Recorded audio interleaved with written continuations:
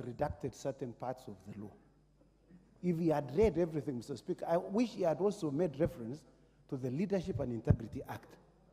2, in the same constitution that he made reference, a state officer is defined and it is known who it is. The controller of budget is a state officer. He should have also made reference to the Anti-Corruption and Economic Crimes Act. Mr. Speaker, you know, when you read selectively the law, and then you tell us what the total import of the law, you mislead the House and you mislead the public. Mr. Speaker, you should not be invited to interpret something that is absolutely clear, is contained in the books. In fact, to my best recollection, Mr. Speaker, the Honorable Wandai, the leader of minority, was part and parcel. When I moved the Leadership and Integrity Act, in fact, you contributed to it. I mean, you know when it was. The Anti-Corruption and Economic Crimes Act, you know what it says. You cannot abdicate your responsibility of knowing, and then you become a resident, a permanent resident in ignorance. Mr. Speaker, that should not be allowed. I thank you, Mr. Speaker. Yes, Wandai. Did I hear Honorable Zakonga refer to me as being ignorant? Can that possibly be true? Mr. Speaker, even if you were to ask such a question, I think it's out of order. Please kindly rule it. Order, it's an unkind remark, Honorable Chepkonga, to your colleague. You withdraw that. Mr. Speaker, I just said he is making an attempt to enter into the permanent residence of ignorance. I said an attempt. I have not said he's ignorant. I said he's making an attempt. You said he's a permanent resident in ignorance. No, I said making an attempt. Just withdraw. It's an unkind remark. I withdraw. You've withdrawn? Yes. Thank you. I don't want to escalate this debate. Those of you who think you are defending Dr. Nyakango, you're actually prejudicing her case. Because we are not privy to the facts of the case. If you are, the Speaker isn't. I want to, yes, Majority Leader.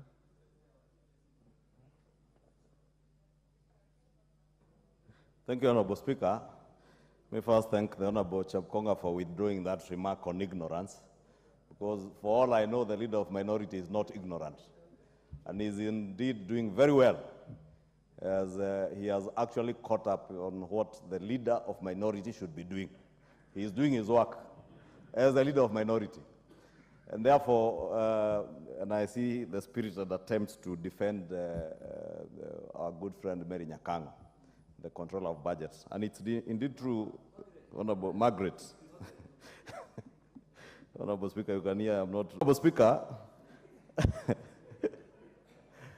the spirited attempt to defend Mary Nyakango by the leader of minority is what I also saw yesterday with certain political quarters.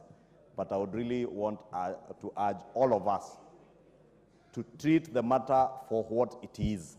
And I want to agree with the leader of minority that indeed Margaret Nyakango holds an independent office, together with the Auditor General. What I do not agree with the leader of minority with is that holders of independent offices, there is absolutely nothing in the Constitution that says a holder of an independent office cannot be charged or is above the law. And the matters that Margaret Nyakango has been charged with in courts are out there in the public domain, are issues that came, or she's being accused of, issues that happened at a time she was not the controller of budget, way back in 2016, in some financial institution that she managed or ran. And there are complaints lodged. And therefore, when investigative, Honorable Speaker, I hold a constitutional office as leader of majority. If at the time I was selling meat as a butcher in Kikuyu, I had certain improprieties, and Junet, who used to supply me with cows, complains that I never paid him, or I took off with some of his money. Honorable Speaker, I am found culpable to be charged. I think those are matters we should leave before the courts, for the court to consider what evidence will be adduced by the DPP and the DPP's witnesses, and whatever defense Margaret Nyakango will mount in court, because I agree with Honorable Chepkonga, it is one thing to read the Constitution and claim independence of the office, excluding us from reading the Article 6 on integrity.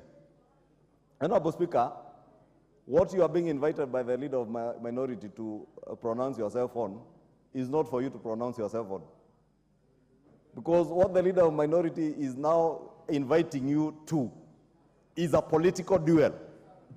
And it is okay for the political duel out there in press conferences, in other organized media, but to attempt to use this chamber to prosecute a matter that is in court, I think the leader of minority also duly noted that matter will be sub judice, and I would really want to implore on him to heed your advice, that even those who seek to defend Margaret, they may actually be prejudicing her case in court. It is safer for us to leave that matter to court. Let the court make a determination based on evidence that will be adduced in court. We don't know what evidence the DPP has.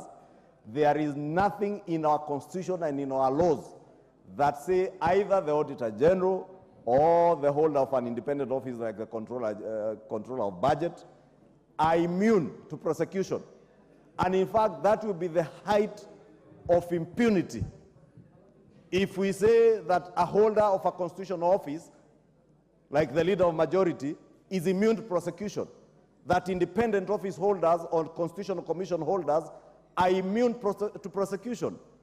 Honorable Speaker, when we say that we shall deal with impunity, and this House, including the leader of minority who is a member of this House, must be seen at the forefront of the fight against graft. And graft, Honorable Speaker, is not only graft when it touches on public funds or on public office. Even those who are in the private sector who engage in graft, Honorable Speaker, we must have the forefront as leaders to speak against graft and impunity in this country, Honorable Speaker. It is not lost on me, Honorable Speaker, that the same people today who purport to be defending Margaret Nyakango are the same people who yesterday were vilifying the same Margaret when she spoke about state capture, when she spoke about how she was forced in the wee hours of the last regime to withdraw 15 billion shillings from the exchequer. Thank God, Honorable Speaker, that today we are not speaking about Margaret Nyakango being forced by anybody in government to make withdrawals from the exchequer or to approve payments that she thinks should not be approved. We are talking about impropriety on the person of Margaret Nyakango before she came into office as the controller of budget. Nothing to touch on her conduct in office. Honorable Speaker, lastly, I was a co-chair of the National Dialogue Committee. And I know a matter that Margaret Nyakango said in that committee that has now been blown out of proportion. And I heard the leader of minority allude to it, although selectively, with some selective amnesia of what was said in that committee. But because I was chairing that committee, I know when the National Treasury CS answered on the question of whether there was budgeted corruption on expenditures in the office of Margaret Nyakango. Because I remember Margaret Nyakango said that there is budgeted corruption, and I can give the example of my own office, where I am the only public officer. I know how much I earn, but what was budgeted for my pay was almost 2 times. And Honorable Speaker, the National Treasury did explain that part of what was budgeted for in the Office of the Controller of Budget included other entitlements to that office, like car grants, mortgage, which have not been taken. Honorable Speaker, again, out of what the Honorable Leader of Minority seems to be doing very well, to push political narratives, that with selective amnesia, they have opted not to hear the explanation from the National Treasury.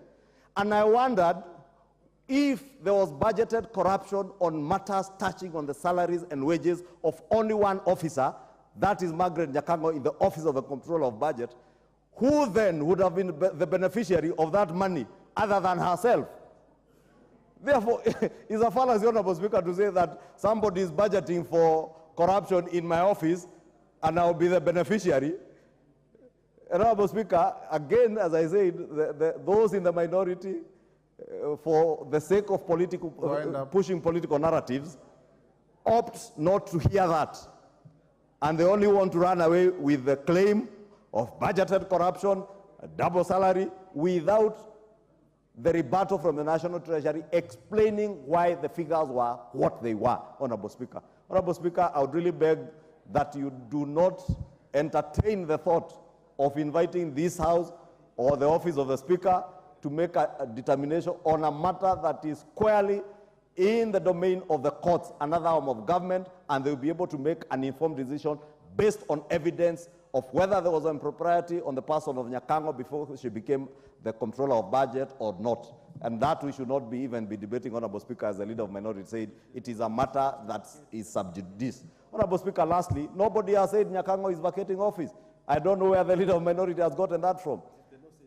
But if the law was to be followed, the law will be followed to the letter in terms of how you get into office, when and how you leave office. Therefore, I know the invitations and I saw the flurry of activities, including people exciting ethnic emotions and wanting to mobilize around ethnicity, Honorable Speaker. We must desist and deal with matters to do with court cases, deal with them in the courts. Those dealing with graft, deal with them with the agencies that ought to deal with them. For us as leaders, Honorable Speaker, and as parliamentarians, we should rise above the fray of political engagements when it comes to the chamber and play our role to oversight all these institutions, including the Office of the Comptroller of Budget and the DPP, Honorable Speaker. I therefore plead with you not to agree to be invited to what you are being invited to by the leader of minority. I don't want to escalate this matter. Order, Junet, sit. Take your seat. You know, the minority leader has made some submissions before the House, which are factual, that the control of budget has been taken to court. I've read it in the media. That she's a constitutional office holder, it is public knowledge. And what entails that office, that's public knowledge. He has not brought any evidence to the House to the effect that Margaret has been prevented from going to her office. So it's a matter that's academic and moot, and we don't need to belabor it. Because the articles you have quoted in the Constitution are correct. The fact that Margaret has been taken to court, and from what I also saw, is not related to her performance as a control of budget. That is in public domain. So let's leave the matter there so that we don't prejudice her case. We are making it difficult for her lawyers and other lawyers who may turn up in court with the Hansard from this House and complicate her defense and push her in the deeper end of the waters, and that is not good. Junet, I hope you are not wanting to speak on this. If you start discussing the case, I'll stop you. No, Mr. Speaker, I will not discuss the case. And also, I want to assure you that we are not here to defend anyone. But, Mr. Speaker, having had consultation with the minority leader, I wanted to bring out a perspective. Mr. Speaker, as a senior lawyer, you are aware that the constitutional officers and independent officers report to this House, Mr. Speaker. This is where they report to. They don't report to the executive, they don't report to the judiciary. So we are addressing this issue in a holistic manner, because Margaret Nyakango will not be the last person or the last constitutional office holder that will be prosecuted or will be charged. There are others who are going to come after her, maybe. So we wanted, as a matter of national concern, how do we address as a country when a constitutional office holder is charged? The issue the minority leader was raising is, Are the provisions in the Constitution in terms of removal of a constitutional office holder, removal of office, are they suspended when they are prosecuted? That is one of the major issues he was trying to point out. Because as the majority leader has said, he's also a constitutional office holder. But the constitutional does not provide in any way his removal. It's provided in the standing orders. You are also whistling in the dark, my friend. No, Mr. Speaker. Mr. Speaker. But what made me also, Mr. Speaker, last night have sleepless night, Mr. Speaker, this lady that has been charged, and also we have to look at things retrospectively.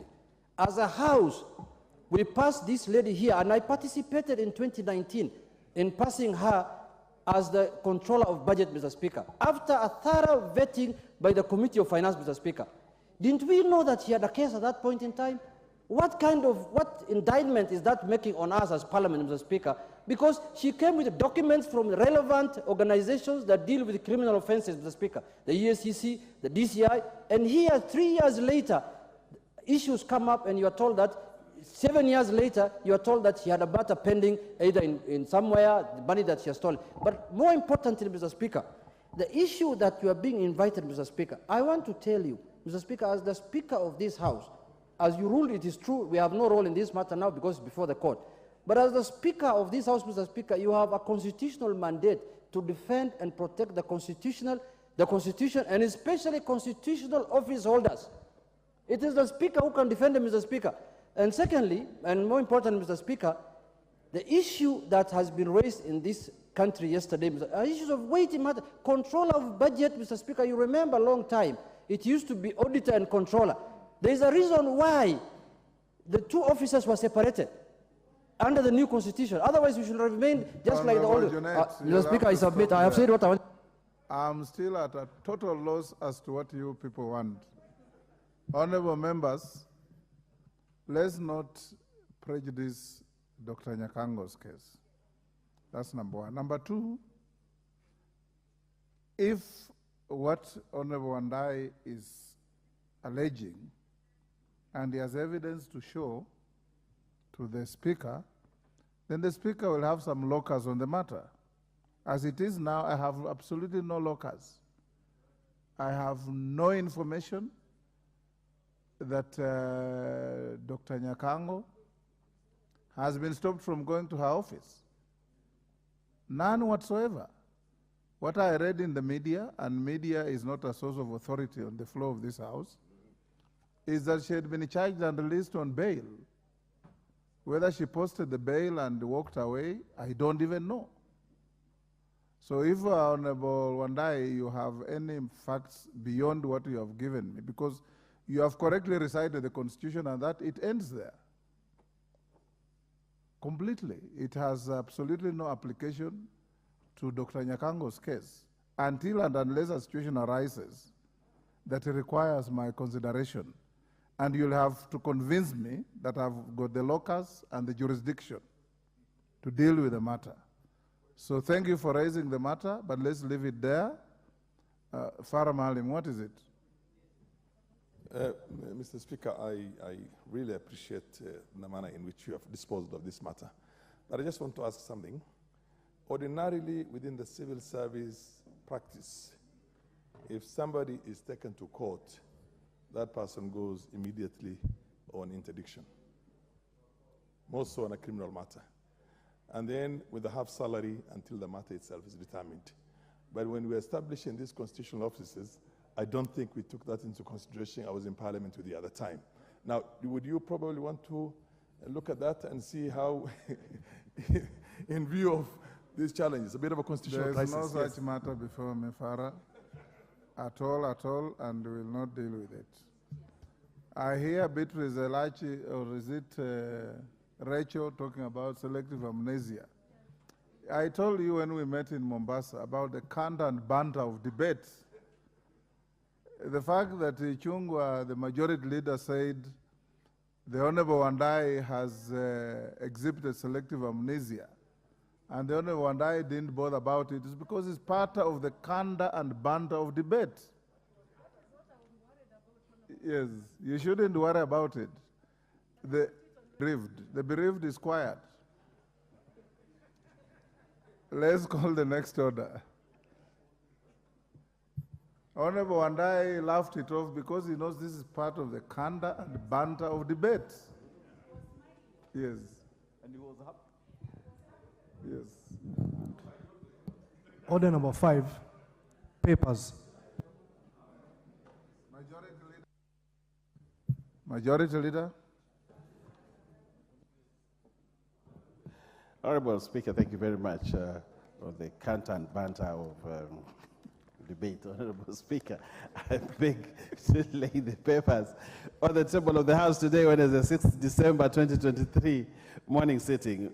Reports of the Auditor General of Financial Statements for the year ended 30th June 2023, and certificates there in respect of 1, Kenya Primary Education Equity in Learning Project, State Department for Basic Education; 2, State Department for Cooperatives; 3, Kenya Electricity Modernization Program, Rural Electrification, Renewable Energy Corporations; 4, towards ending drought emergencies, ecosystem-based adaptation in Kenya's arid and semi-arid rangelands, State Department for Livestock; 5, Kenya Special Project for BRSM and SICM, State Department of Environmental and Climate Change; Horn of Africa Gateway Development Project, State Department for Transport; 7, Mombasa, Nairobi, Addis Ababa Road Corridor Project, Kenya National Highways Authority; 8, National Urban Transport Improvement Project, credit number 5140 KE, Kenya Railways Corporation; 9, Dwelling of Magongo Road, Kenya National Highways Authority; and lastly,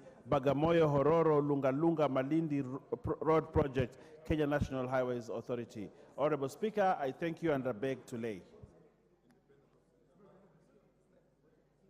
Thank you.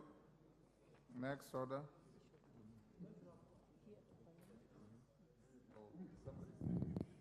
Order number 6, notices of motion.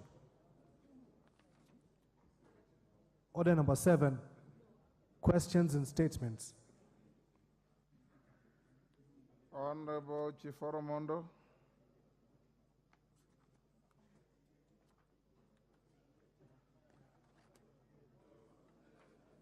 Thank you, Honorable Speaker.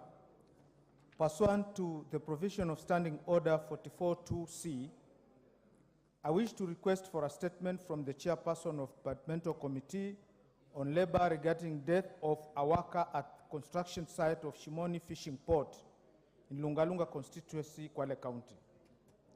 Honorable Speaker, on 27th November 2023, Mr. Mbwana Mohammed Mwaburu of ID number 22693793 met his death on duty at the construction site of Shimoni Fishing Port in Kwale County.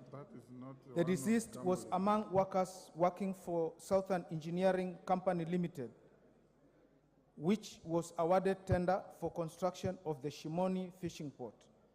It is reported that Mr. Mbwana Mohammed Mwaburu and other employees were instructed by the employer to demolish a wall on the site. In the process, the wall fell on Mr. Mbwana Mohammed Mwaburu, causing suffocation that resulted into his death, which his colleagues sustained serious injuries. Honorable Speaker, the tragic death of Mr. Mwaburu is highly attributed to negligence on the part of the employer, the Southern Engineering Company Limited, for not providing safe working environment. Third schedule of the Work Injury Benefits Act 2007 provides that an employee who is involved in an accident resulting in the employee's disablement or death is subject to the benefit provided under the Act.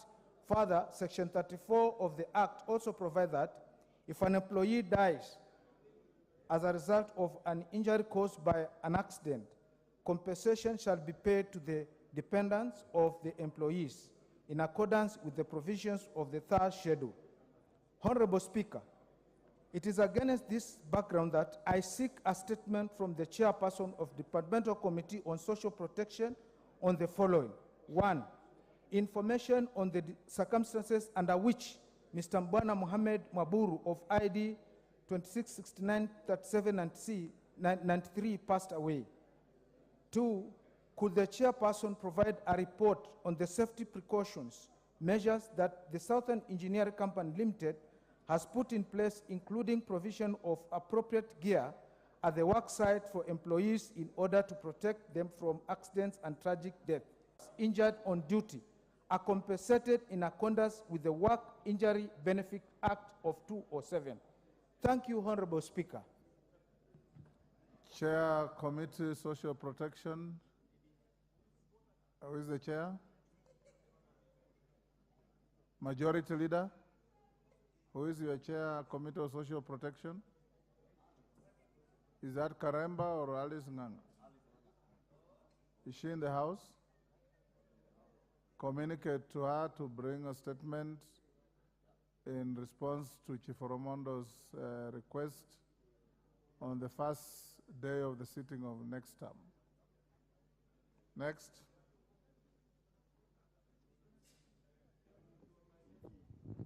Next order. Order number 8, procedural motion. Majority Leader. Exemption of certain business from the provisions of Standing Order 43.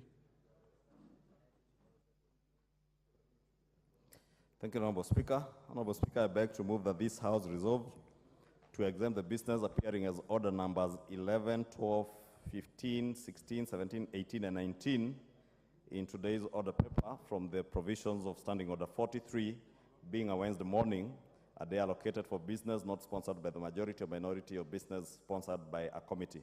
Honorable Speaker, this is part of it are just questions to put and first readings and also consideration of the Committee of the Whole House on the Gambling Control Bill and the Statute Law Miscellaneous Bill number 67 and 68. And Honorable Speaker, considering that today morning sitting is our private members' bills and motions morning, the House Business Committee in our meeting on Tuesday resolved because of the IALA games this Thursday to do two things: to exempt this business to be considered this morning, and also to have sitting on Thursday morning to allow members who will be traveling to Kigali on Thursday afternoon, because the first batch, I'm told, of about 60 or so members, or 40 or so members, Honorable Speaker, will be traveling at 5 p.m. and it may not be feasible to be able to keep those members here on Thursday afternoon. And therefore, we resolved in the House business to have these two motions, this and the motion order number 9, prosecuted this morning. I therefore beg the House to support this, as I request the Honorable Leader of Minority to second the procedural motion. Wandai. This being a procedural motion, I wish to simply second. Thank you. Order, Osoro. Order, take your seat.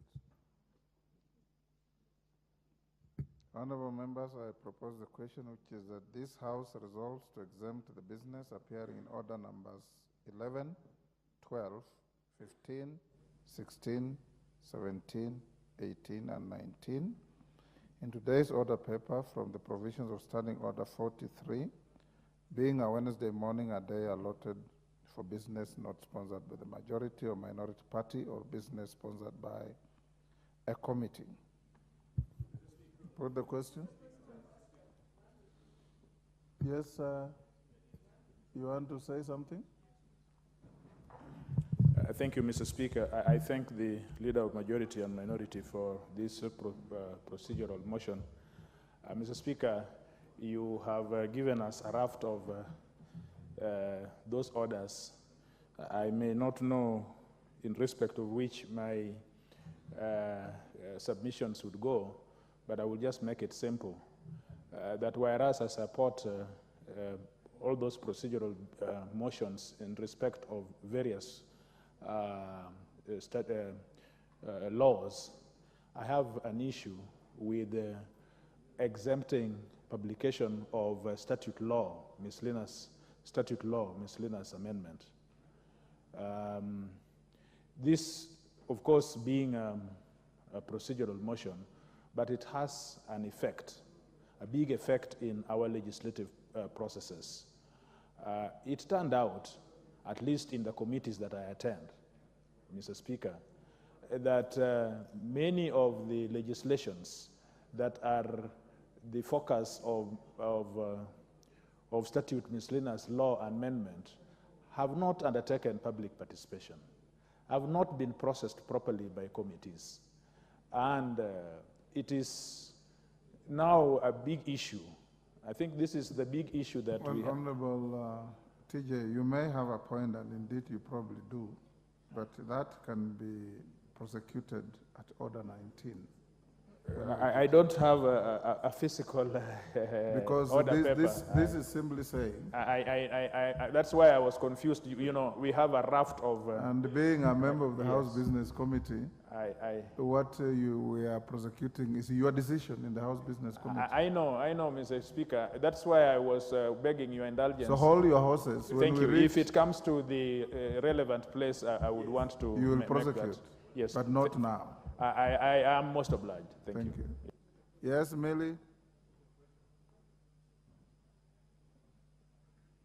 Thank you, Mr. Speaker, for giving me this opportunity. Mr. Speaker, even though I may not have an issue with the motion that has been raised, but I just wanted to notice or to note as a concern that I have seen a growing trend where we keep rushing bills. And for me, it may be violating a cardinal principle of democracy, which is the majority may have their way, but minority need to have their say. And sometimes that say may be sacrificed at the altar of the technicalities, which is that we have put the question and it has passed. And sometimes because we may not have the numbers, we may not have an ability to stop. But I would want to urge, especially the majority side. We've been in this house with Honorable Kimani Ichung'wah for a long time.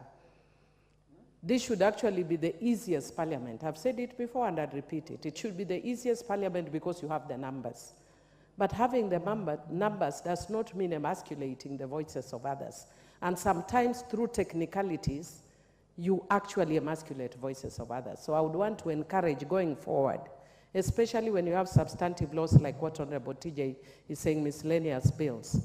The members need to have time.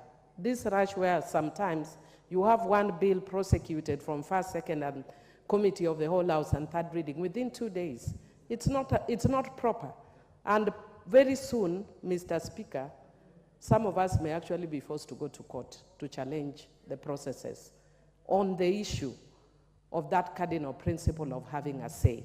You may have your way, but we need to have our say. Thank you, Mr. Speaker.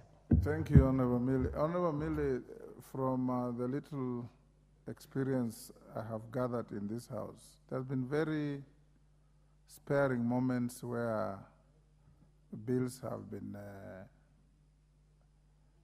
so to speak, fast-tracked. And even the fast-tracking has not curtailed debate. Both myself, my deputy, and members of the panel, I encourage them to give as many members an opportunity to be heard as they possibly can. Quite often, it's you yourselves who tell the Speaker, we have overventilated on this matter, we are repeating ourselves, put the question. No Speaker on their own puts the question. So try and also be in the House more often than I've noticed, so that whenever you want to speak, you'll be given the opportunity. It will be an awkward trajectory for a member of this House to pass a law and then rush to court to challenge it, because you also joined in collective responsibility when a law is passed here. But that I leave it to your conscience. Honorable members, I now put the question that this House resolves to exempt the business appearing as order numbers 11, 12, 15, 16, 17, 18, and 19 in today's order paper from the provisions of Standing Order 43, being a Wednesday morning, a day allotted for business not sponsored by the majority or the minority party or business sponsored by a committee. As members of that opinion say aye. Aye. Those of the contrary opinion say nay. The ayes have it. Next order.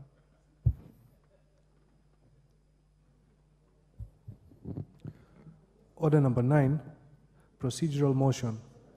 approval of a Thursday morning sitting.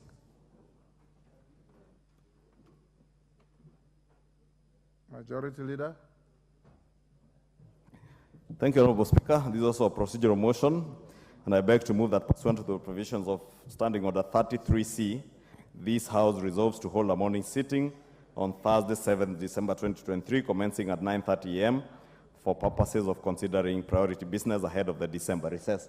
Honorable Speaker, I had already explained the reasoning behind that by the House Business Committee to allow members Thursday afternoon, those who will be traveling, so that we'll have finished the business before us.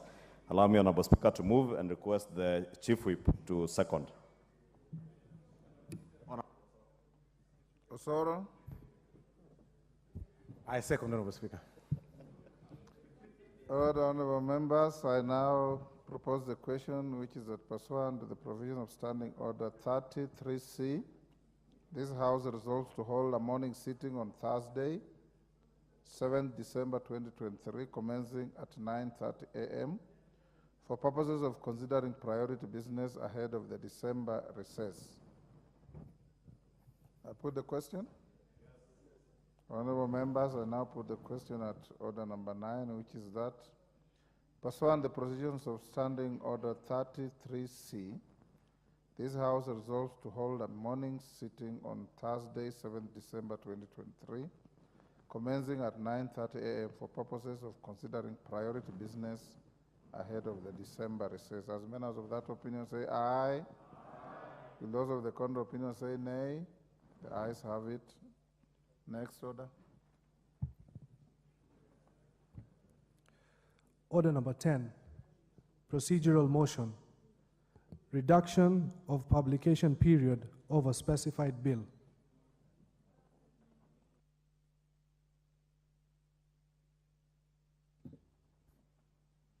Majority Leader. Thank you, Honorable Speaker. Honorable Speaker, again, this is also a procedural motion that pursuant, and I beg to move that pursuant to the provisions of Standing Order 120, this House resolves to reduce the publication period of the National Government Administration Laws Amendment Bill, National Assembly Bill number 73 of 2023, from 14 days to 12 days. Honorable Speaker, we again resolve to reduce the publication period of this bill by just 2 days, from 14 to 12 days, so that, aware, Honorable Speaker, without anticipating debate, that we will be proceeding on recess tomorrow to allow us to be able to publish this bill and have it come for first reading before we go on recess, so that when committees resume their normal sittings during the recess, they will be able to do adequate public participation during the recess when the committees have enough time to carry out adequate public participation during the recess period. Therefore, Honorable Speaker, I want to request the Deputy Leader of Majority to second agreement with this motion. Honorable Speaker, this being a procedural motion, and I think the Leader of Majority has made it very clear, I second. Honorable members, I propose the question, which is that pursuant the provision of Standing Order 120, this House resolves to reduce the publication period of the National Government Administration Laws Amendment Bill, National Assembly Bill number 73 of 2023, from 14 days to 12 days. And now put the question, which is that pursuant the provision of Standing Order 120, this House resolves to reduce the publication period of the National Government Administration Laws Amendment Bill, National Assembly Bill number 73 of 2023, from 14 days to 12 days. As members of that opinion say aye. Will those of the contrary opinion say nay? The ayes have it. Next order. Order number 11, motion, report of the Committee of the Whole House on the National Lottery Bill, National Assembly Bill number 69 of 2023. Question to be put and third reading. Honorable members, I now call the mover to report, to move rather. Majority Leader.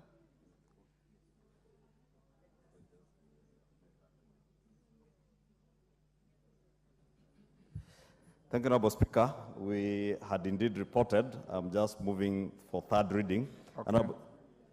Honorable Speaker, I beg to move that the National Lottery Bill, National Assembly Bill number 69 of 2023, be now read a third time. I also request Honorable Member for Kwanza to second. Honorable Ferdinand. Give him the mic. Mr. Speaker, I second. Thank you.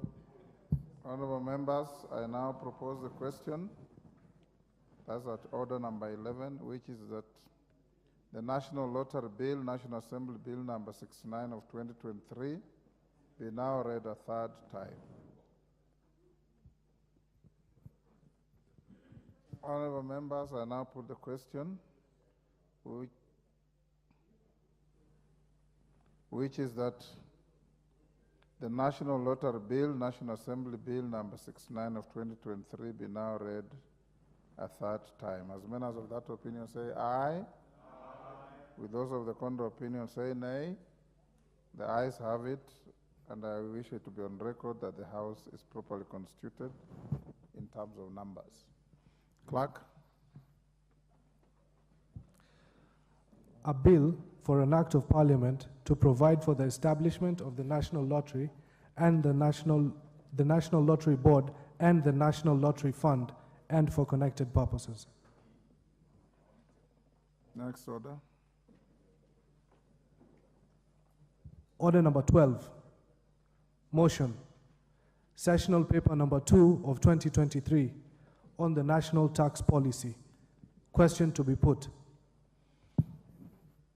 Honorable members, I now put the question at order number 12, which is that this House adopts the report of the Departmental Committee on Finance and National Planning on its consideration of the sessional paper number 2 of 2023 on the national tax policy laid on the table of the House on Thursday, 23rd November 2023, and approves the sessional paper number 2 of 2023 on the national tax policy as recommended in the report. As members of that opinion say aye. Aye. Will those of the contrary opinion say nay? The ayes have it. Next order.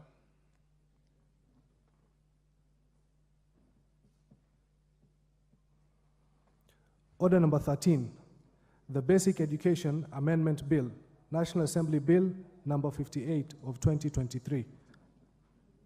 National Assembly Bill number 59 of 2023, first reading. A bill for an act of parliament to amend the Basic Education Act and for connected purposes. Next order, 14. Order number 14, the Environmental Management and Coordination Amendment Bill, National Assembly Bill number 66 of 2023, first reading. A bill for an act of parliament to amend the Environmental Management and Coordination Act and for connected purposes.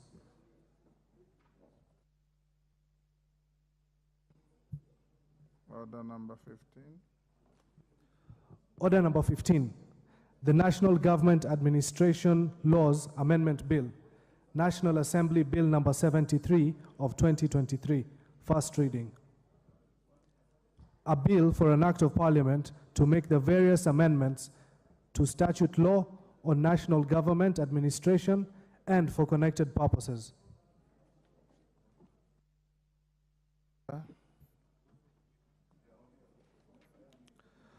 Order number 16, motion, consideration of the Public Finance Management Ulinzi Prime Health Services Fund Regulations 2023. Honorable Chepkonga.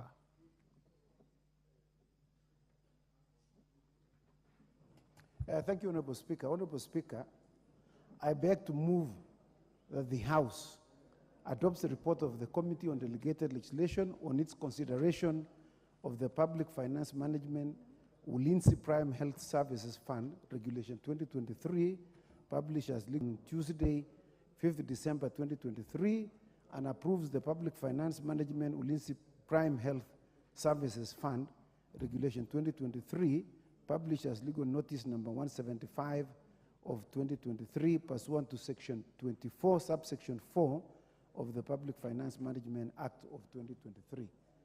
Mr. Speaker, the import and the overall and overarching rationale for the creation of this fund is to provide for the utilization of the idle capacity in the military hospitals that are about 6 across this country. Mr. Speaker, we were informed that at the moment, the military runs about 6 hospitals from level 5, level 4, level 5, that the capacity in these hospitals runs only at 50%. We were also informed that these military hospitals only takes care of military personnel. It does not include even those people who work in the military facilities. Like, for instance, those who work in the messes, those who are working as cleaners. So if you fall sick, you cannot be treated in that military hospital in which it is situated in the military installation where you are. You have to be taken out to be treated outside. 2, Madam Speaker, we also informed that a child of a military officer who attains the age of 21 cannot be treated in that military hospital because he is overage. Notwithstanding the fact that they have a cover, they are still excluded. So the reason why we are provided, these regulations are being brought before this House, is to open up that space to those people who are working in the military installation, the children of military officers that have already attained the age of 21 years, and yet they are still covered. In fact, these regulations provide that if you do not have a cover, it's not for paying in customers or clientele. It is only clientele who have a cover. If you don't have a cover, you will not be allowed. We were given an example, Madam Speaker, that, for instance, and we don't want the governor of Marsabit to fall sick, assuming that he falls sick, and the best hospital is the military hospital that is in Marsabit, you cannot take that particular state officer to a military facility because it is not allowed by law. So now the passage of these regulations will allow members of parliament, wherever you may be found, to be treated in a military installation as long as you have cover. And you know, all of us are under cover. So you will not need to pay a cash amount to be treated in those hospitals. The second thing, Madam Chair, is that the general import of this regulation is to facilitate the establishment, modernization, operation, and maintenance of the Kenya Defense Forces hospital facilities. You know, with this idle capacity, if it is not used, it means that the taxpayers must continue to maintain these hospitals, although they can admit civilians so that they can pay and the hospitals are modernized. This is provided in Regulation 4 of the regulations. It will also enhance research and training for the purpose of improving the quality of health services offered by the Kenya Defense Forces hospitals. The third thing that is provided as the objective and strategy of this particular fund is to facilitate the purchase of modern equipment and provide drugs for the Kenya Defense Forces hospitals. Once you open up, you will need to provide sufficient equipment to deal. And Madam Speaker, maybe for the information of this House, the most qualified surgeons are in the armed forces hospitals. As you have just heard, there is the new modern level 6 hospital that is under construction on the Wayaki Way. You may have seen it. That hospital is due for completion in 2025. Now, it is earmarked that it will be a referral hospital, including, Madam Speaker, even the presidents that are within the region. This will be the state-of-the-art hospital, that anyone can be admitted. You don't need to go to India. You don't need to go to the American hospital, which my very good friend, the CS for formerly of trade, the Honorable Moses Kuria, who was taken because to American hospital in Dubai. That will be treated, that such a person will be treated in such facilities as this other one that is under construction as level 6, Madam Speaker. This fund also, which is created under the Public Finance Management Act, will also provide for funds for administration expenses, which include salaries for those who will be working there, allowances, pension, and all others, Madam Speaker. The regulations, they are about, the regulations to create this fund are about 19, Madam Speaker. Most of it deal with the administration of the fund that provide how it is going to be audited and many other things. So the policy context, as I've just mentioned, is intended to expand and to modernize the medical facilities that I've said that includes level 4, level 5, and level 6 hospitals in the military installation. And these hospitals, Madam Speaker, they are found in Nairobi, in Eldoret, they are also found in Lanet, in Nakuru, Marsabit, they are found in Eldoret, and other places, Madam Speaker. So the opening up of these facilities necessitates the establishment of the fund with the KDF medical system. The management of the fund will be supervised by an advisory board that shall be responsible to the Defense Council for oversight, to oversight the management of the fund that will be run by this board. The most important thing to note, Madam Speaker, is that the CEO of this fund will be appointed by the Defense Council. It will not be appointed by the board that will be running, because the person who will be appointed would be a military person who will be in charge of the overall management of the hospital. So it can only be the Defense Council that will nominate and appoint the CEO of this military facility. Ulinzi Prime Health Services will also provide a larger and diverse clientele in order to boost hands-on opportunities for learners, facilitate training in specialization and super specialization facilities, and further increase research opportunities for betterment of healthcare under the Defense College of Health Sciences. This is a constituent college that is domiciled in the National Defense University College in Karen, as well as the Level 6 Research and Referral Hospital.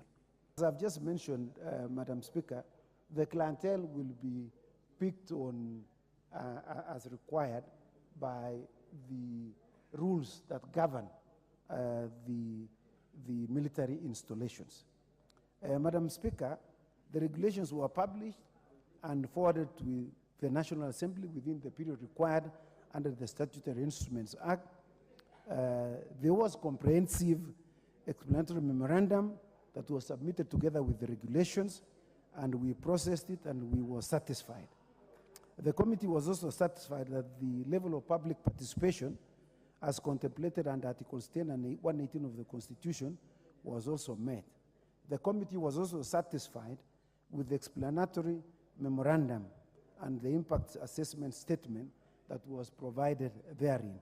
So we had an overall satisfaction with regard to the procedural requirements under the Statutory Instruments Act, that they were all met. And with those few remarks, Madam Speaker, I beg to move, and I would like to request the Honorable Kishimu, the Vice Chair of the committee, to second. I thank you.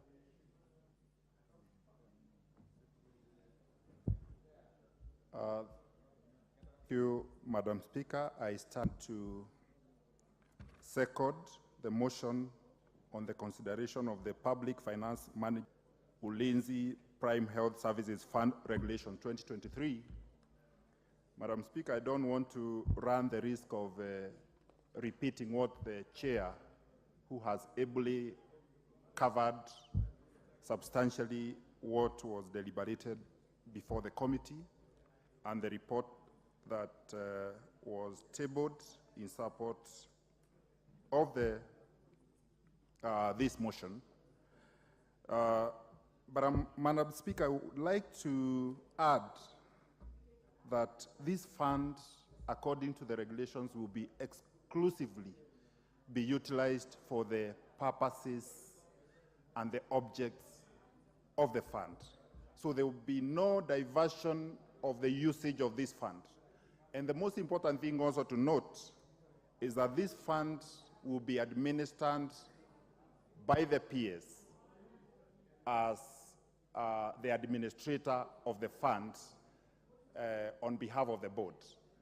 Spread across the country by KDF, we were able to establish that these facilities have over 700 bed capacity. And Madam Speaker, only about 50% of the facilities are being utilized.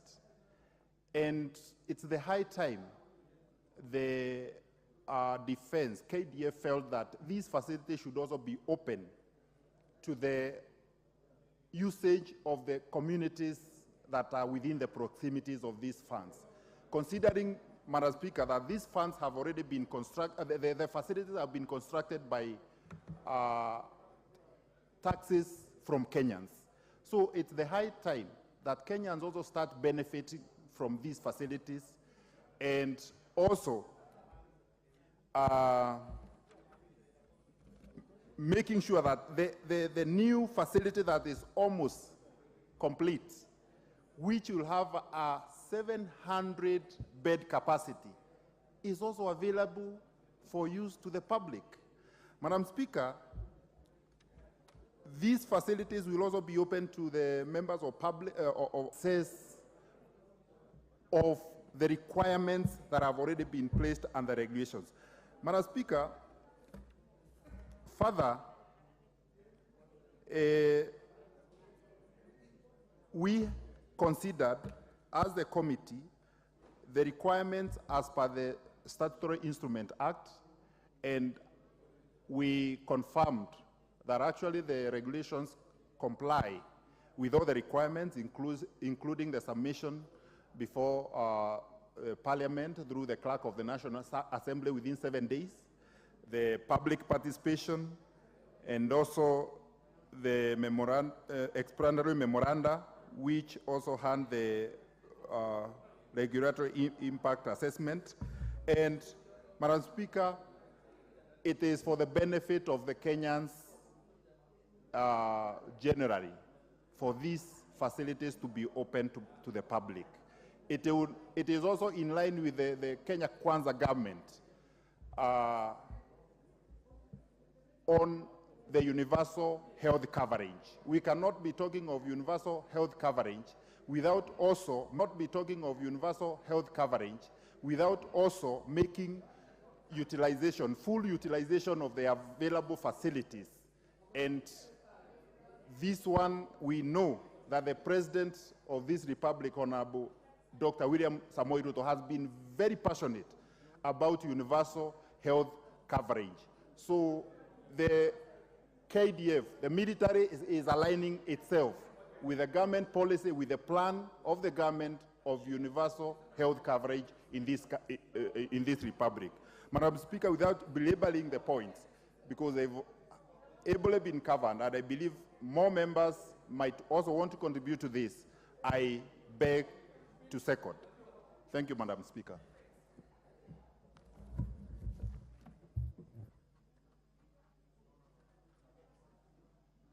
Honorable members, I now propose the question that this House adopts the report of the Committee on Delegated Legislation on its consideration of the Public Finance Ulinzi Prime Health Services Fund Regulations of 2023, laid on the table of this House on Tuesday, 5th December 2023, and pursuant to the provisions of Section 24(4) of the Public Finance Management Act of 2012, approves the Public Finance Management to Lindsay Prime Health Services Fund Regulations 2023, published as legal notice number 75 of 2023.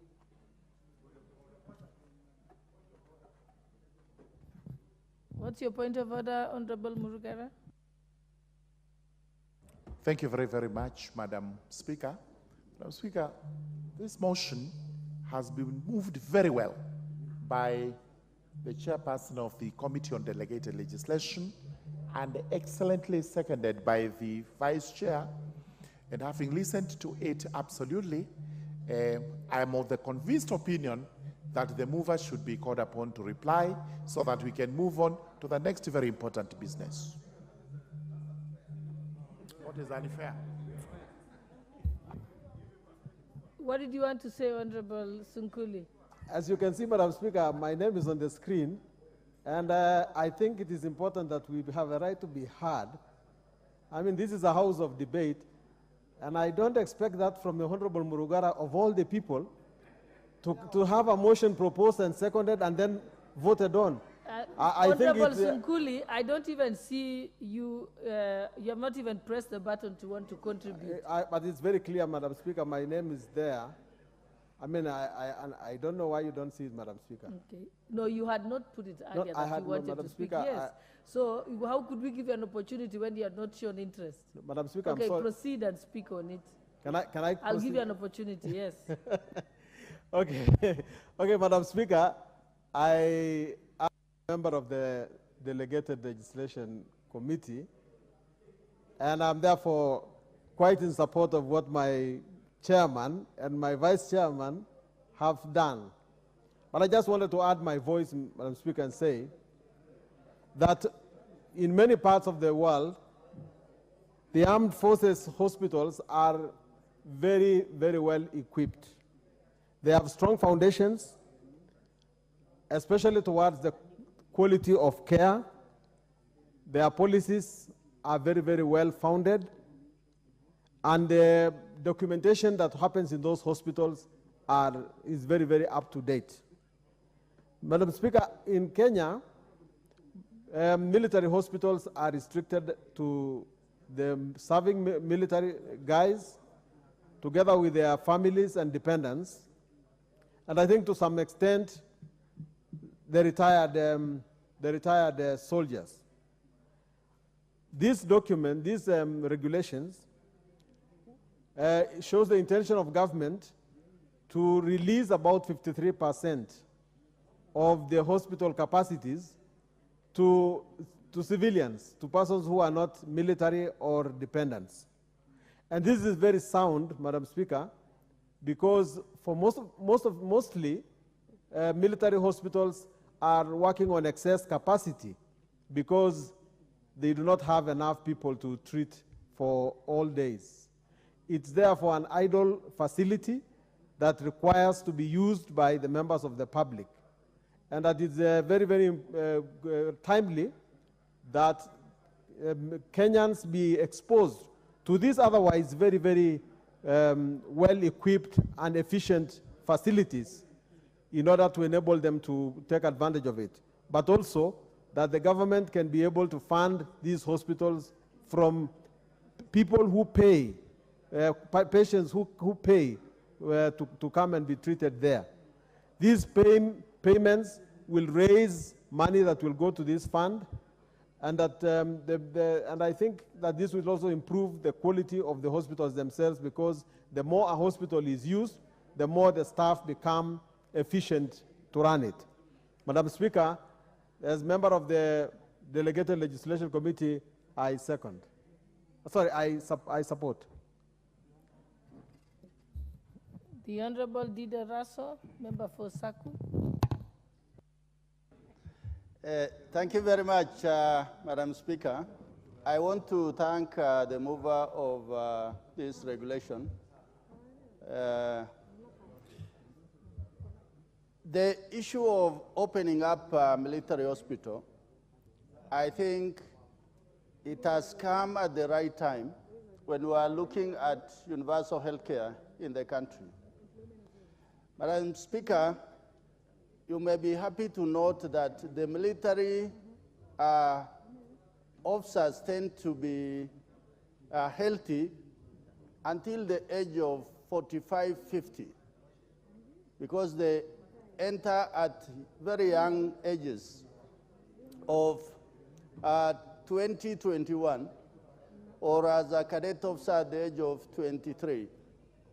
So they tend to not use the capacity of those hospitals most of the time.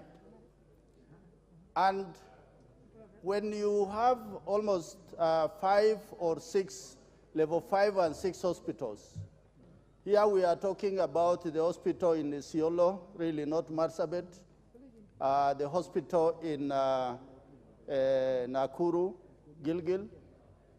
These are among the best hospitals in the country. My only request is that priority should be given to retired officers, men and women, who served this country with colors for many years. The second group that should be given priority are the senior government officials, both at the county and the national, because they have those insurance covers as opposed to going to private hospitals like Nairobi, the cottage hospitals, the mission hospitals, or even hospitals like Aga Khan or MP Shah. By going to these military hospitals, then it means that those public hospitals will be able to generate enough funds to help as many Kenyans as would naturally be possible. Madam Speaker, the other issue about opening up the excess facility in the military hospitals will give these military clinicians, doctors and nurses the ability to practice the art of medicine much better than if they were just dealing with the healthy populace that exist within the military body. Finally, Madam Speaker, these hospitals must go further to take on board civilian nurses, doctors, and paramedics so that they get employment within those hospitals, and also they do practice in terms of intern and other opportunities within those hospitals if it is opened up to the Kenyans. With those few remarks, Madam Speaker, I think this is a good opportunity and I support it. Thank you. The Honorable Atandi, member for Alego or no? Okay. There seems to be no interest in this. I'm not interested.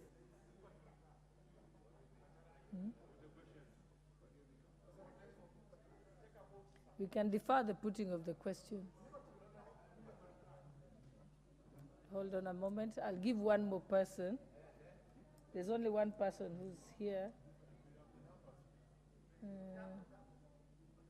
The Honorable Catherine Omayo, she's not there.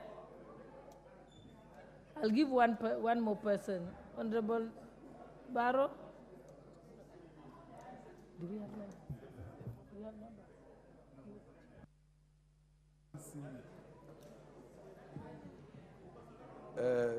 Thank you, Madam Speaker,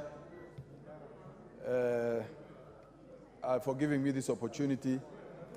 I want to, first of all, to commend and congratulate the leadership of Kenya Defense Forces for taking up this initiative. As a member, as a retired member of the military, Madam Speaker, I want to confirm that we have a very well-established hospital facilities across the country by the Kenya Defense Forces.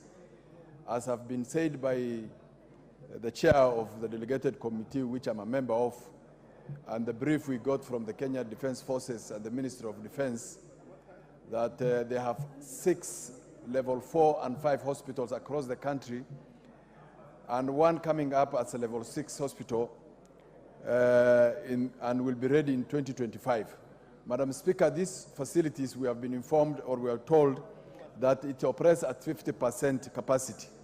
So these facilities, Madam Speaker, when opened up to the members of the public, and especially those of us who've retired from the service and who have medical insurance cover with the military, can be able to access these facilities. Madam Speaker, these facilities are equipped, very well equipped. These facilities are manned by very highly trained professionals in the medical sector. These facilities are facilitated or resourced very well by the military and the Kenyan government, and the use of this facility by the public and opening up to the public will go a long way in, because these facilities are established by using government funds, and for those few remarks, I support the motion. Thank you. Thank you. Mover to reply.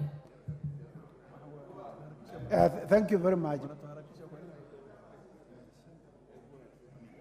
Madam Speaker, I want to thank the many speakers who have spoken to this bill, to this motion, and supported. I want to thank them very much, and so therefore I beg to reply.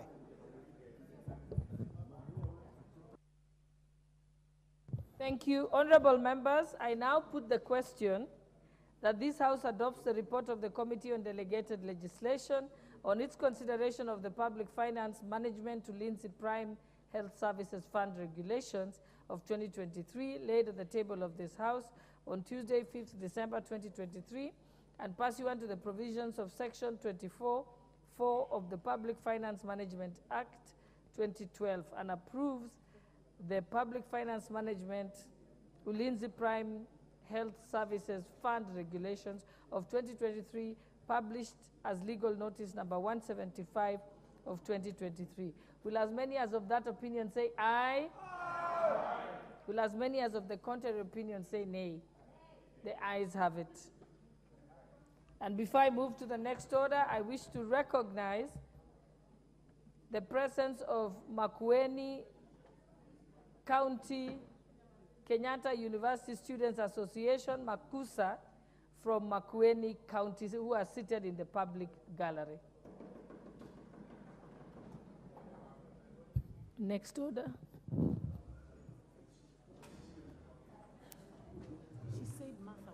Order number 17, Committee of the Whole House.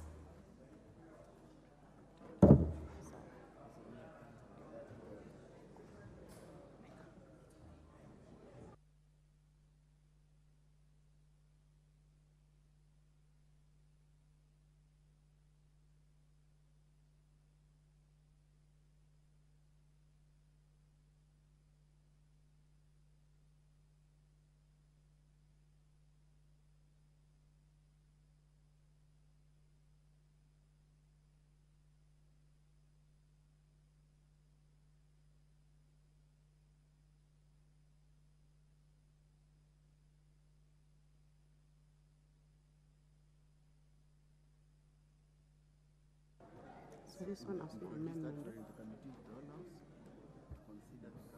Honorable members, we are in the Committee of the Whole House to consider the Gambling Control National Amendment Bill number 70 of 2023. So you may take your seats, members who would like to participate in this. Clause 3.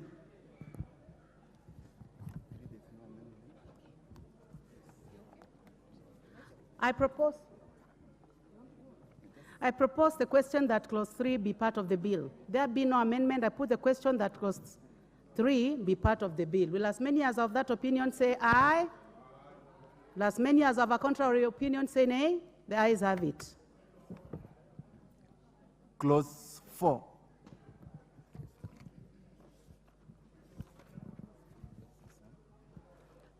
I propose the question that clause 4 be part of the bill. Mover.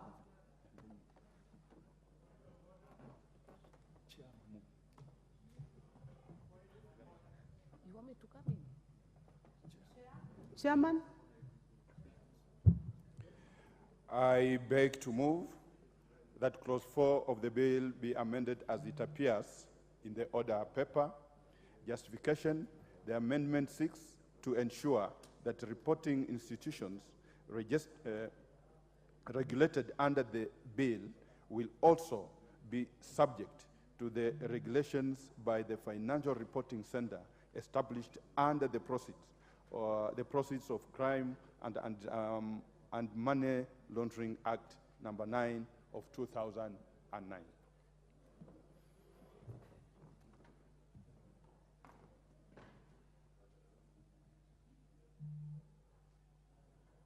I therefore propose the question that clause 4 be amended as proposed by the chair. I put the question that clause 4 be amended as proposed by the chair. Will as many as are of that opinion say aye? Aye. Will as many as are of a contrary opinion say nay? The ayes have it. I now put the question that clause 4 is amended be part of the bill. Will as many as are of that opinion say aye? Aye. Will as many as are of a contrary opinion say nay? The ayes have it. Clause 5. I propose the question that clause 5 be part of the bill. Mover. I beg to move that clause 5 of the bill be amended as it appears in the order paper. The justification, the amendment 6 to correct grammatical errors as well as to provide that county governments shall be responsible for issuing trade permits to licensed gambling operators. I therefore propose the question that clause 5 be amended as proposed by the chair. I put the question that clause 5 be amended as proposed. Will as many as are of that opinion say aye? Aye. Will as many as are of a contrary opinion say nay? The ayes have it. I now put the question that clause 5 is amended be part of the bill. Will as many as are of that opinion say aye? Aye. Will as many as are of a contrary opinion say nay? The ayes have it. Part 3.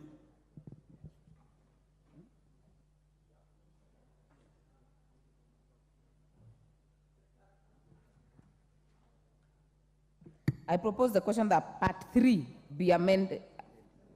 I propose the question that part 3 be part of the bill. Mover. I beg to move that the title to part 3 of the bill be amended as it appears in the order paper. The amendment seeks to change the name of the authority to the Gambling Regulatory Authority of Kenya. I therefore propose the question that the title to part 3 be amended as proposed by the chair. I put the question that the title to part 3 be amended as proposed by the chair. Will as many as are of that opinion say aye? Aye. Will as many as are of a contrary opinion say nay? The ayes have it. I now put the question that the title to part 3 is amended be part of the bill. Will as many as are of that opinion say aye? Aye. Will as many as are of a contrary opinion say nay? The ayes have it. Clause 6. I propose the question that clause 6 be part of the bill. Mover. I beg to move that clause 6 of the bill be amended as it appears in the order paper.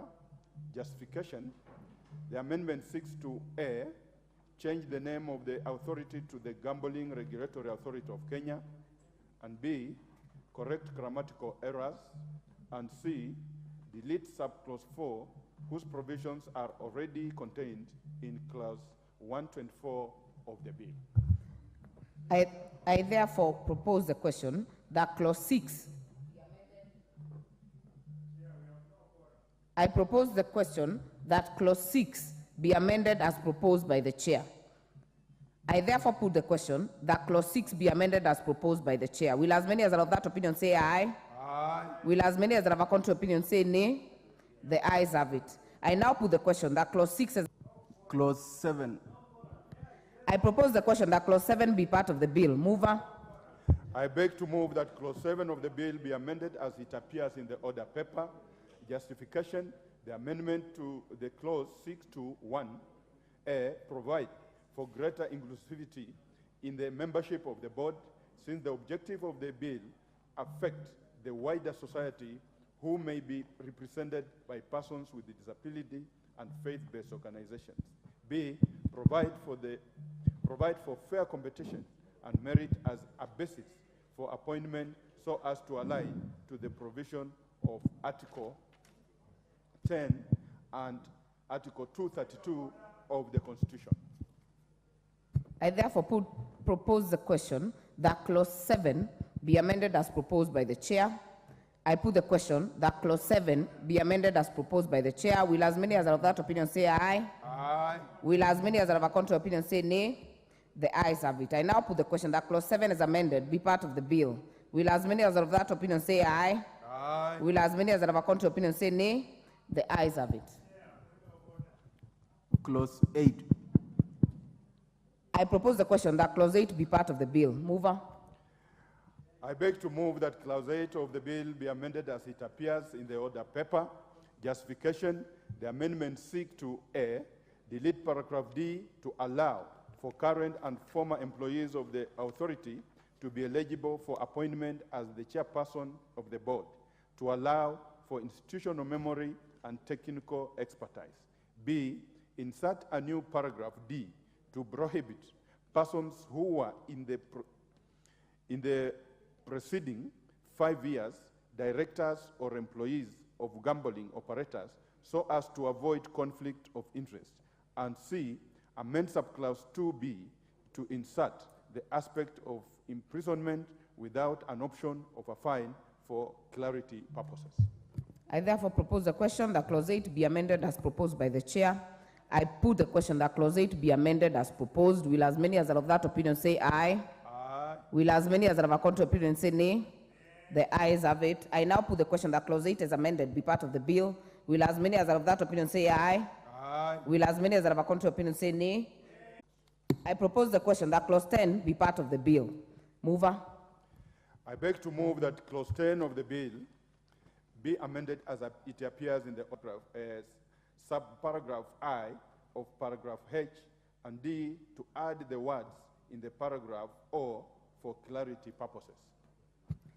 I therefore propose the question. I now put the question that Clause 10 is amended be part of the bill. Will as many as are of that opinion say aye? Aye. Will as many as are of a contrary opinion say nay? The ayes have it. Clause 11. I propose the question that Clause 11 be part of the bill. Mover.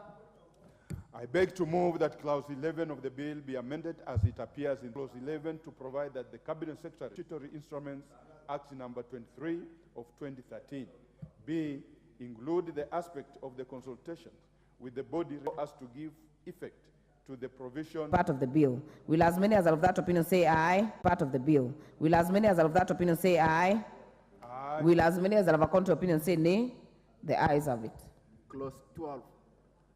I propose the question that Clause 12 be part of the bill. Mover. I beg to move that Clause 12 of the bill be amended as it appears in the order paper. Justification: the amendment seeks to redraft the clause for purposes of proper grammatical flow. I therefore propose the question that Clause 12 be amended as proposed by the Chair.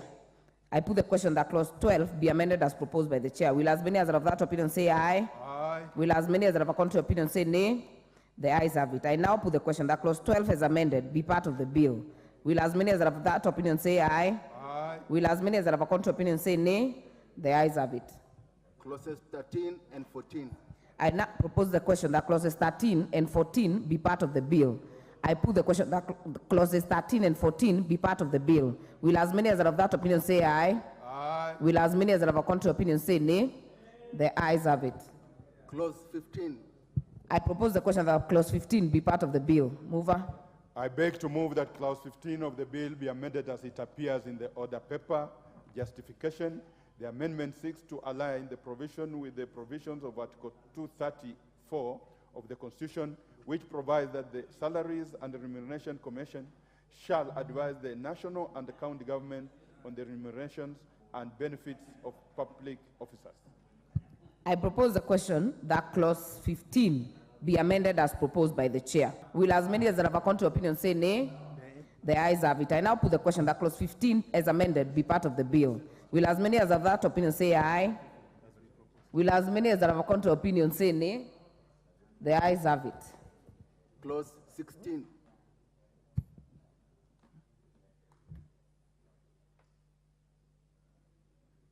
I will put the question before we go to Clause 16.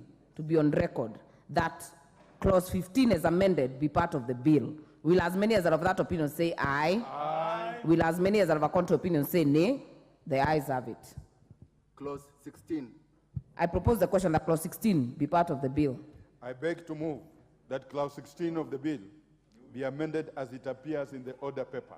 Justification: the amendment seeks to align the provision with the provision of Article 234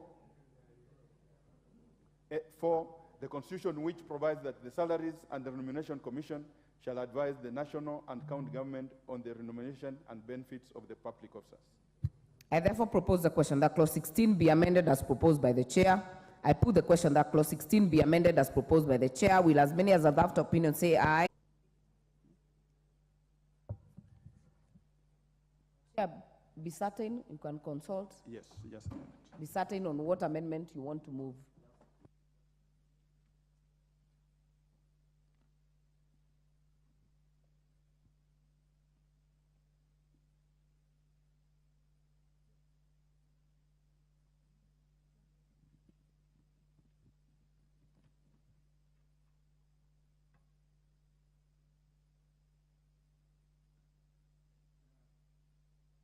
Yes, mover. Mike. Yeah. We are deleting sub-clause 4 because it is a repetition of 2. The justification is the regulation should provide for the applicable security bond or bank guarantee for gambling activities in accordance with the proposed amendment to clause 27(2)(r), and B, provide for the deletion of clause 4, which is necessary since it is a repetition of clause 2. All right, Chair. 2, yes. I therefore propose the question that clause 40 be amended as proposed by the chair. I put the question that Honorable Majority Leader, you have something to say on this? I wasn't certain, Chair, whether the chair moved the other amendment as it is on the order paper. Majority Leader, the chair moved as it is on the order paper Okay, with then a the further deletion, amendment. Further amendment Yeah. to delete. That's okay. Yeah. Okay. Therefore, I put the question that clause 40 be amended as proposed by the chair. Will as many as are of that opinion say aye? Will as many as are of a contrary opinion say nay? The ayes have it. I now put the question that clause 40 is amended be part of the bill. Will as many as are of that opinion say aye? Will as many as are of a contrary opinion say nay? The ayes have it. Clauses 41 and 42. No amendments. I propose the question that clauses 41 and 42 be part of the bill. I now put the question that clauses 41 and 42 be part of the bill. Will as many as are of that opinion say aye? Will as many as are of a contrary opinion say nay? The ayes have it. Clause 43.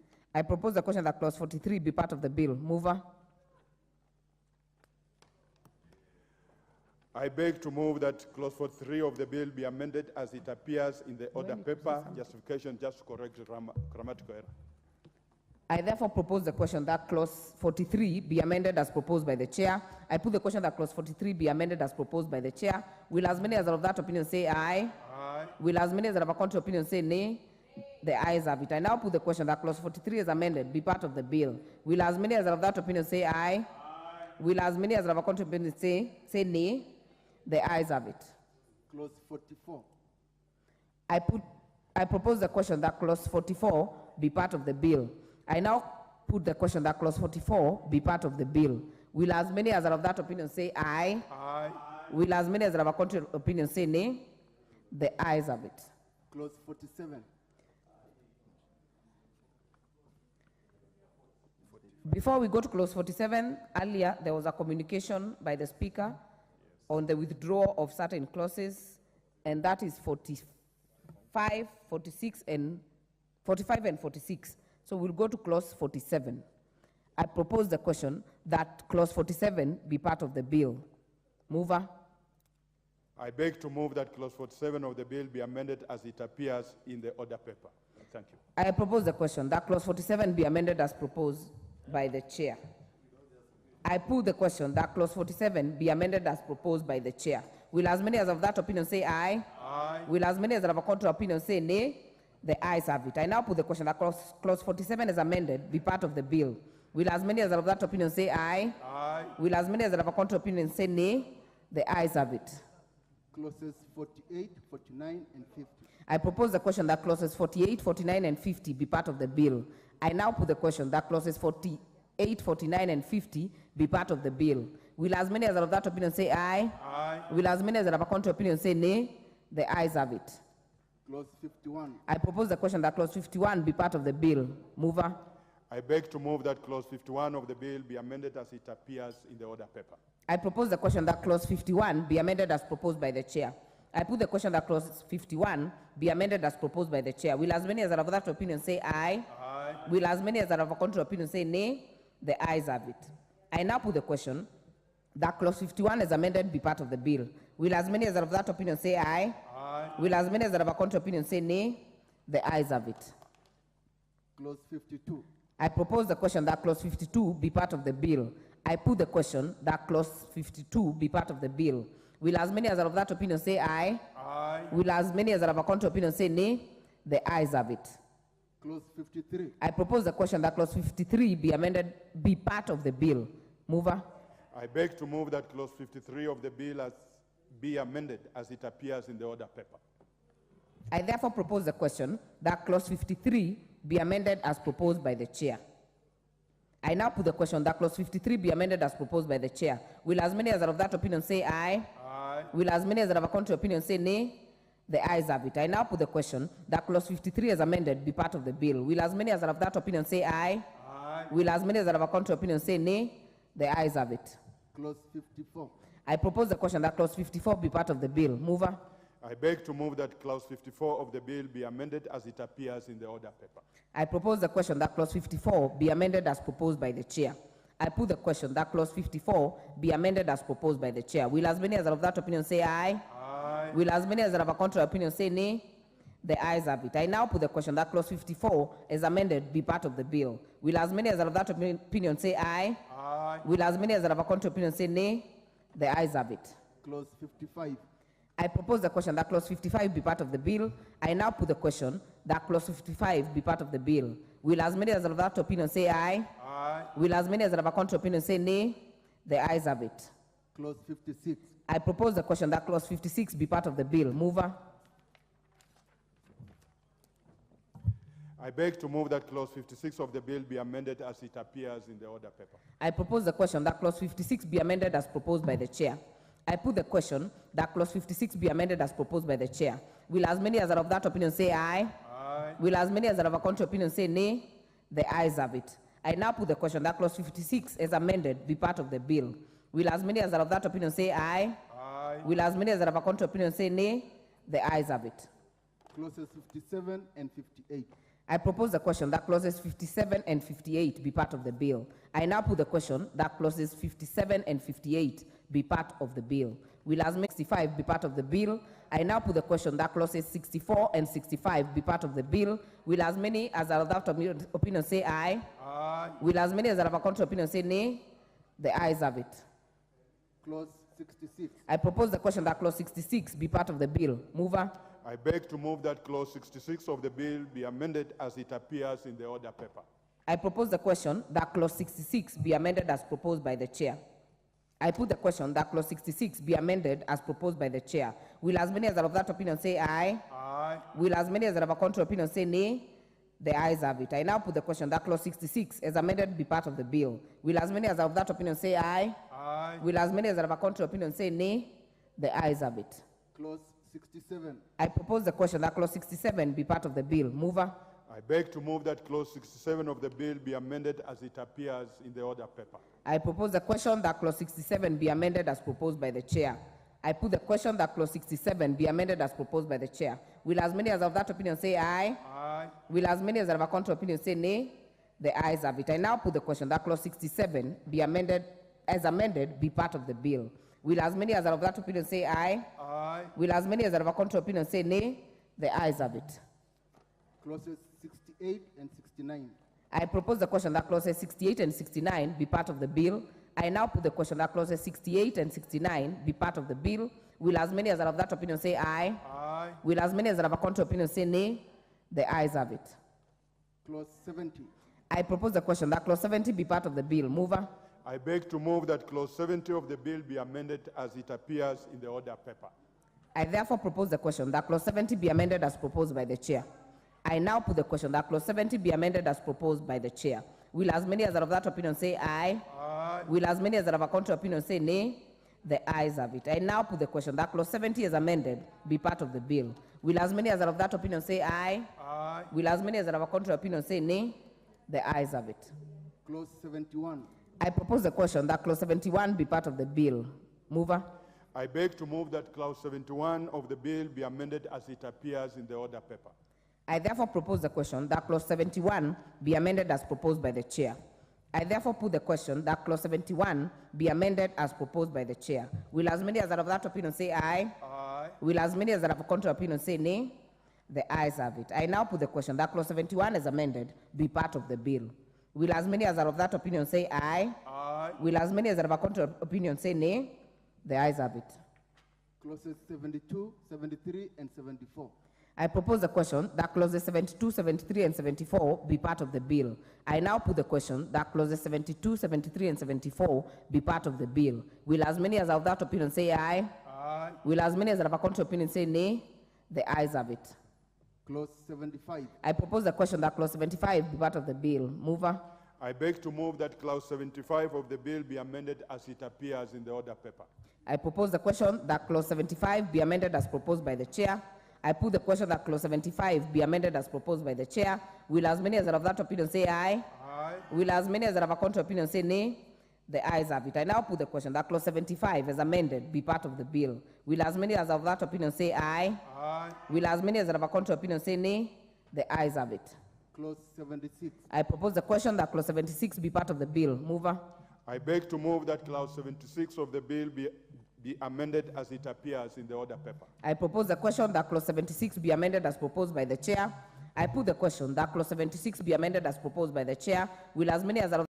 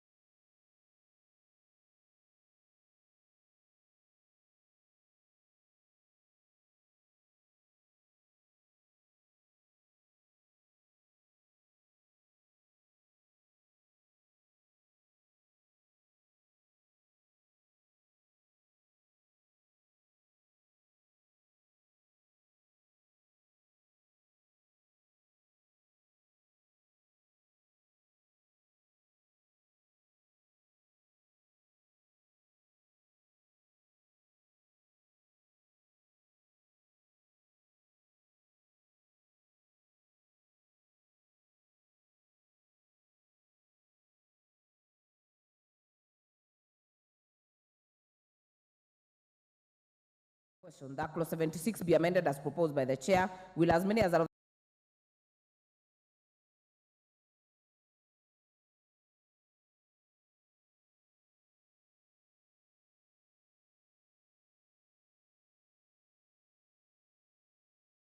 But when we were establishing these constitutional offices, I don't think we took that into consideration. I was in Parliament with the other time.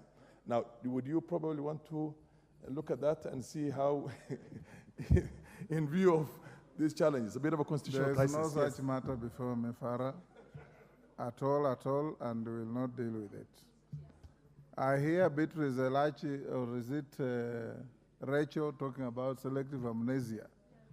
I told you when we met in Mombasa about the cant and banter of debate.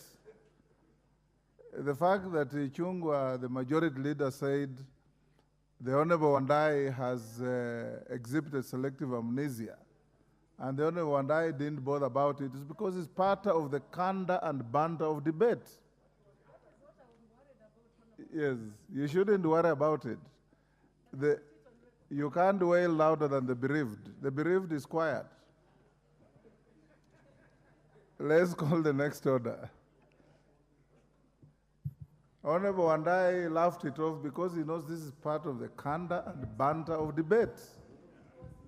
Yes. And he was happy. Yes.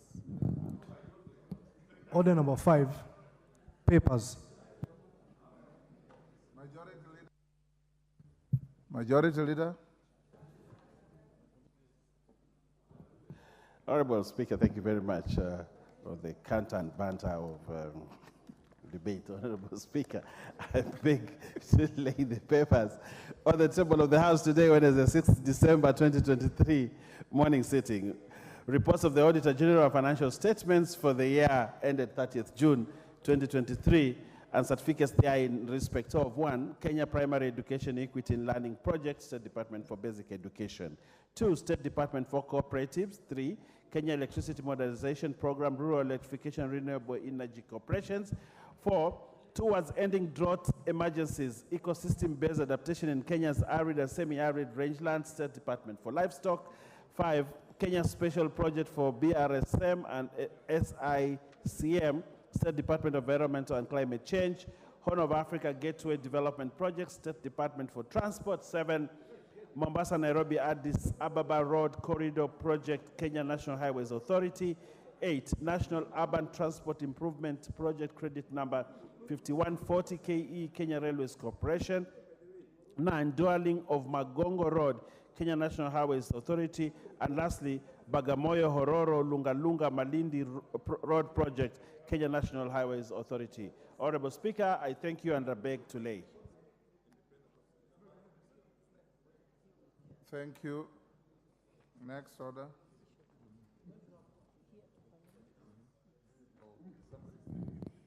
Order number 6, notices of motion. Order number 7, questions and statements. Honorable Chiforo Mondo.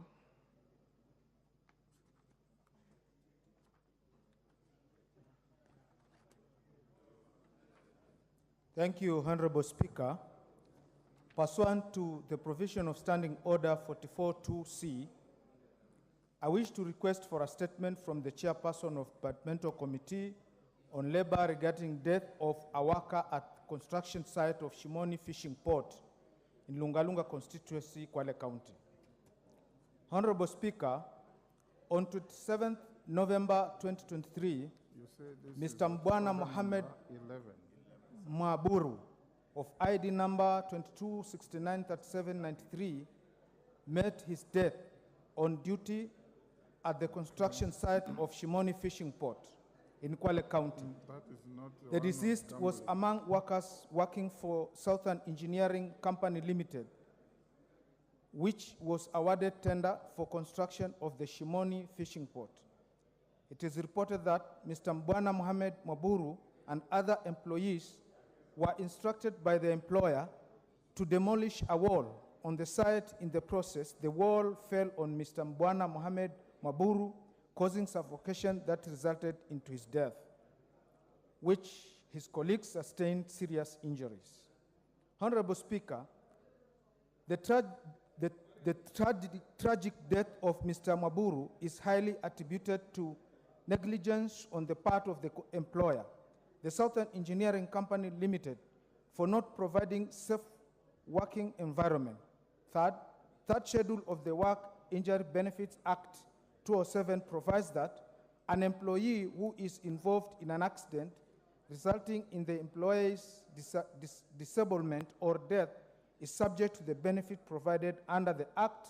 Further, Section 34 of the Act also provides that if an employee dies as a result of an injury caused by an accident, compensation shall be paid to the dependents of the employees in accordance with the provisions of the third schedule. Honorable Speaker, it is against this background that I seek a statement from the chairperson of the Departmental Committee on Social Protection on the following. 1, information on the circumstances under which Mr. Mbwana Mohammed Maburu of ID 26693793 passed away. 2, could the chairperson provide a report on the safety precautions measures that the Southern Engineering Company Limited has put in place, including provision of appropriate gear at the work site for employees in order to protect them from accidents and tragic deaths. Injured on duty are compensated in accordance with the Work Injury Benefit Act of 2007. Thank you, Honorable Speaker. Chair, Committee Social Protection. Who is the chair? Majority Leader. Who is your chair, Committee of Social Protection? Is that Karemba or Alice Nganga? Is she in the house? Communicate to her to bring a statement in response to Chief Oromondo's request on the first day of the sitting of next term. Next.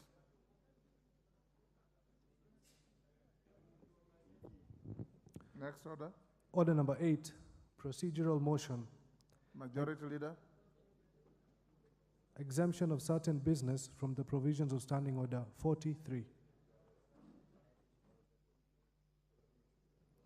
Thank you, Honorable Speaker. Honorable Speaker, I beg to move that this House resolve to exempt the business appearing as order numbers 11, 12, 15, 16, 17, 18, and 19 in today's order paper from the provisions of Standing Order 43, being a Wednesday morning, a day allocated for business not sponsored by the majority or minority of business sponsored by a committee. Honorable Speaker, this is part of it are just questions to put and first readings and also consideration of the Committee of the Whole House on the Gambling Control Bill and the Statute Law Miscellaneous Bill number 67 and 68. And Honorable Speaker, considering that today morning sitting is our private members' bills and motions morning, the House Business Committee in our meeting on Tuesday resolved because of the IALA games this Thursday to do two things: to exempt this business to be considered this morning, and also to have sitting on Thursday morning to allow members who will be traveling to Kigali on Thursday afternoon, because the first batch, I'm told, of about 60 or so members, or 40 or so members, Honorable Speaker, will be traveling at 5 p.m. and it may not be feasible to be able to keep those members here on Thursday afternoon. And therefore, we resolved in the House business to have these two motions, this and the motion order number 9, prosecuted this morning. I therefore beg the House to support this, as I request the Honorable Leader of Minority to second the procedural motion.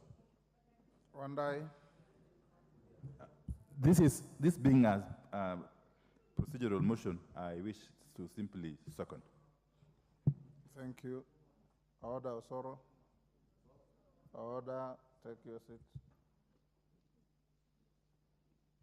Honorable members, I propose the question, which is that this House resolves to exempt the business appearing in order numbers 11, 12, 15, 16, 17, 18, and 19 in today's order paper from the provisions of Standing Order 43, being a Wednesday morning, a day allotted for business not sponsored by the majority or minority party or business sponsored by a committee. Put the question. Yes, you want to say something? Thank you, Mr. Speaker. I thank the Leader of Majority and Minority for this procedural motion. Mr. Speaker, you have given us a raft of those orders. I may not know in respect of which my submissions would go, but I will just make it simple. That whereas I support all those procedural motions in respect of various laws, I have an issue with exempting publication of statute law, miscellaneous statute law, miscellaneous amendment. This, of course, being a procedural motion, but it has an effect, a big effect in our legislative processes. It turned out, at least in the committees that I attend, Mr. Speaker, that many of the legislations that are the focus of statute miscellaneous law amendment have not undertaken public participation, have not been processed properly by committees. And it is now a big issue.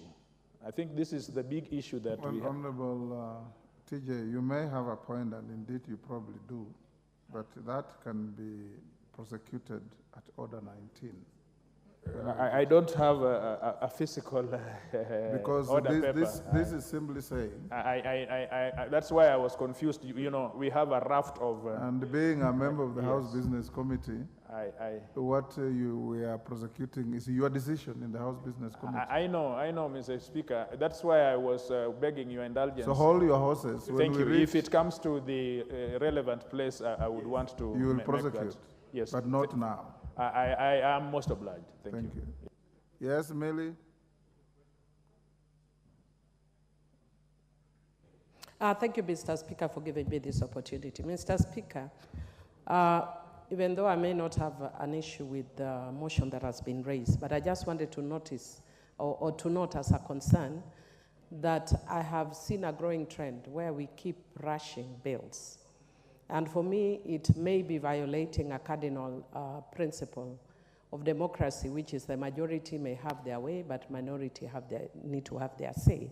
And sometimes that say may be sacrificed at the altar of the technicalities, which is that we have put the question and it has passed. And sometimes because we may not have the numbers, we may not have an ability to stop. But I would want to urge, especially the majority side. We've been in this house with Honorable Kimani Ichung'wah for a long time. This should actually be the easiest parliament. I've said it before and I'd repeat it. It should be the easiest parliament because you have the numbers. But having the numbers does not mean emasculating the voices of others. And sometimes through technicalities, you actually emasculate voices of others. So I would want to encourage going forward, especially when you have substantive laws like what Honorable TJ is saying, miscellaneous bills. The members need to have time. This rush where sometimes you have one bill prosecuted from first, second, and committee of the whole House and third reading within 2 days. It's not proper. And very soon, Mr. Speaker, some of us may actually be forced to go to court to challenge the processes on the issue of that cardinal principle of having a say. You may have your way, but we need to have our say. Thank you, Mr. Speaker. Thank you, Honorable Millie. Honorable Millie, from the little experience I have gathered in this House, there have been very sparing moments where bills have been, so to speak, fast-tracked. And even the fast-tracking has not curtailed debate. Both myself, my deputy, and members of the panel, I encourage them to give as many members an opportunity to be heard as they possibly can. Quite often, it's you yourselves who tell the Speaker, We have overventilated on this matter. We are repeating ourselves. Put the question. No speaker on their own puts the question. So try and also be in the House more often than I've noticed, so that whenever you want to speak, you'll be given the opportunity. It will be an awkward trajectory for a member of this House to pass a law and then rush to court to challenge it, because you also enjoined in collective responsibility when a law is passed here. But that I leave it to your conscience. Honorable members, I now put the question that this House resolves to exempt the business appearing as order numbers 11, 12, 15, 16, 17, 18, and 19 in today's order paper from the provisions of Standing Order 43, being a Wednesday morning, a day allotted for business not sponsored by the majority or the minority party or business sponsored by a committee. As members of that opinion say aye. Aye. Will those of the contrary opinion say nay? The ayes have it. Next order.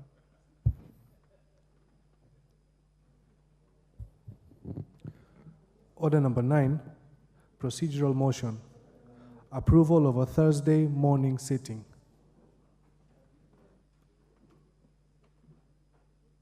Majority Leader. Thank you, Honorable Speaker. This is also a procedural motion, and I beg to move that pursuant to the provisions of Standing Order 33C, this House resolves to hold a morning sitting on Thursday, 7th December 2023, commencing at 9:30 a.m. for purposes of considering priority business ahead of the December recess. Honorable Speaker, I had already explained the reasoning behind that by the House Business Committee to allow members Thursday afternoon, those who will be traveling, so that we'll have finished the business before us. Allow me, Honorable Speaker, to move and request the Chief Whip to second. Osoro. I second, Honorable Speaker.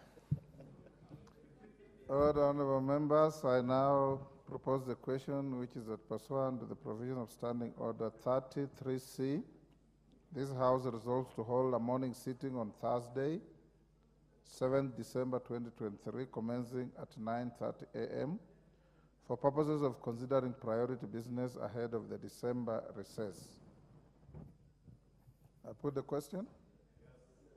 Honorable members, I now put the question at order number 9, which is that pursuant to the provisions of Standing Order 33C, this House resolves to hold a morning sitting on Thursday, 7th December 2023, commencing at 9:30 a.m. for purposes of considering priority business ahead of the December recess. As members of that opinion say aye. Aye. Will those of the contrary opinion say nay? The ayes have it. Next order. Order number 10, procedural motion. Reduction of publication period of a specified bill.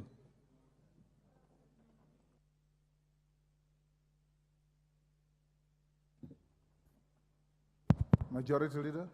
Thank you, Honorable Speaker. Honorable Speaker, again, this is also a procedural motion that pursuant, and I beg to move that pursuant to the provisions of Standing Order 120, this House resolves to reduce the publication period of the National Government Administration Laws Amendment Bill, National Assembly Bill number 70 of 2023, from 14 days to 12 days. Honorable Speaker,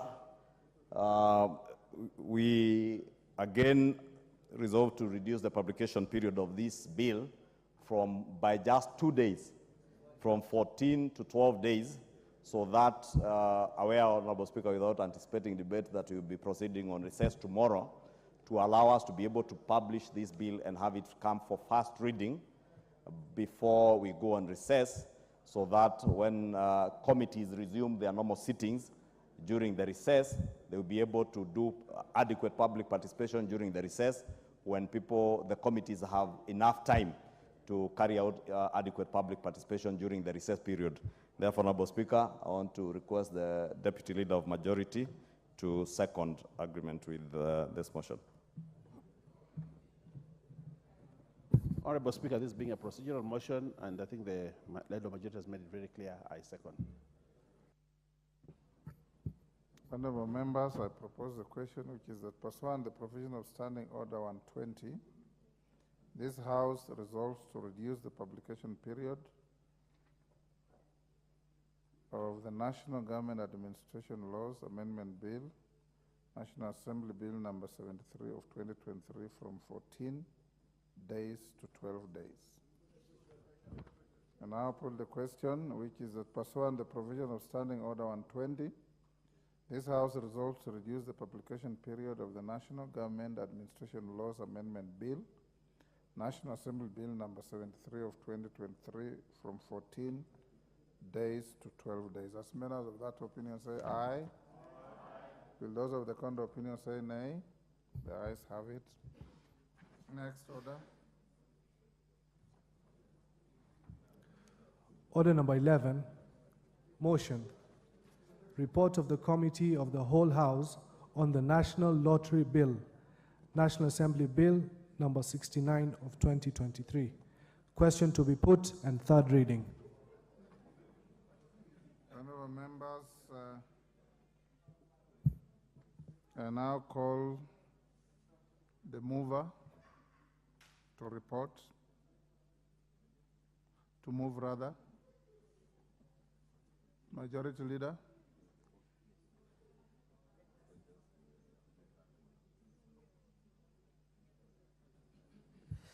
Thank you, Honorable Speaker. We had indeed reported. I'm just moving for third reading. Okay.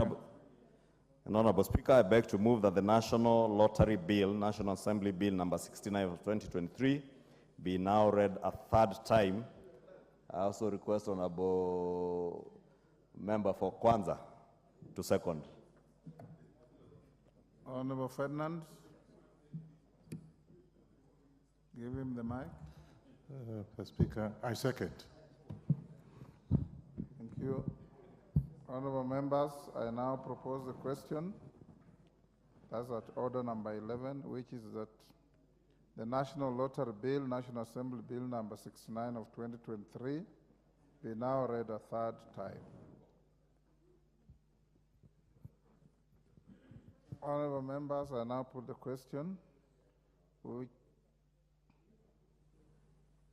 which is that the National Lottery Bill, National Assembly Bill number 69 of 2023 be now read a third time. As members of that opinion say aye. With those of the contrary opinion say nay. The ayes have it, and I wish it to be on record that the House is properly constituted in terms of numbers. Clerk.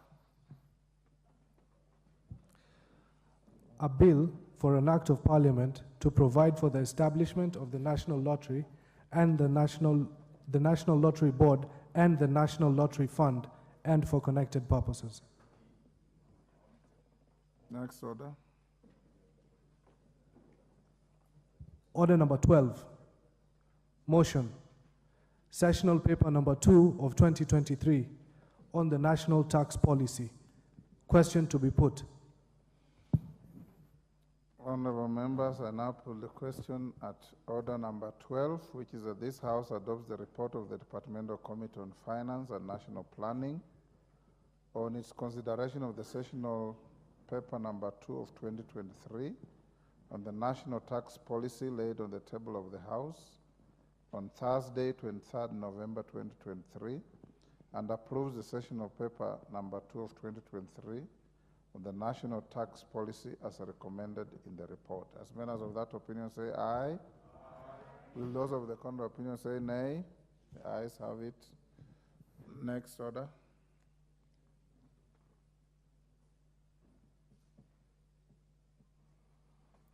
Order number 13, the Basic Education Amendment Bill, National Assembly Bill number 58 of 2023.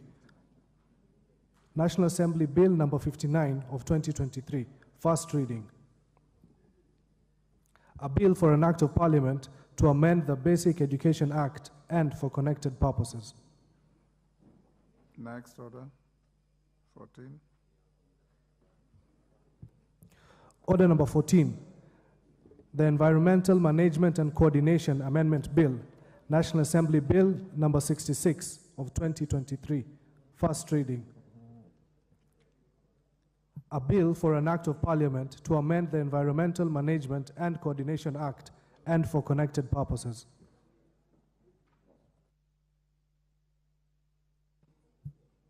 Order number 15. Order number 15, the National Government Administration Laws Amendment Bill, National Assembly Bill number 73 of 2023, first reading. A bill for an act of parliament to make the various amendments to statute law on national government administration and for connected purposes.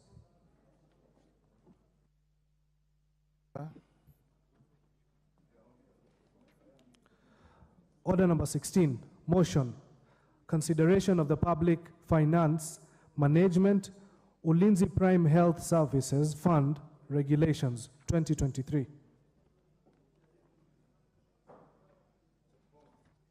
Honorable Chepkonga.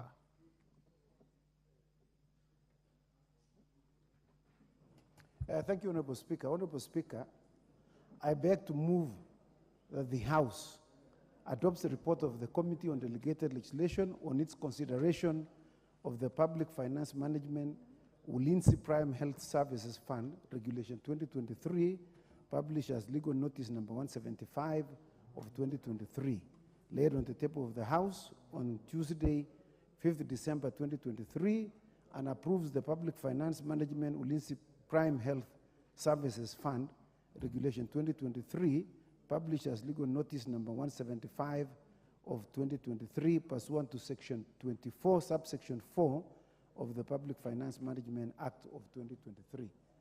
Mr. Speaker, the import and the overall and overarching rationale for the creation of this fund is to provide for the utilization of the idle capacity in the military hospitals that are about 6 across this country.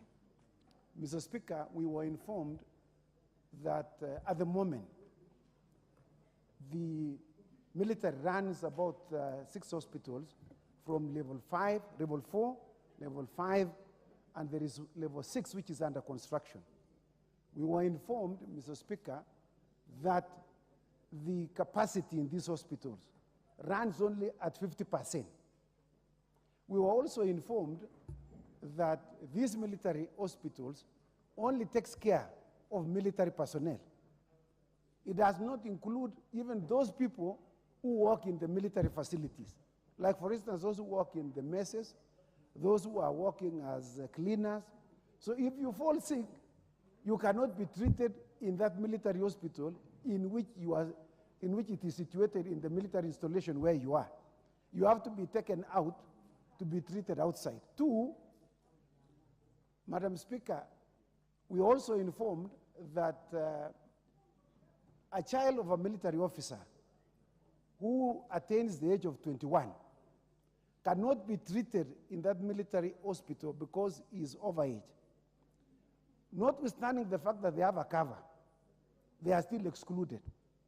So the reason why we are provided, these regulations are being brought before this House, is to open up that space to those people who are working in the military installation, the children of military officers that have already attained the age of 21 years, and yet they are still covered. In fact, these regulations provide that if you do not have a cover, it's not for paying in customers or clientele. It is only clientele who have a cover. If you don't have a cover, you will not be allowed. We were given an example, Madam Speaker, that, for instance, and we don't want the governor of Marsabit to fall sick, assuming that he falls sick, and the best hospital is the military hospital that is in Marsabit, you cannot take that particular state officer to a military facility because it is not allowed by law. So now the passage of these regulations will allow members of parliament, wherever you may be found, to be treated in a military installation as long as you have cover. And most of them, all of us are under cover. So you will not need to pay cash amount to be treated in those hospitals. The second thing, Madam Chair, is that the general import of this regulation is to facilitate the establishment, modernization, operation, and maintenance of the Kenya Defense Forces hospital facilities. You know, with this idle capacity, if it is not used, it means that the taxpayers must continue to maintain these hospitals, although they can admit civilians so that they can pay and the hospitals are modernized. This is provided in Regulation 4 of the regulations. It will also enhance research and training for the purpose of improving the quality of health services offered by the Kenya Defense Forces hospitals. The third thing that is provided as the objective and strategy of this particular fund is to facilitate the purchase of modern equipment and provide drugs for the Kenya Defense Forces hospitals. Once you open up, you will need to provide sufficient equipment to deal. And Madam Speaker, maybe for the information of this House, the most qualified surgeons are in the armed forces hospitals. As you have just heard, there is the new modern level 6 hospital that is under construction on the Waiyaki Way. You may have seen it. That hospital is due for completion in 2025. Now, it is earmarked that it will be a referral hospital, including, Madam Speaker, even the presidents that are within the region. This will be the state-of-the-art hospital, that anyone can be admitted. You don't need to go to India. You don't need to go to the American hospital, which my very good friend, the CS for formerly of trade, the Honorable Moses Kuria, who was taken because he had serious burns to American hospital in Dubai. That will be treated, that such a person will be treated in such facilities as this other one that is under construction as level 6, Madam Speaker. This fund also, which is created under the Public Finance Management Act, will also provide for funds for administration expenses, which include salaries for those who will be working there, allowances, pension, and all others, Madam Speaker. The regulations, they are about, the regulations to create this fund are about 19, Madam Speaker. Most of it deal with the administration of the fund that provide how it is going to be audited and many other things. So the policy context, as I've just mentioned, is intended to expand and to modernize the medical facilities that I've said that includes level 4, level 5, and level 6 hospitals in the military installation. And these hospitals, Madam Speaker, they are found in Nairobi, in Eldoret, they are also found in Lanet, in Nakuru, Marsabit, they are found in Eldoret, and other places, Madam Speaker. So the opening up of these facilities necessitates the establishment of the fund with the KDF medical system. The management of the fund will be supervised by an advisory board that shall be responsible to the Defense Council for oversight, to oversight the management of the fund that will be run by this board. The most important thing to note, Madam Speaker, is that the CEO of this fund will be appointed by the Defense Council. It will not be appointed by the board that will be running, because the person who will be appointed would be a military person who will be in charge of the overall management of the hospital. So it can only be the Defense Council that will nominate and appoint the CEO of this military facility. Ulinzi Prime Health Services will also provide a larger and diverse clientele in order to boost hands-on opportunities for learners, facilitate training in specialization and super specialization facilities, and further increase research opportunities for betterment of health care under the Defense College of Health Sciences. This is a constituent college that is domiciled in the National Defense University College in Karen, as well as the Level 6 Research and Referral Hospital.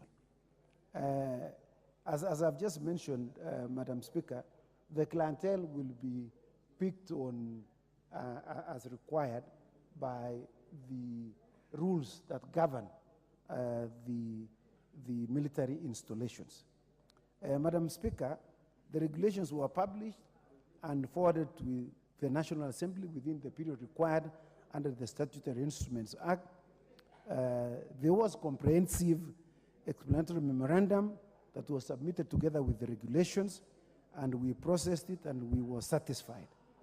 The committee was also satisfied that the level of public participation as contemplated under Articles 10 and 118 of the Constitution was also met. The committee was also satisfied with the explanatory memorandum and the impact assessment statement that was provided therein. So we had an overall satisfaction with regard to the procedural requirements under the Statutory Instruments Act, that they were all met. And with those few remarks, Madam Speaker, I beg to move, and I would like to request the Honorable Kishimu, the Vice Chair of the committee, to second. I thank you.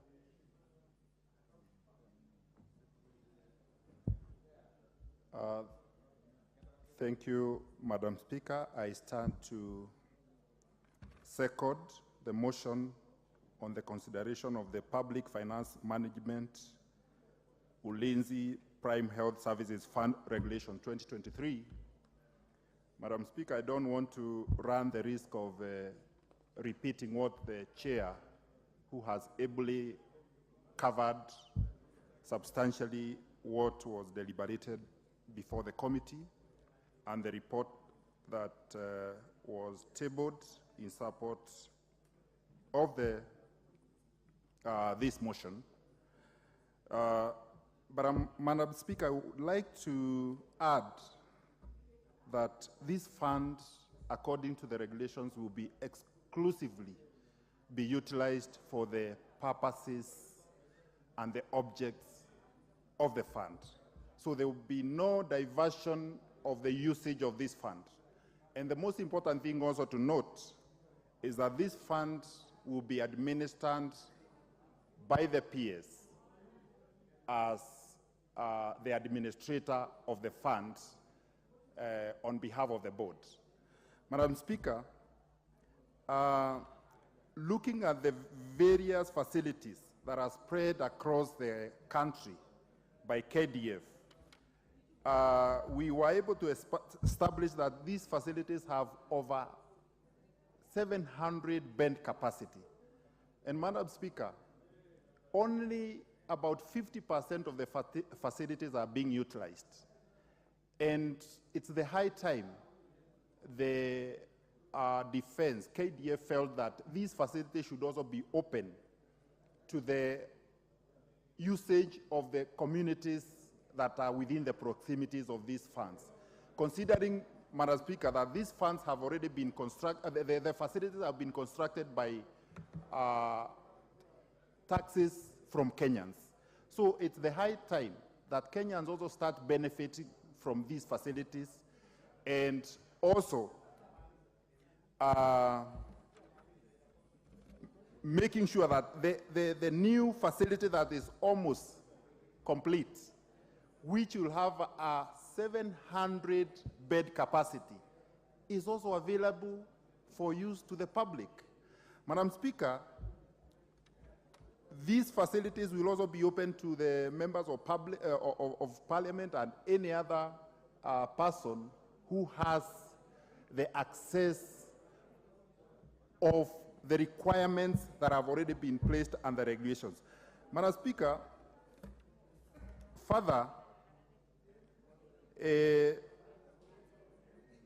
we considered, as the committee, the requirements as per the Statutory Instrument Act, and we confirmed that actually the regulations comply with all the requirements, including the submission before Parliament through the Clerk of the National Assembly within 7 days, the public participation, and also the explanatory memoranda, which also had the regulatory impact assessment. And, Madam Speaker, it is for the benefit of the Kenyans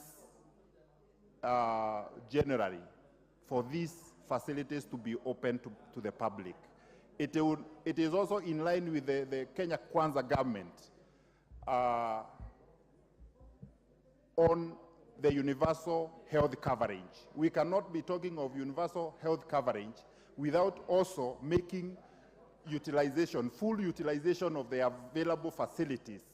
And this one, we know that the President of this Republic, Honorable Dr. William Samoei Ruto, has been very passionate about universal health coverage. So the KDF, the military, is aligning itself with the government policy, with the plan of the government of universal health coverage in this republic.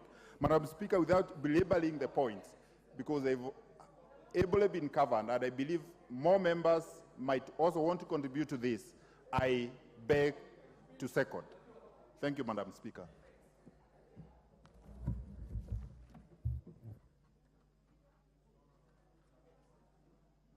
Honorable members, I now propose the question that this House adopts the report of the Committee on Delegated Legislation on its consideration of the Public Finance Ulinzi Prime Health Services Fund Regulations of 2023, laid on the table of this House on Tuesday, 5th December 2023, and pursuant to the provisions of Section 24(4) of the Public Finance Management Act of 2012, approves the Public Finance Management Ulinzi Prime Health Services Fund Regulations 2023, published as legal notice number 75 of 2023.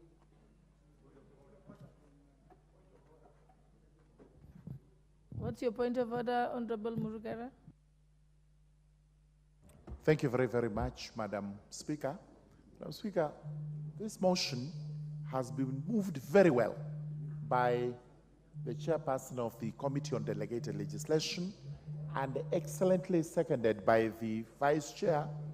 And having listened to it absolutely, I am of the convinced opinion that the movers should be called upon to reply so that we can move on to the next very important business. What is unfair? What did you want to say, Honorable Sunkuli? As you can see, Madam Speaker, my name is on the screen, and I think it is important that we have a right to be heard. I mean, this is a house of debate, and I don't expect that from the Honorable Murugara, of all the people, to have a motion proposed and seconded and then voted on. Honorable Sunkuli, I don't even see you, you have not even pressed the button to want to contribute. But it's very clear, Madam Speaker, my name is there. I mean, I don't know why you don't see it, Madam Speaker. Okay. No, you had not put it earlier that you wanted to speak. Speaker, yes. So how could we give you an opportunity when you had not shown interest? Madam Speaker, okay, I'm sorry. Proceed and speak on it. Can I I'll give you an opportunity, yes. Okay. Okay, Madam Speaker, I am a member of the Delegated Legislation Committee, and I'm therefore quite in support of what my chairman and my vice chairman have done. But I just wanted to add my voice, Madam Speaker, and say that in many parts of the world, the armed forces hospitals are very, very well equipped. They have strong foundations, especially towards the quality of care. Their policies are very, very well founded, and the documentation that happens in those hospitals is very, very up to date. Madam Speaker, in Kenya, military hospitals are restricted to the serving military guys together with their families and dependents, and I think to some extent the retired soldiers. This document, these regulations, shows the intention of government to release about 53% of the hospital capacities to civilians, to persons who are not military or dependents. And this is very sound, Madam Speaker, because for mostly military hospitals are working on excess capacity because they do not have enough people to treat for all days. It's therefore an idle facility that requires to be used by the members of the public.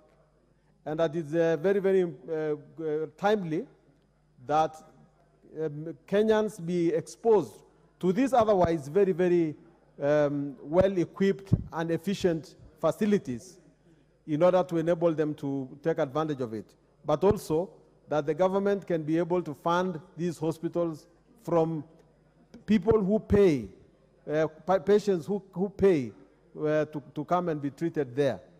These payments will raise money that will go to this fund, and that and I think that this will also improve the quality of the hospitals themselves, because the more a hospital is used, the more the staff become efficient to run it. Madam Speaker, as member of the Delegated Legislation Committee, I second. Sorry, I support. The Honorable Dida Raso, member for Saku. Thank you very much, Madam Speaker. I want to thank the mover of this regulation. The issue of opening up a military hospital, I think it has come at the right time when we are looking at universal health care in the country. Madam Speaker, you may be happy to note that the military officers tend to be healthy until the age of 45, 50, because they enter at very young ages of 20, 21, or as a cadet officer at the age of 23. So they tend to not use the capacity of those hospitals most of the time.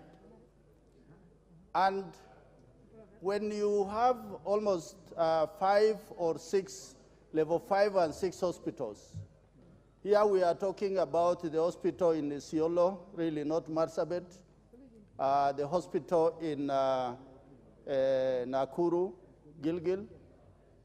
These are among the best hospitals in the country.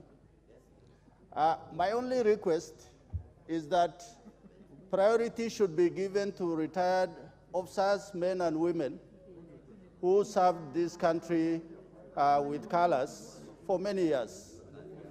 The second group that should be given priority are the senior government officials, both at the county and the national, because they have those insurance covers, as opposed to going to private hospitals like Nairobi, the cottage hospitals, the mission hospitals, or even hospitals like Aga Khan or MP Shah.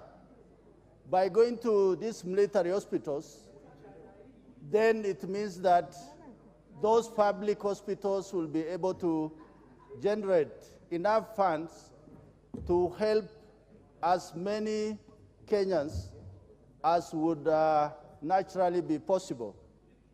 Madam Speaker, the other issue about opening up the excess facility in the military hospitals will give these military clinicians, doctors and nurses the ability to practice the art of medicine much better than if they were just dealing with the healthy populace that exist within the military body. Finally, Madam Speaker, these hospitals must go further to take on board civilian nurses, doctors, and paramedics, so that they get employment within those hospitals. And also they do practice in terms of intern and other opportunities within those hospitals, if it is opened up to the Kenyans. With those few remarks, Madam Speaker, I think this is a good opportunity and I support it. Thank you. The Honorable Atandi, member for Alego, or no? Okay. There seems to be no interest in this. I'm not interested.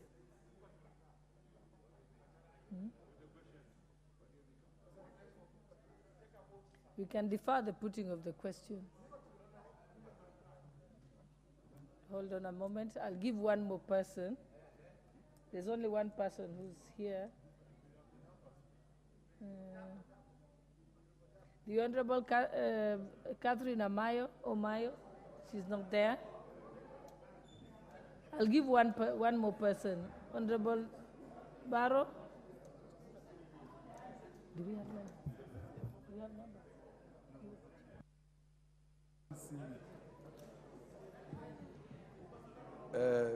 Thank you, Madam Speaker, for giving me this opportunity. I want to, first of all, to commend and congratulate the leadership of Kenya Defence Forces for taking up this initiative. As a member, as a retired member of the military, Madam Speaker, I want to confirm that we have a very well-established hospital facilities across the country by the Kenya Defence Forces.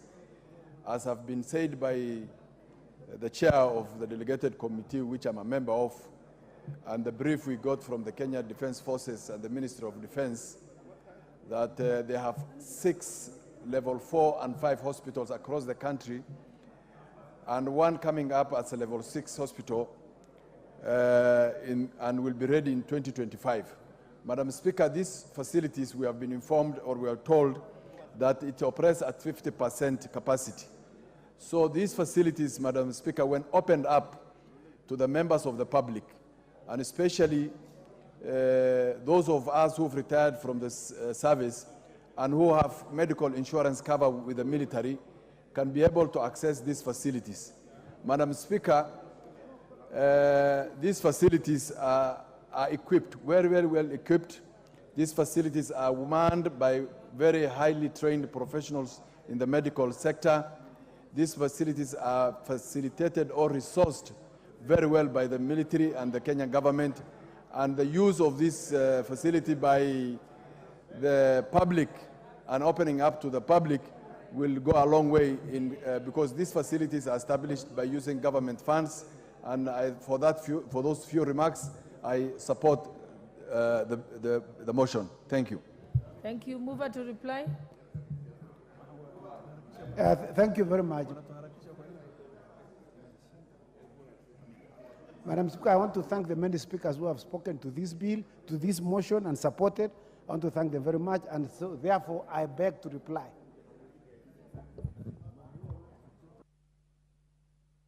Thank you. Honorable members, I now put the question that this House adopts the report of the Committee on Delegated Legislation on its consideration of the Public Finance Management to Lindsay Prime Health Services Fund regulations of 2023, laid at the table of this House on Tuesday, 5th December 2023, and pursuant to the provisions of Section 24(4) of the Public Finance Management Act 2012, and approves the Public Finance Management Ulinzi Prime Health Services Fund regulations of 2023, published as legal notice number 175 of 2023. Will as many as of that opinion say aye? Aye. Will as many as of the contrary opinion say nay? The ayes have it. And before I move to the next order, I wish to recognize the presence of Makueni County Kenyatta University Students Association, Makusa, from Makueni County, who are seated in the public gallery. Next order.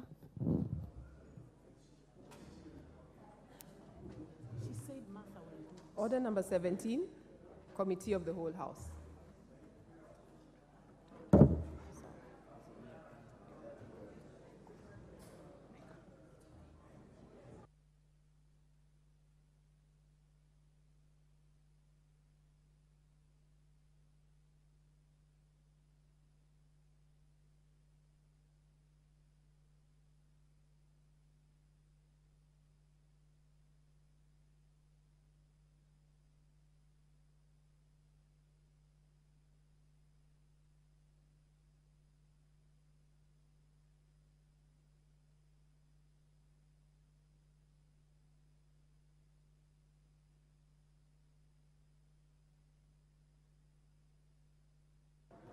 So this one has no amendment.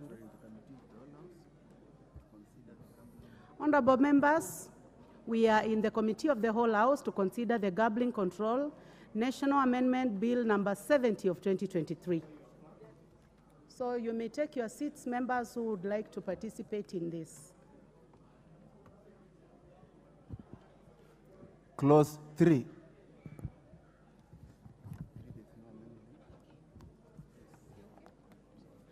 I propose the question that clause 3 be part of the bill. There be no amendment. I put the question that clause 3 be part of the bill. Will as many as of that opinion say aye?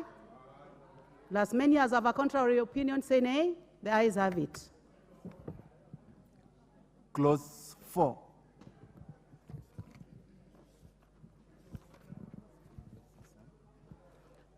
I propose the question that clause 4 be part of the bill. Mover.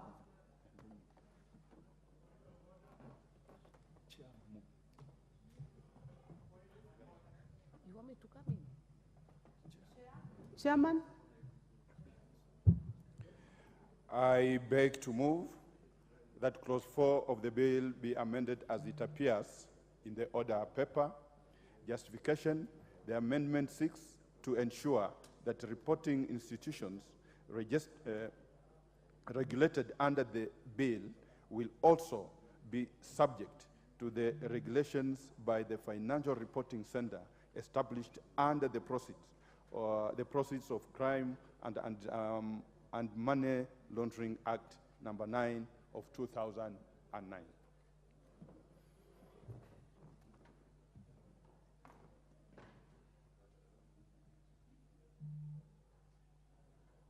I therefore propose the question that clause 4 be amended as proposed by the chair.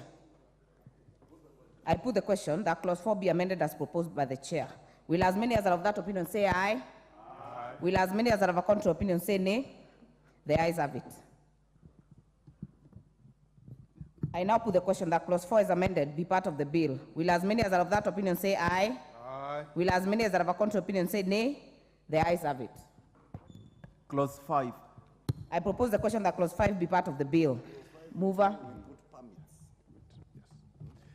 I beg to move that clause 5 of the bill be amended as it appears in the order paper.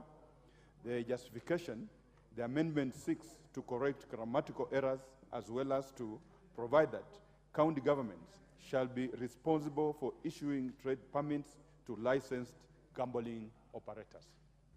I therefore propose the question that clause 5 be amended as proposed by the chair. I put the question that clause 5 be amended as proposed. Will as many as are of that opinion say aye? Aye. Will as many as are of a contrary opinion say nay? The ayes have it. I now put the question that clause 5 is amended be part of the bill. Will as many as are of that opinion say aye? Aye. Will as many as are of a contrary opinion say nay? The ayes have it. Part 3.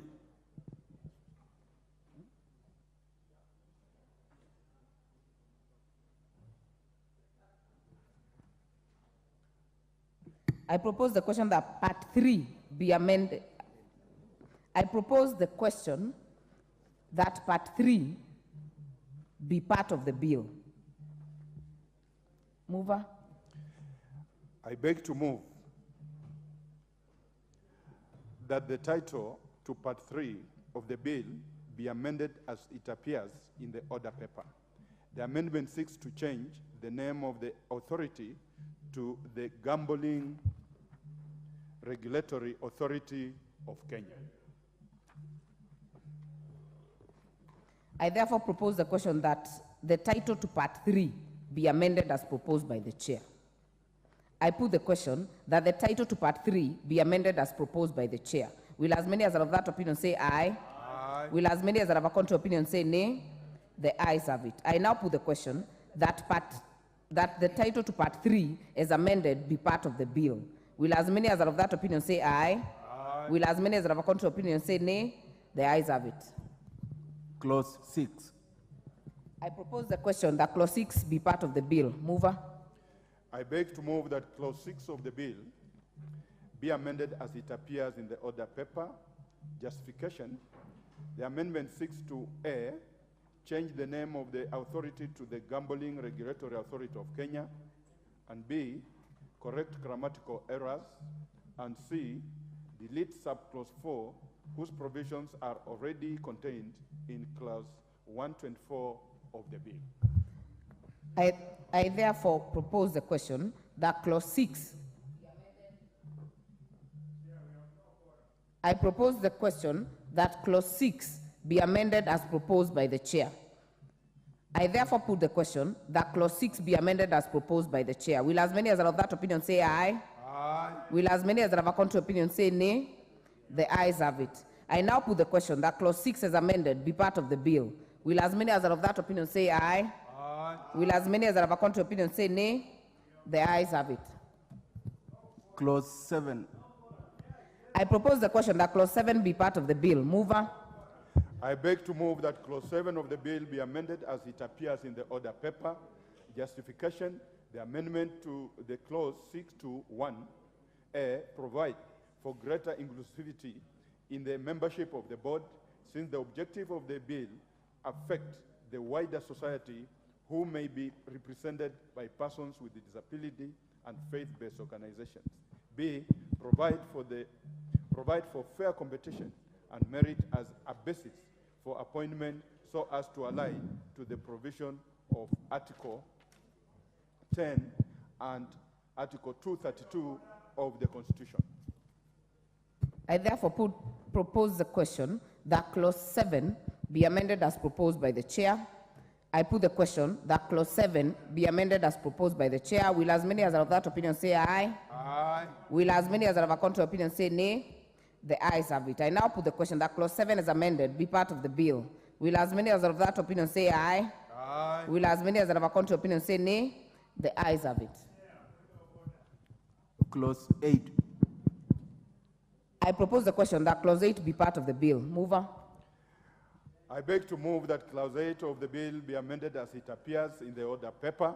Justification: the amendment seek to A, delete paragraph D to allow for current and former employees of the authority to be eligible for appointment as the chairperson of the board, to allow for institutional memory and technical expertise. B, insert a new paragraph D to prohibit persons who were in the preceding 5 years directors or employees of gambling operators so as to avoid conflict of interest. And C, amend subclause 2B to insert the aspect of imprisonment without an option of a fine for clarity purposes. I therefore propose the question that Clause 8 be amended as proposed by the chair. I put the question that Clause 8 be amended as proposed. Will as many as are of that opinion say aye? Aye. Will as many as are of a contrary opinion say nay? The ayes have it. I now put the question that Clause 8 as amended be part of the bill. Will as many as are of that opinion say aye?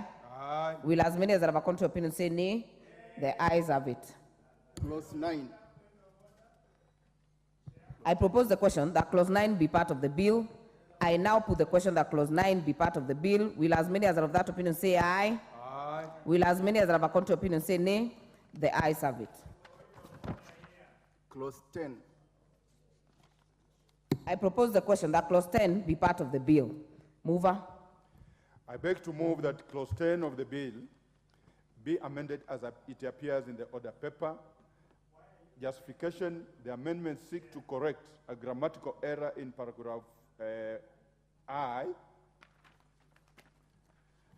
B, delete J, which is a repetition of the provisions contained in paragraph E.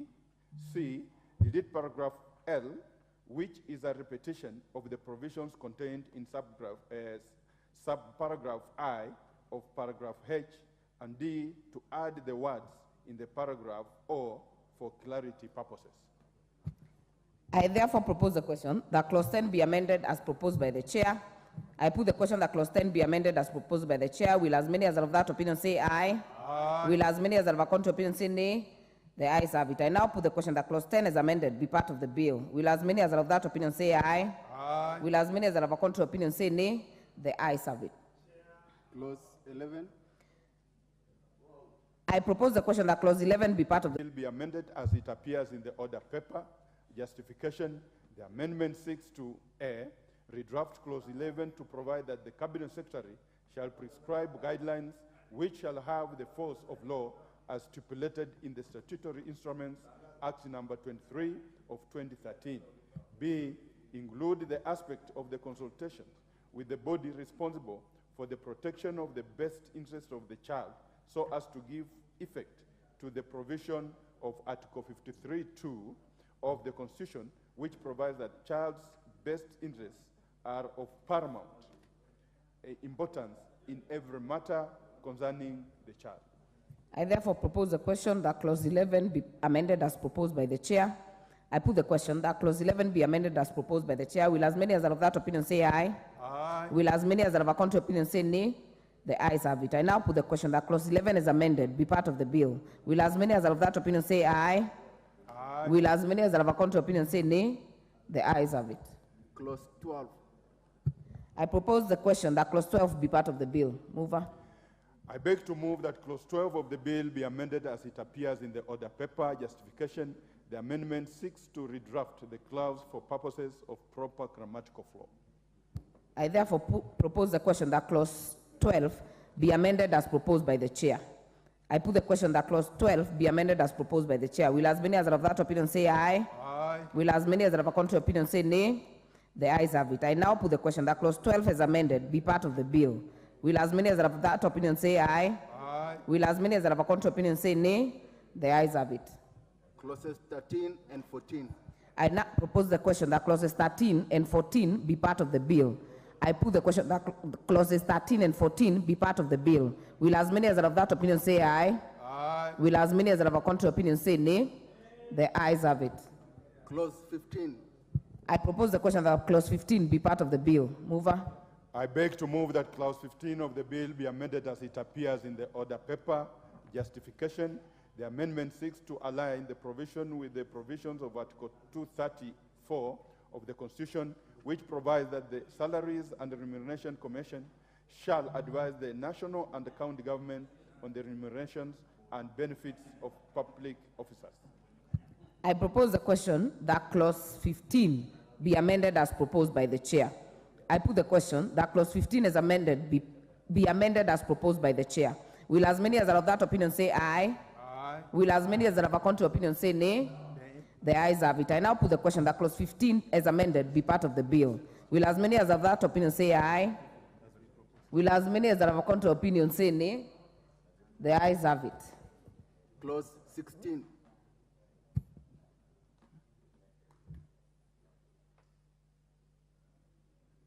I will put the question before we go to clause 16 to be on record that clause 15 is amended be part of the bill. Will as many as are of that opinion say aye? Aye. Will as many as are of a contrary opinion say nay? The ayes have it. Clause 16. I propose the question that clause 16 be part of the bill. I beg to move that clause 16 of the bill be amended as it appears in the order paper. Justification, the amendment seeks to align the provision with the provision of Article 234 for the Constitution, which provides that the Salaries and the Remuneration Commission shall advise the national and county government on the remuneration and benefits of the public officers. I therefore propose the question that clause 16 be amended as proposed by the chair. I put the question that clause 16 be amended as proposed by the chair. Will as many as are of that opinion say aye? Aye. Will as many as are of a contrary opinion say nay? The ayes have it. I now put the question that clause 16 is amended be part of the bill. Will as many as are of that opinion say aye? Aye. Will as many as are of a contrary opinion say nay? The ayes have it. Clause 17. I propose the question that clause 17 be part of the bill. Mover. I beg to move that clause 17 of the bill be amended as it appears in the order paper. Justification, the amendment seeks to correct grammatical errors. I therefore propose the question that clause 17 be amended as proposed by the chair. I put the question that clause 17 be amended as proposed by the chair. Will as many as are of that opinion say aye? Will as many as are of a contrary opinion say nay? The ayes have it. I now put the question that clause 17 as amended be part of the bill. Will as many as are of that opinion say aye? Aye. Will as many as are of a contrary opinion say nay? The ayes have it. Clause 18. I propose the question that clause 18 be part of the bill. Mover. I beg to move that clause 18 of the bill be amended as it appears in the order paper. Justification, the amendment seeks to align the provision with the provision of Article 234 of the Constitution, which provides that the Salaries and Remuneration Commission shall advise the national and the county governments on the remuneration and the benefits of the public officers. I therefore propose the question that clause 18 be amended as proposed by the chair. I put the question that clause 18 be amended as proposed by the chair. Will as many as are of that opinion say aye? Aye. Will as many as are of a contrary opinion say nay? The ayes have it. I now put the question that clause 18 as amended be part of the bill. Will as many as are of that opinion say aye? Aye. Will as many as are of a contrary opinion say nay? The ayes have it. Clauses 19 and 20. I propose the question that clauses 19 and 20 be part of the bill. I now put the question that clauses 19 and 20 be part of the bill. Will as many as are of that opinion say aye? Aye. Will as many as are of a contrary opinion say nay? The ayes have it. Clause 21. I propose the question that clause 21 be part of the bill. Mover. I beg to move that clause 21 of the bill be amended as it appears in the order paper. Justification, the amendment seeks to A, remove the gambling levy as a source of fund for the authority, since clause 46 of the bill providing for the payment of gambling levy is deleted, and B, correct a grammatical error. I propose the question that clause 21 be amended as proposed by the chair. I put the question that clause 21 be amended as proposed by the chair. Will as many as are of that opinion say aye? Aye. Will as many as are of a contrary opinion say nay? The ayes have it. I now put the question that clause 21 is amended be part of the bill. Will as many as are of that opinion say aye? Aye. Will as many as are of a contrary opinion say nay? The ayes have it. Clause 22. I propose the question that clause 22 be part of the bill. I now put the question that clause 22 be part of the bill. Will as many as are of that opinion say aye? Aye. Will as many as are of a contrary opinion say nay? The ayes have it. Clause 23. I propose the question that clause 23 be part of the bill. Mover. I beg to move that clause 23 of the bill be amended as it appears in the order paper. Justification, the amendment seeks to provide for the comprehensive provision on annual estimates as by the House drafting style. I propose the question that clause 23 be amended as proposed by the chair. I put the question that clause 23 be amended as proposed by the chair. Will as many as are of that opinion say aye? Aye. Will as many as are of a contrary opinion say nay? The ayes have it. I now put the question that clause 23 as amended be part of the bill. Will as many as are of that opinion say aye? Aye. Will as many as are of a contrary opinion say nay? The ayes have it. Clause 24. I propose the question that clause 24 be part of the bill. Mover. I beg to move that clause 24 of the bill be amended as it appears in the order paper. Justification, the amendment seeks to provide the correct citation of the Public Finance Management Act. I propose the question that clause 24 be amended as proposed by the chair. I put the question that clause 24 be amended as proposed by the chair. Will as many as are of that opinion say aye? Aye. Will as many as are of a contrary opinion say nay? The ayes have it. I now put the question that clause 24 is amended be part of the bill. Will as many as are of that opinion say aye? Will as many as are of a contrary opinion say nay? The ayes have it. Clauses 25 and 26. I propose the question that clauses 25 and 26 be part of the bill. I now put the question that clauses 25 and 26 be part of the bill. Will as many as are of that opinion say aye? Aye. Will as many as are of a contrary opinion say nay? The ayes have it. Clause 27. I propose the question that clause 27 be part of the bill. Mover. I beg to move that clause 27 of the bill be amended as it appears in the order paper. Justification, the amendment 6A, insert the word for clarity purposes, and B, under paragraph R, the regulatory authority through regulations is required to license other forms of gambling to take into account the dynamic nature of the gambling activities. I propose the question that clause 27 be amended as proposed by the chair. I put the question that clause 27 be amended as proposed by the chair. Will as many as are of that opinion say aye? Aye. Will as many as are of a contrary opinion say nay? The ayes have it. I now put the question that clause 27 is amended, be part of the bill. Will as many as are of that opinion say aye? Aye. Will as many as are of a contrary opinion say nay? The ayes have it. Clause 28. I propose the question that clause 28 be part of the bill. I now put the question that clause 28 be part of the bill. Will as many as are of that opinion say aye? Aye. Will as many as are of a contrary opinion say nay? The ayes have it. Clause 29. I propose the question that clause 29 be part of the bill. Mover.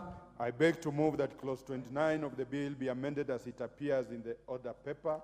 Justification. A, amend subclause L to ensure that the application fees are provided for in regulations which are easy to amend. B, amend subclause 3 and 4 to ensure that the considerations shall be applied both to the body corporate as well as its directors. C, delete paragraph 3D and E, since the threshold provided for consideration in the paragraph is subjective and not measurable. And D, to ensure that correct reference is made to a person in subclause 6 to ensure that the penalty imposed attaches to a natural person who makes a false statement. I propose the question that clause 29 be amended as proposed by the chair. I put the question that clause 29 be amended as proposed by the chair. Will as many as are of that opinion say aye? Aye. Will as many as are of a contrary opinion say nay? The ayes have it. I now put the question that clause 29 is amended, be part of the bill. Will as many as are of that opinion say aye? Aye. Will as many as are of a contrary opinion say nay? The ayes have it. Clause 30. I propose the question that clause 30 be part of the bill. Mover. I beg to move that clause 30 of the bill be amended as it appears in the order paper. Justification, the amendment seeks to ensure that the validity period of license issued under the bill is expressly stated in the main legislation, and if otherwise, the regulation shall provide invalidity period. I propose the question that clause 30 be amended as proposed by the chair. I put the question that clause 30 be amended as proposed. The ayes have it. I now put the question that clause 30 is amended, be part of the bill. Will as many as are of that opinion say aye? Aye. Will as many as are of a contrary opinion say nay? The ayes have it. Clause 31. I propose the question that clause 31 be part of the bill. Mover. I beg to move that clause 31 of the bill be amended as it appears in the order paper. Justification, the amendment seeks to ensure that all license conditions are made available to the applicants in regulations. I put the question that clause 31 be amended as proposed by the chair. Will as many as are of that opinion say aye? Aye. Will as many as are of a contrary opinion say nay? The ayes have it. I now put the question that clause 31 is amended, be part of the bill. Will as many as are of that opinion say aye? Aye. Will as many as are of a contrary opinion say nay? The ayes have it. Clause 32. I propose the question that clause 32 be part of the bill. Mover. I beg to move that clause 32 of the bill be amended as it appears in the order paper. The justification, the amendment seeks to provide clarity and ensure that all license conditions shall be thus set out in the Act. I propose the question that clause 32 be amended as proposed by the chair. I put the question that clause 32 be amended as proposed by the chair. Will as many as are of that opinion say aye? Aye. Will as many as are of a contrary opinion say nay? The ayes have it. I now put the question that clause 32 is amended, be part of the bill. Will as many as are of that opinion say aye? Aye. Will as many as are of a contrary opinion say nay? The ayes have it. Clause 33. I propose the question that clause 33 be part of the bill. Mover. I beg to move that clause 3 of the bill be amended as it appears in the order paper. Justification, the amendment seeks to provide symbol language as required in the House drafting style. I propose the question that clause 33 be amended as proposed by the chair. I put the question that clause 33 be amended as proposed by the chair. Will as many as are of that opinion say aye? Will as many as are of that opinion say aye? Aye. Will as many as are of a contrary opinion say nay?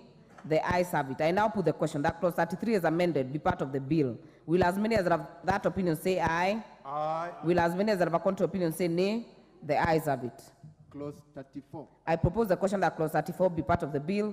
I now put the question that clause 34 be part of the bill. Will as many as are of that opinion say aye? Aye. Will as many as are of a contrary opinion say nay? The ayes have it. Clause 35. I propose the question that clause 35 be part of the bill. Mover. I beg to move that clause 35 of the bill be amended as it appears in the order paper. Justification: the amendment seeks to remove subjective drafting and correct a grammatical error. I propose the question that clause 35 be amended as proposed by the chair. I put the question that clause 35 be amended as proposed by the chair. Will as many as are of that opinion say aye? Aye. Will as many as are of a contrary opinion say nay? The ayes have it. I now put the question that clause 35 as amended be part of the bill. Will as many as of that opinion say aye? Aye. Will as many as are of a contrary opinion say nay? The ayes have it. Clause 36. I propose the question that clause 36 be part of the bill. Mover.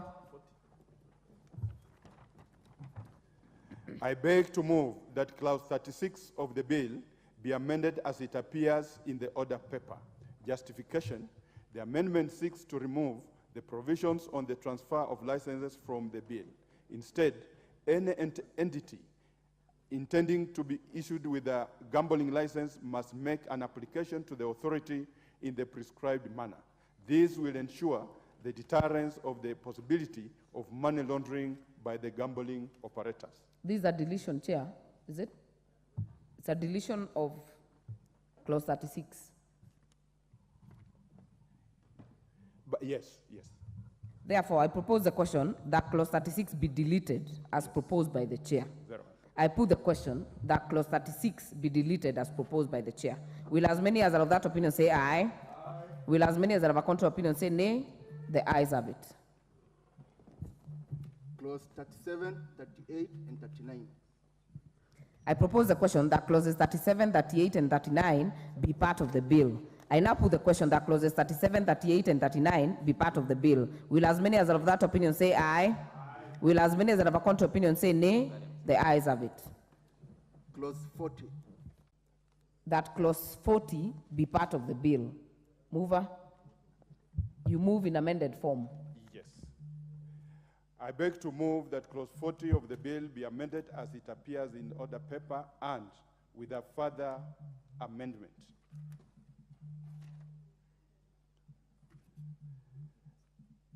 Justification: the amendment.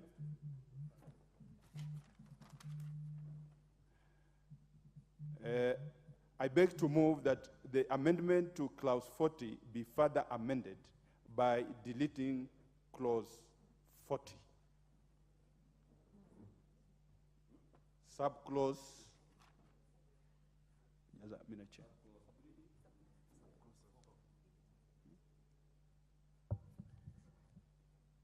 Chair, be certain, you can consult. Yes, just a moment. Be certain on what amendment you want to move.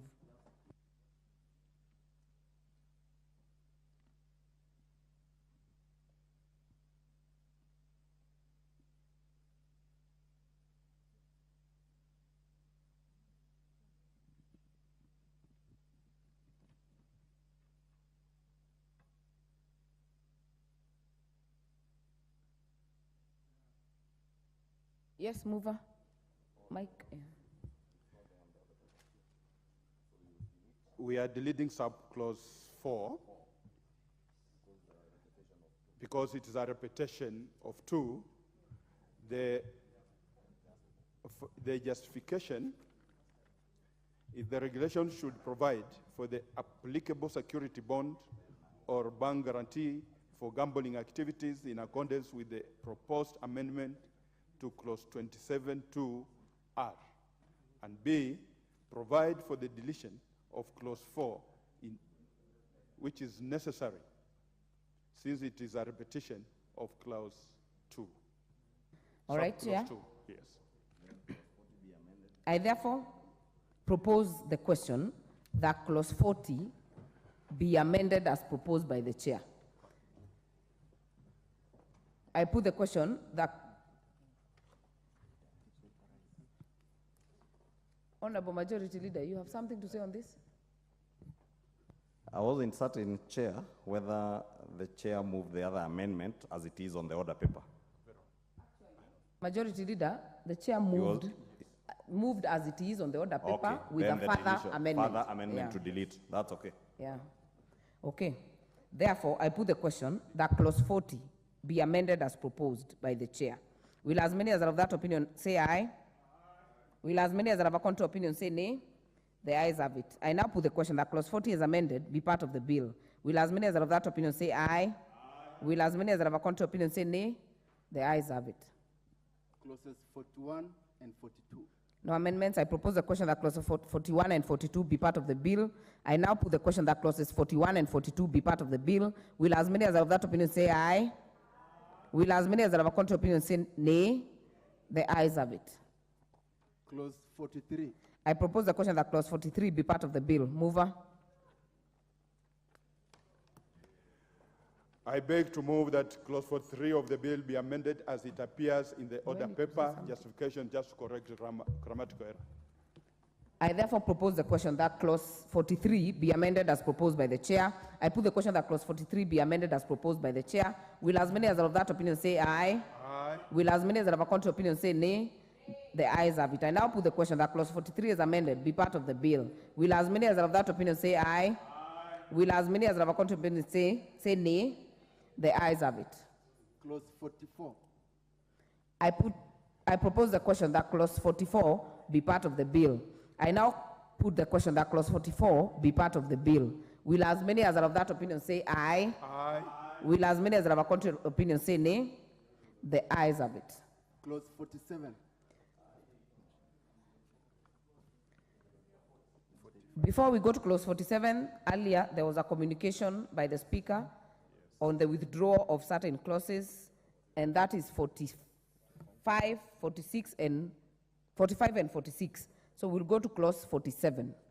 I propose the question that clause 47 be part of the bill. Mover. I beg to move that clause 47 of the bill be amended as it appears in the order paper. Thank you. I propose the question that clause 47 be amended as proposed by the chair. I put the question that clause 47 be amended as proposed by the chair. Will as many as of that opinion say aye? Aye. Will as many as are of a contrary opinion say nay? The ayes have it. I now put the question that clause 47 is amended be part of the bill.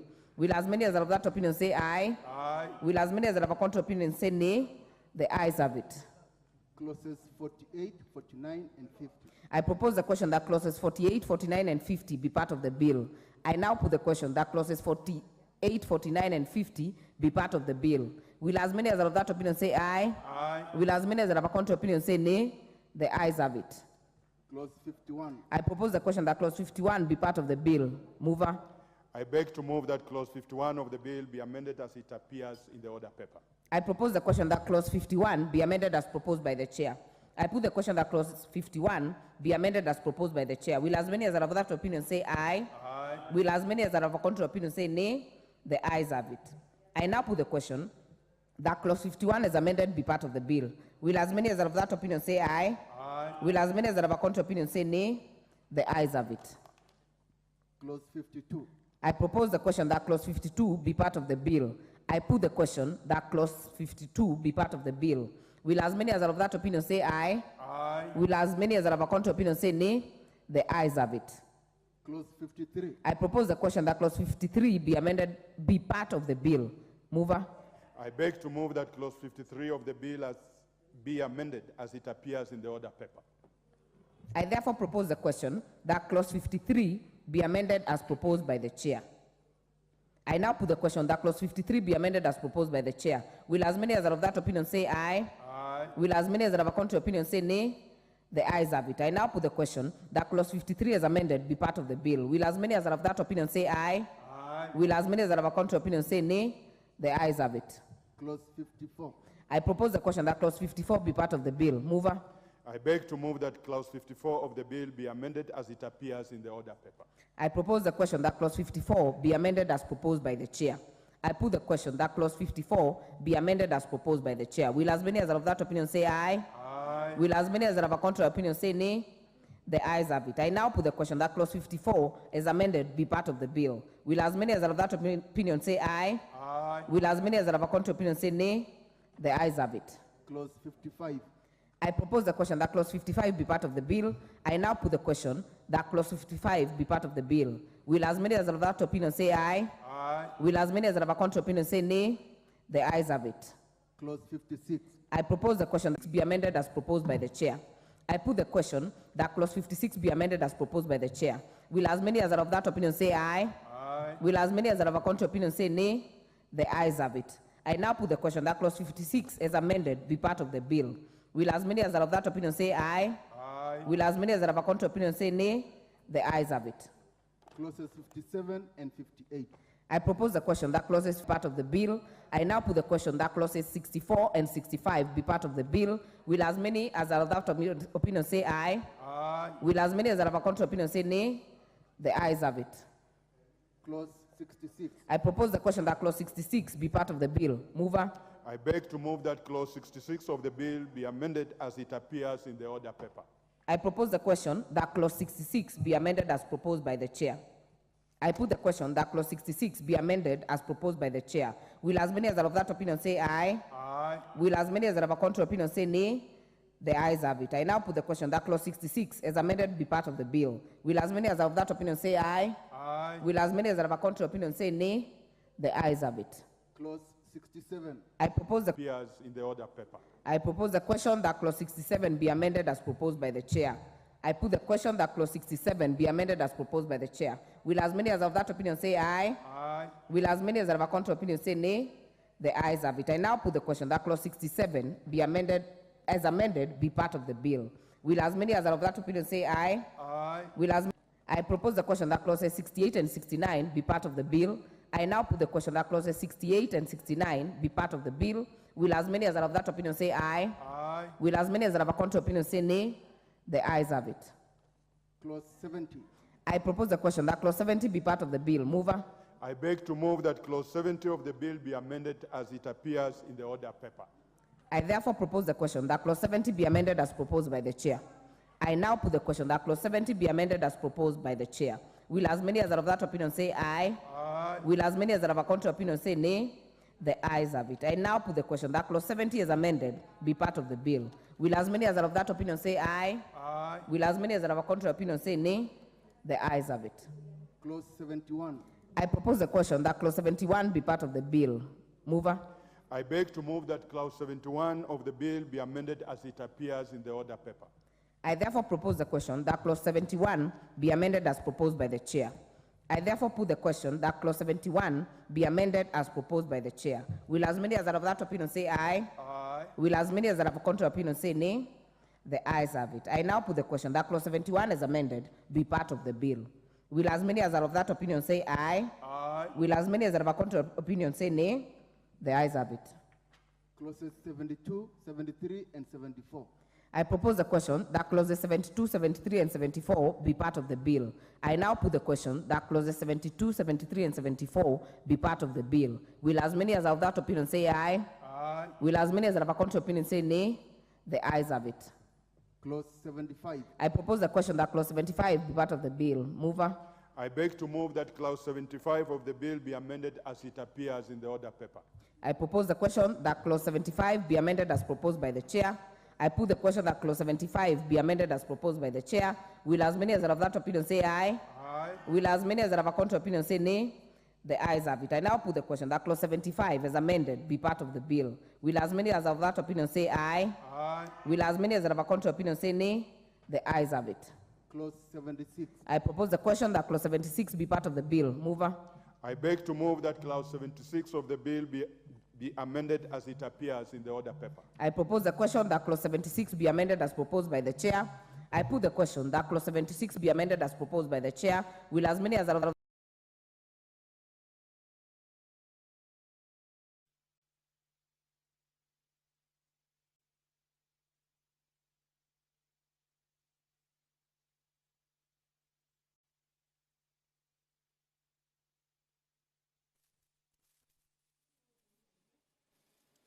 Good afternoon and welcome to the live proceedings of the Senate.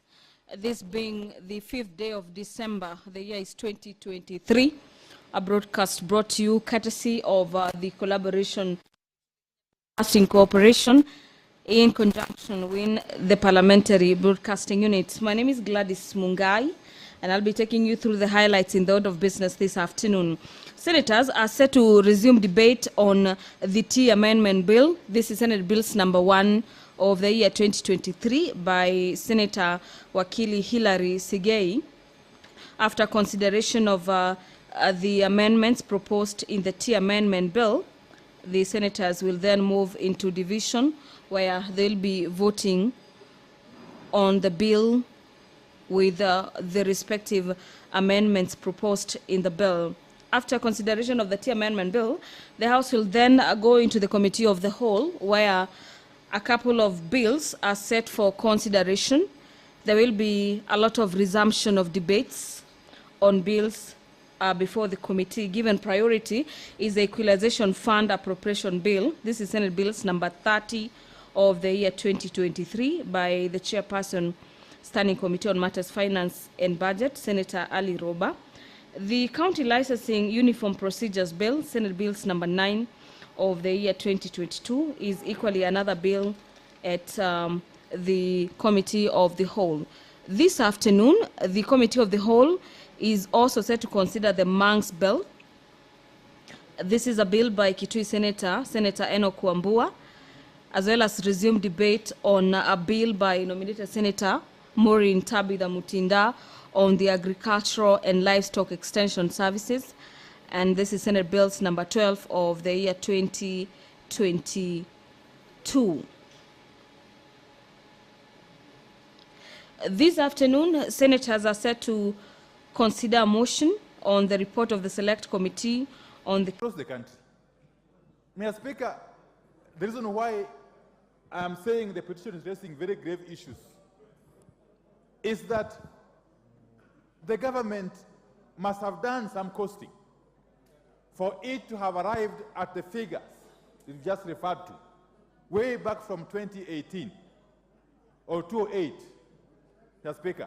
Mr. Speaker, it is true that even as we speak, even though now schools are closed, a number of schools are struggling to make ends meet. Whereas on one hand, head teachers are not allowed to charge extra fees. On the other hand, the government has consistently failed to remit the capitation money. So how then do you expect these heads to run their schools? That's the question that really needs to be answered. How does the government expect secondary schools to run without money if the heads cannot charge extra fees? And yet, the money that's supposed to come from the National Treasury is not coming. So how then do you want our secondary schools to be run? This is an issue, Mr. Speaker, that calls for serious introspection, not only on the part of the government, but indeed on the part of the whole citizenry. Mr. Speaker, this House has got a duty to address this matter with finality. This House must address this matter with finality. Leave alone even the issue of the arrears. The arrears are, the figures you're talking about are monumental, in tens of billions of shillings. I can see the chairman of the Education Committee, my friend is looking at me, Corneli Serem. Is it? Meli. Meli, you know, is my neighbor up there in Kisumu. You know, unless you want us to continue burying our heads in the sand, we must either say that the government is unable to support secondary education by way of capitation, or allow the head teachers to charge extra fees with attendant ramifications. And therefore, in a nutshell, I want to say this petition is timely and it needs to be processed expeditiously. In fact, I would suggest that in addition to the Committee on Education held by my friend Meli, we also need perhaps to incorporate some more people so that we have this issue dealt with in a holistic manner. Thank you.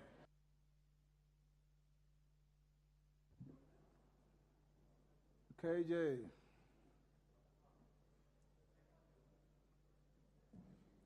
Mr. Speaker, I thank you.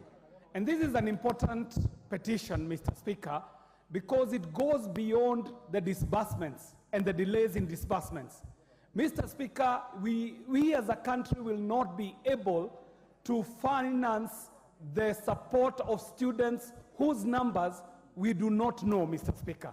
And that's why the drive towards digital identification and the digital registration of students becomes extremely important, Mr. Speaker.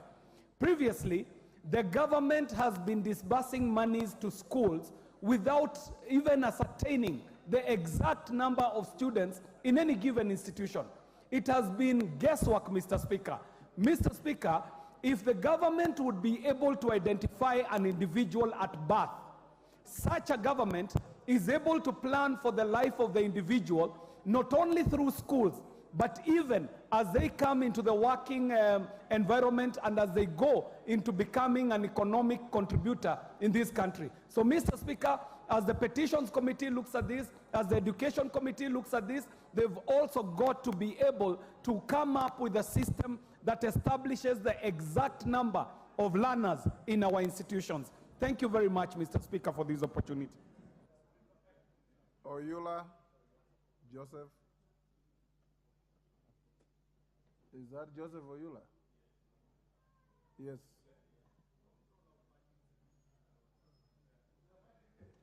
Give him the mic. Sorry, Mr. Speaker. I was not prepared for this petition. Oh, you are on the screen. Kemei. Beatrice Kemei, are you on the screen for this?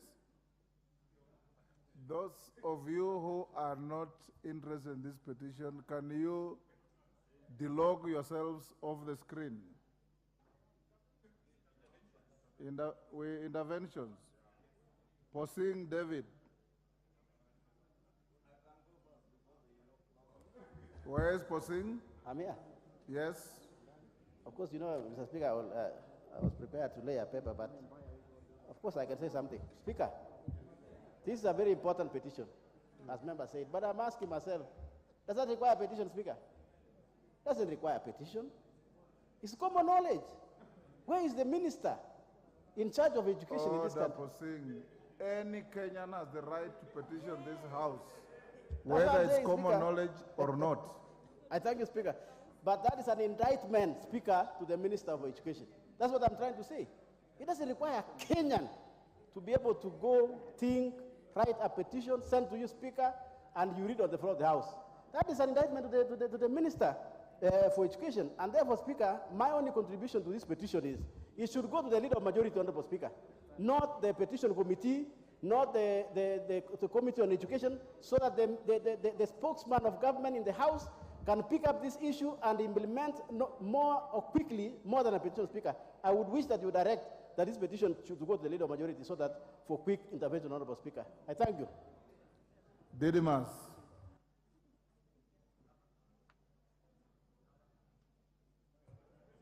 Thank you, Mr. Speaker. I rise to support these very important and grave issues that are being raised by the petitioner.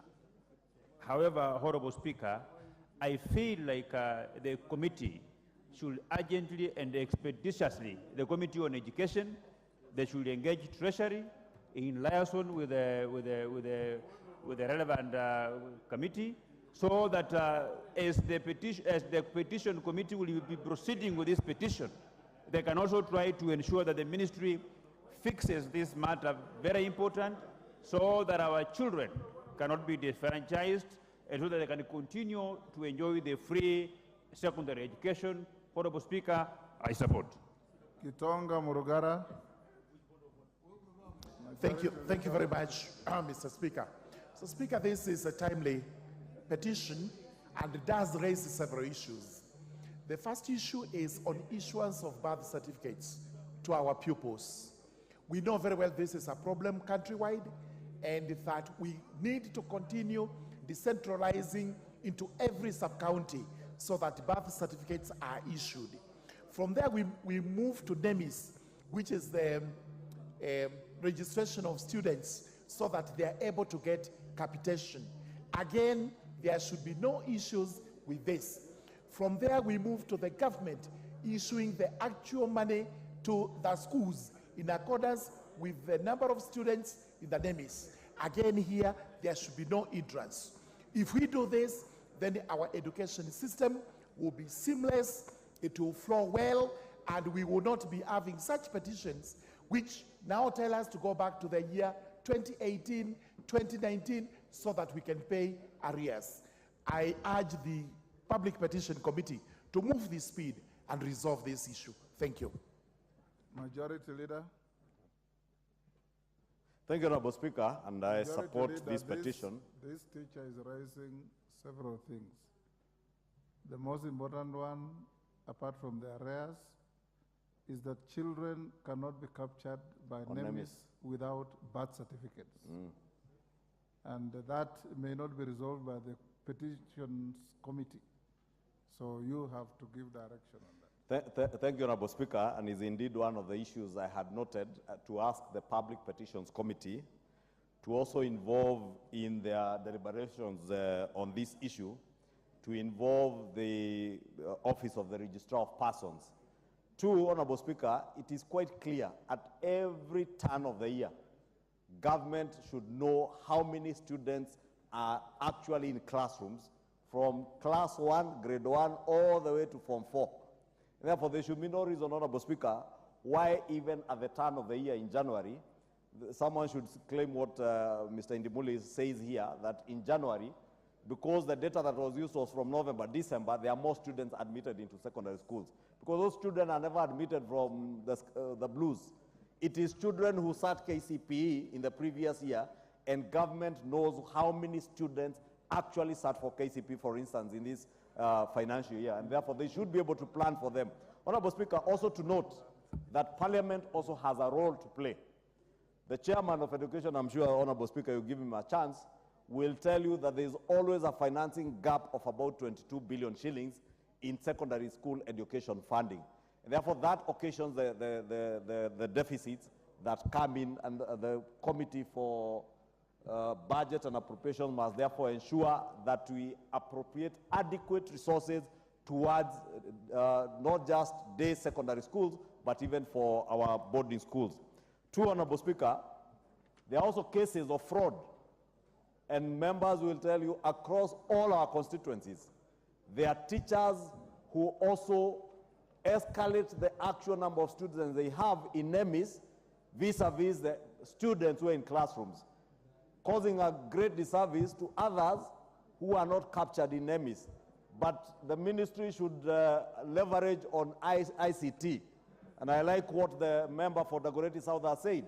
There is no reason today, in this day and age, when we can be able to capture all these students right from grade 1 to Form 4 and leverage on ICT to ensure that every student has funds attached to that student, Honorable Speaker.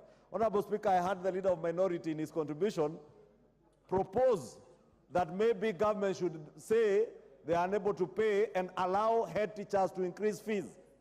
Honorable Speaker, we must never allow, under these strenuous economic times, any head teacher anywhere to increase fees.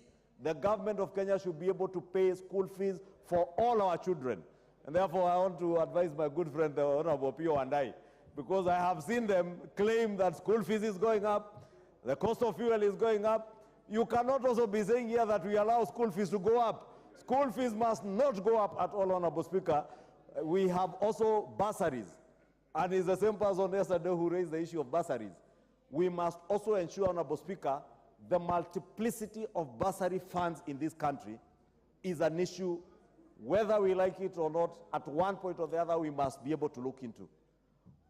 MPs, or rather NGCDF, has a bursary kitty. The Ministry of Education has a bursary kitty. The county governments, against the Constitution, Honorable Speaker, now have a bursary kitty for secondary schools. This multiplicity of these bursaries, Honorable Speaker, if we do not confront it today and in the near future, will become a big problem to us. Probably it is that money that is being taken to bursaries that we should be redirecting to capitation of secondary schools. If all our secondary school public schools, all our students in public schools in secondary were catered for fully, including those who are boarders in schools, we may never need to give bursaries to anybody. And that is part of the data, Honorable Speaker, I'm saying the ministry should also, and I hope the Public Petitions Committee will also be able to interrogate the ministry to ascertain what is the actual cost of maintaining a child in a day secondary school, what is the actual cost to maintain a child in a boarding school, whether it's an extra county, a county school, or national school, and how possible is it if we are to pull all the resources we have in the county governments, in NGCDF, in the Ministry of Education for bursaries, to secondary school capitation, then we may never need to give people this handout business of bursaries. Honorable Speaker, I beg to support, and I hope the Public Petitions Committee will be able to look into all these issues, and I do hope the chair of the Education Committee could also speak to the issues of the actual budgetary deficits that exist that occasion some of these deficits in financing. Thank you, Honorable Speaker. Robert Mbui, 2 minutes. Thank you, Mr. Speaker. I rise to support this petition. Mr. Speaker, the issue of capitation has been first, it is always delayed, and secondly, Mr. Speaker, it is also always never enough. Mr. Speaker, on the matter that has been raised here by the petitioners of the government knowing the number of children, let us be honest to ourselves, Mr. Speaker.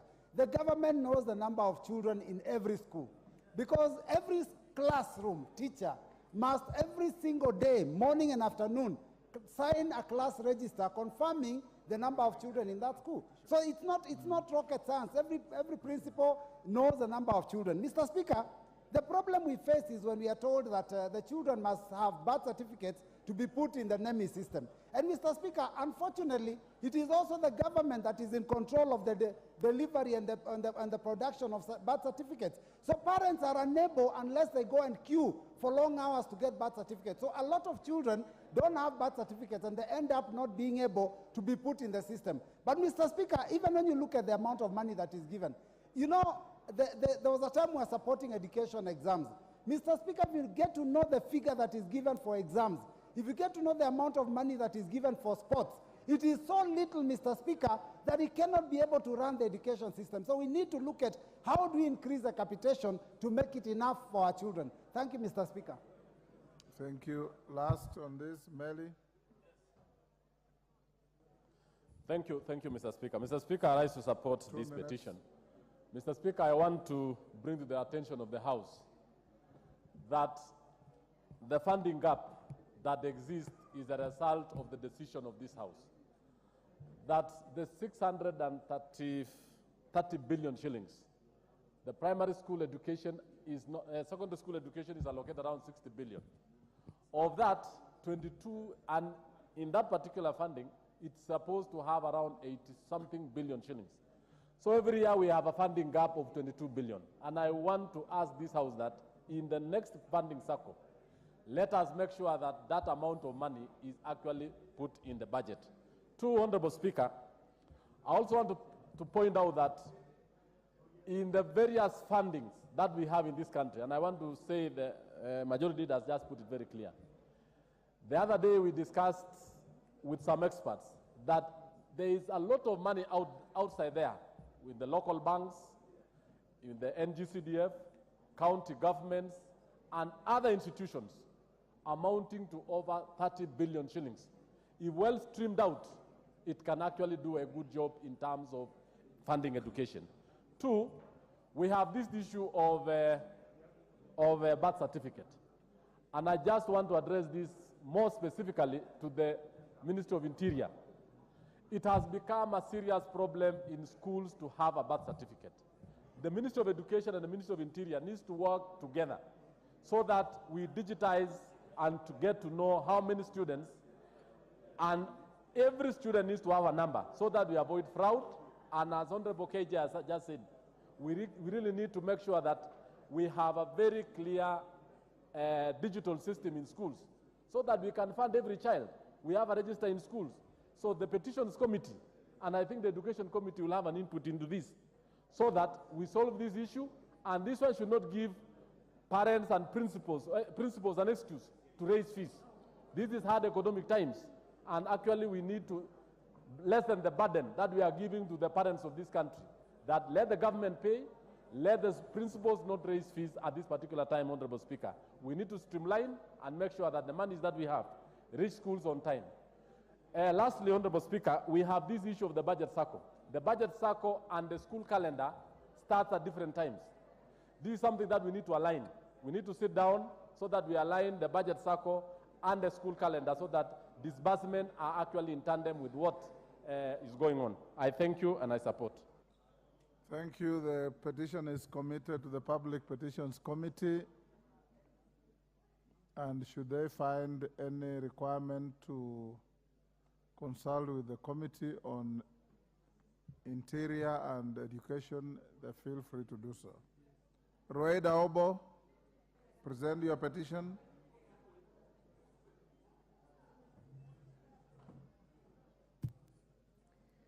I, the undersigned, on behalf of residents of Lamu East constituency, draw the attention of the House to the following. 1. That Boni Lungi is an area of land between Dodori and Boni National Reserve in Lamu East constituency, measuring approximately 39,925.7 hectares and inhabited by over 480 households of aware community. That Article 56 of Constitution obliges the government to put in place affirmative action program for minorities and marginalized groups. Further, the national land policy calls for the protection of land rights from unjust and illegal dispensation of both vulnerable and minority communities. That Gazette number 1447 of 2016, published on 4th March 2016, the Cabinet Secretary for Environment, Natural Resource and Regional Development Authority declared Boni Lungi as a state forest. That the gazettement was done without consulting the people and the leader of the affected region, contrary to the Article 10(2)(a) of the Constitution, that provide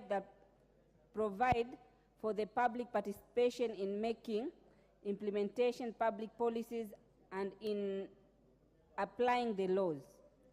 Further, the gazettement was in breach of the provision of Article 69(1)(d) that required the state to encourage public participation in environmental management.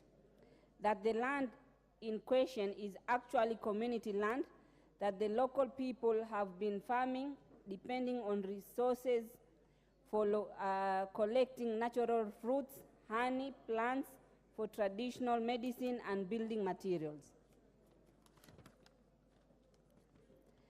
That being one of the most marginalized indigenous culture in the country, the gazettement further threatened the aware community with losing their land, their livelihood, their way of life, and perhaps their very lives. That the suitable effort to solve the issue and attain a workable solution to this concern have been fertile, and that the matter presented in this petition is not pending before any court of law, constitutional or legal body. Therefore, your humble petitioner pray that the National Assembly, through the Public Petition Committee, 1, investigate the matter and compel the Ministry of Environment, Climate Change and Forestry to degazette Boni Lungi as a state forest. 2, recommend that the Cabinet Secretary for Land, Public Works, Housing and Urban Development, in consultation with the county government of Lamu, to facilitate the registration of Boni Lungi as community land pursuant to the Article 63(5) of the Constitution and other applicable laws, and make any order and or direction that it deems fit in the circumstance of the matter, and your petitioner will ever pray. Thank you, Mr. Speaker. Thank you, Roeda. Your petition is committed to the Public Petitions Committee to report back in the usual within 60 days to the House and to you. Next order. Order number 5, papers. Order number 5, Majority Leader.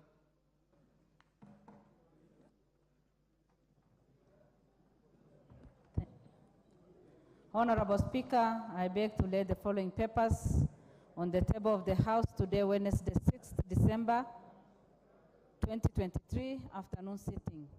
Reports of the Auditor General and financial statement in respect of the following projects for the year ended 30th June 2023 and the certificates therein. Global Fund to contribute to achieving Vision 2030 through universal access to comprehensive HIV prevention, treatment and care program, Ministry of Health. Promotion of youth employment and vocational training in Kenya, State Department for Technical Vocational Education and Training. Number 3, Nairobi Outer Ring Road Improvement Project, Kenya Urban Roads Authority. 4, Capacity Development Project for Enhancement of Rice Production in Irrigation Scheme in Kenya, Ministry of Agriculture and Livestock Development, State Department of Crop Development. 5, Southern Sudan Link Road Project, Kenya National Highway Authority. 6, National Agricultural and Rural Inclusive Growth Project, State Department for Crop Development. Number 7, Emergency Locust Response Project, EDA, credit number 6648 and number 7530 KE, State Department for Crop Development. Number 8, Kenya Primary Education Inquiry in Learning Teacher Service Commission. Number 9, support to the State Department for Technical Vocational Education and Training for Relevant Skills Development Projects, State Department for Technical Vocational Education and Training. Number 10, Secondary Education Quality Improvement Project, State Department for Basic Education. Number 11, support to the Technical and Vocational Education, Training and Entrepreneurship, TVET projects, the State Department for Technical Vocational Education and Training.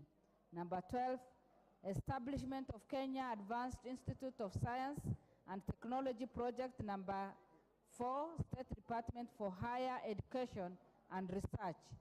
Number 13, East African Skills Transformation and Regional Integration Project, Kisumu National Polytechnic.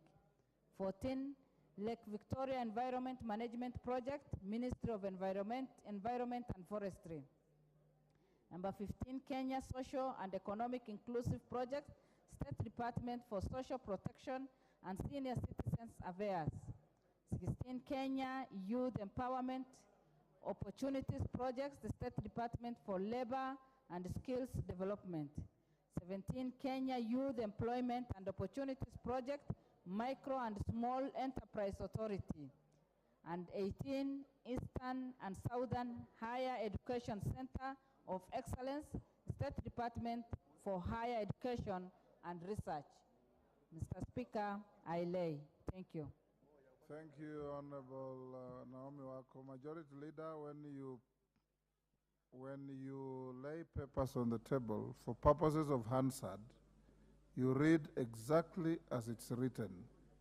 I can see you are skipping. If you read out, like say number 9, Secondary Education Quality Improvement Project, you must read also credit number 61380 KE, then you go on.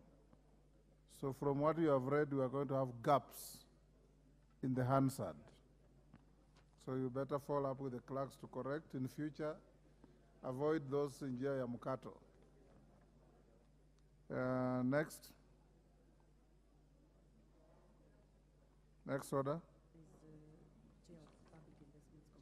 Oh, sorry, Chair PSC. Chair PIC on Commercial Affairs and Energy. Who is the Chair PIC on Posing? Yes, sir. Go ahead. Thank you, Speaker. Honorable Speaker, I beg to lay the following paper on the table of the House today, Wednesday, 6th December 2023. The first report of the Public Investment Committee on Commercial Affairs and Energy on examination of the reports of the Auditor General on the financial statements of selected state corporations. I thank you, Honorable Speaker. Thank you. Next, Chairperson, Public Investments Committee on Governance and Education. Honorable Speaker, I beg to lay the following paper on the table of the House today, Wednesday, 6th December 2023. Third report of the Public Investments Committee on Governance and Education on its consideration of the reports of the Auditor General on the financial statements of state corporations, Central Region for the financial year 2018-2019, 2019-2020, and 2020-2021. Thank you, Honorable Speaker. Thank you. Next order.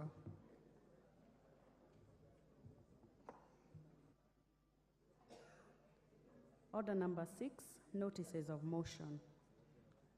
Chairperson, PIC on Commercial Affairs and Energy. I thank you, Honorable Speaker. Honorable Speaker, I beg to give notice of the following motion. That this House adopts the report of the Public Investment Committee on Commercial Affairs and Energy on its examination of the reports of the Auditor General on the financial statements of selected state corporations laid on the table of the House on Wednesday, 6th December 2023. I thank you, Honorable Speaker. Thank you, Chair. PIC on Governance and Education.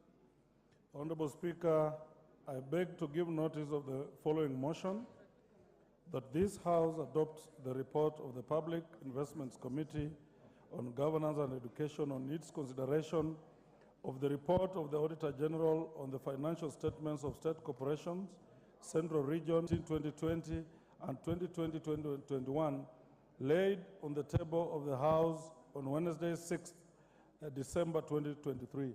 Thank you, Honorable Speaker. Member for Kapchai.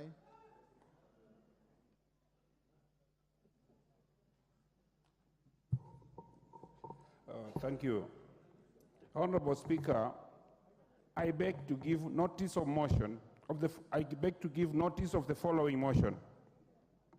That aware that Article 57 of the Constitution provides that the state shall take measures to secure the rights of older persons to live in dignity and receive reasonable care and assistance from the state, noting that to actualize the cash transfer program in 2015 to provide regular and predictable cash transfers to older persons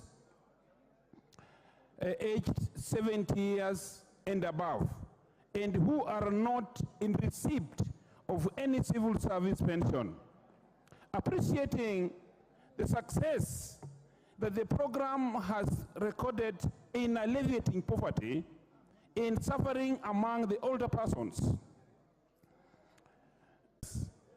Also concerned that with respect to eligibility to the program for older members of society, the guideline requires them to have attained the age of 70 years, noting that Article 260 of the Constitution defines an older member of society as one who has attained the age of 60 years.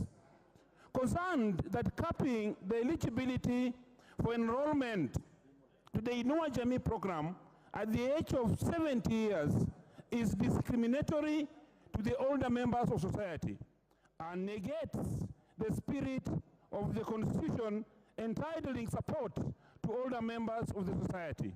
Now, therefore, this House urges the national government, through the Ministry of Labor and Social Protection, to revise the age requirement for eligibility of elderly members to be enrolled to the Inua Jamii program from 70 years to 60 years in the line with the Constitution. I thank you, Honorable Speaker, sir. Thank you. Next order.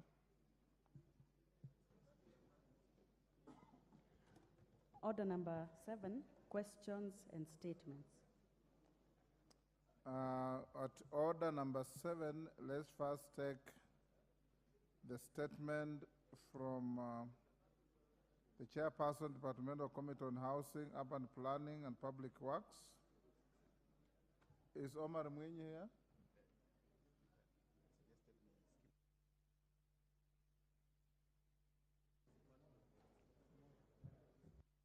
Johanna Ngeno. Is Omar Mwinyi here? Yes, go ahead. Give to Ngeno the mic. You've given one behind him.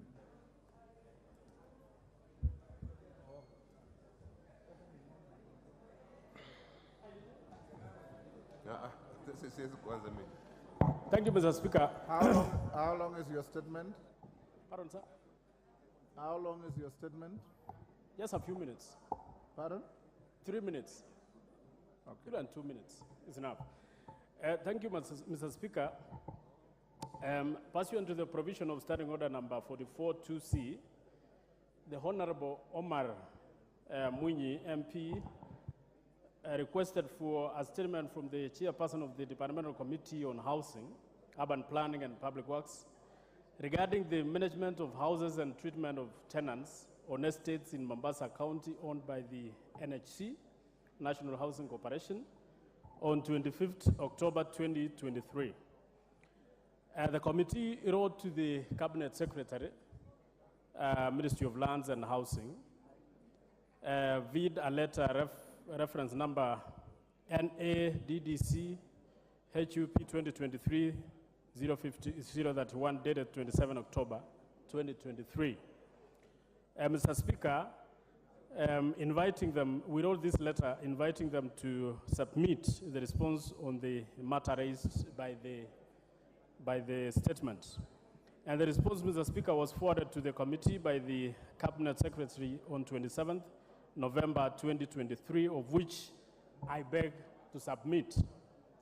Mr. Speaker, among the issues which Mheshimiwa Omar raised, Mr. Speaker, are fairly answered by the Cabinet Secretary. Number one, which was the essential amenities and facilities that developers of affordable housing and building on spaces or spaces must provide to tenants. Mr. Speaker, the CS replied to that it is a responsibility of NHC, responsibility of the State Department to ensure that all the houses which are occupied by tenants have all the amenities and all the facilities that are meant to be accorded to the tenants. Mr. Speaker, on question number 2, which was actually taken, was the steps taken by the government to ensure that all wastewater and efficient and affluent from a sewerage system in estates in Mombasa owned by the National Housing Corporation in Changamwe constituency are addressed.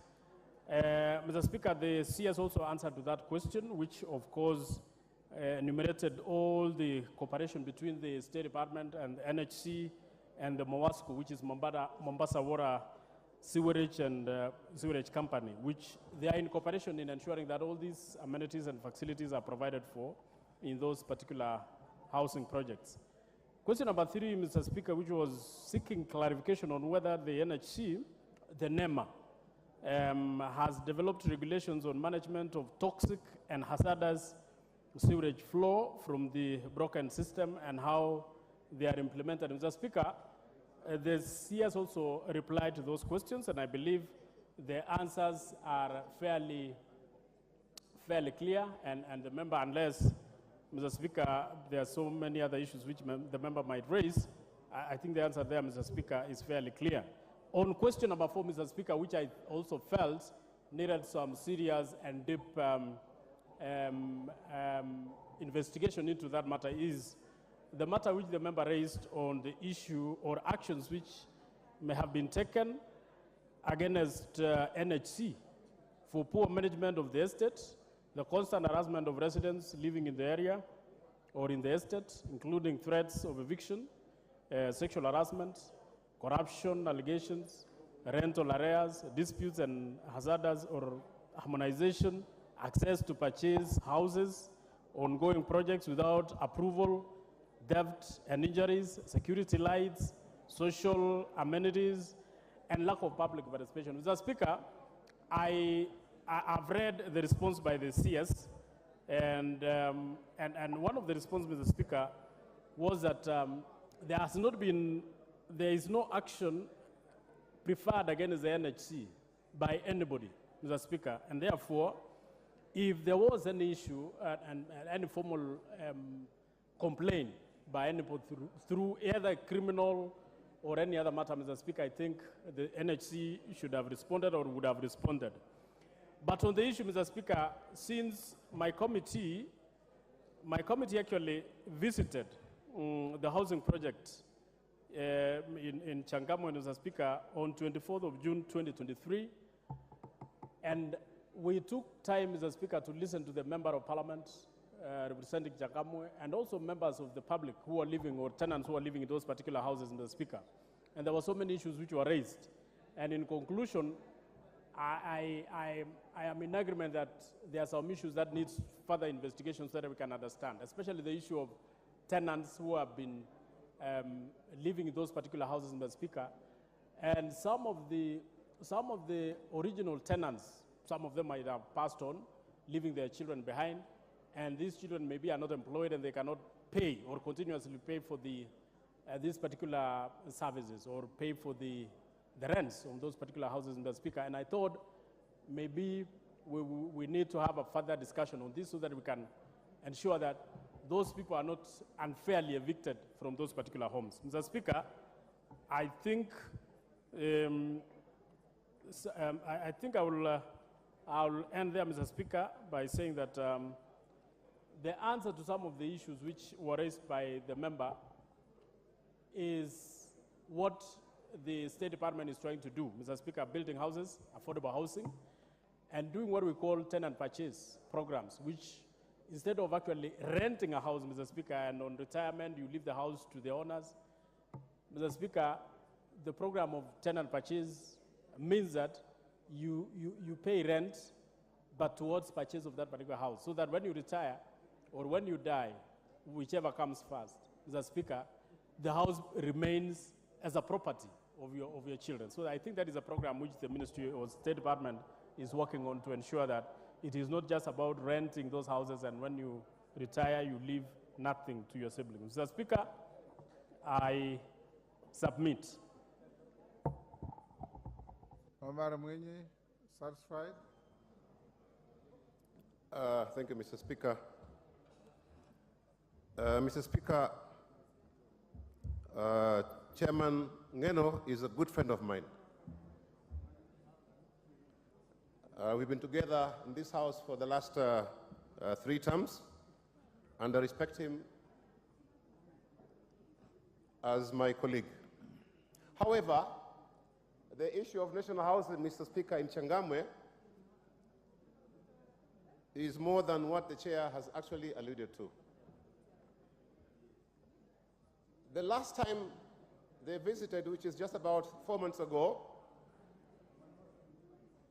in the presence of the CS, Mr. Speaker, and the whole committee, they saw for themselves. New houses have been constructed, 5 stories, Mr. Speaker, yet there is no provision for water for these new units. People have to come down to the ground floor to fetch water and take them manually up to the 5th floor. They saw for themselves, Mr. Speaker, that the sewage was wanting. They also heard and verified that National Housing Corporation is not cooperating with its tenants. It is behaving in a rogue manner, Mr. Chairman.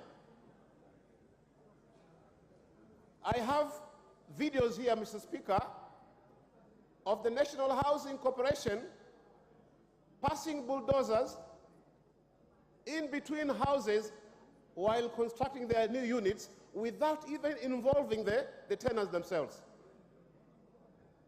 So this is very inhuman. This is exactly what is happening in Palestine, Mr. Speaker.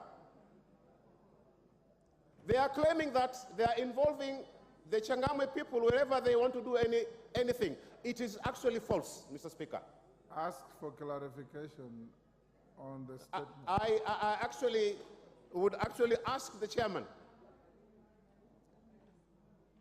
Mr. Chairman. Through the speaker. Through the speaker. Yeah. Is it true that National Housing Corporation has no proper roads? Is it true it has no proper lighting? Is it true it has no wall fence to keep off robbers and burglars? Is it true that it lacks water as a facility?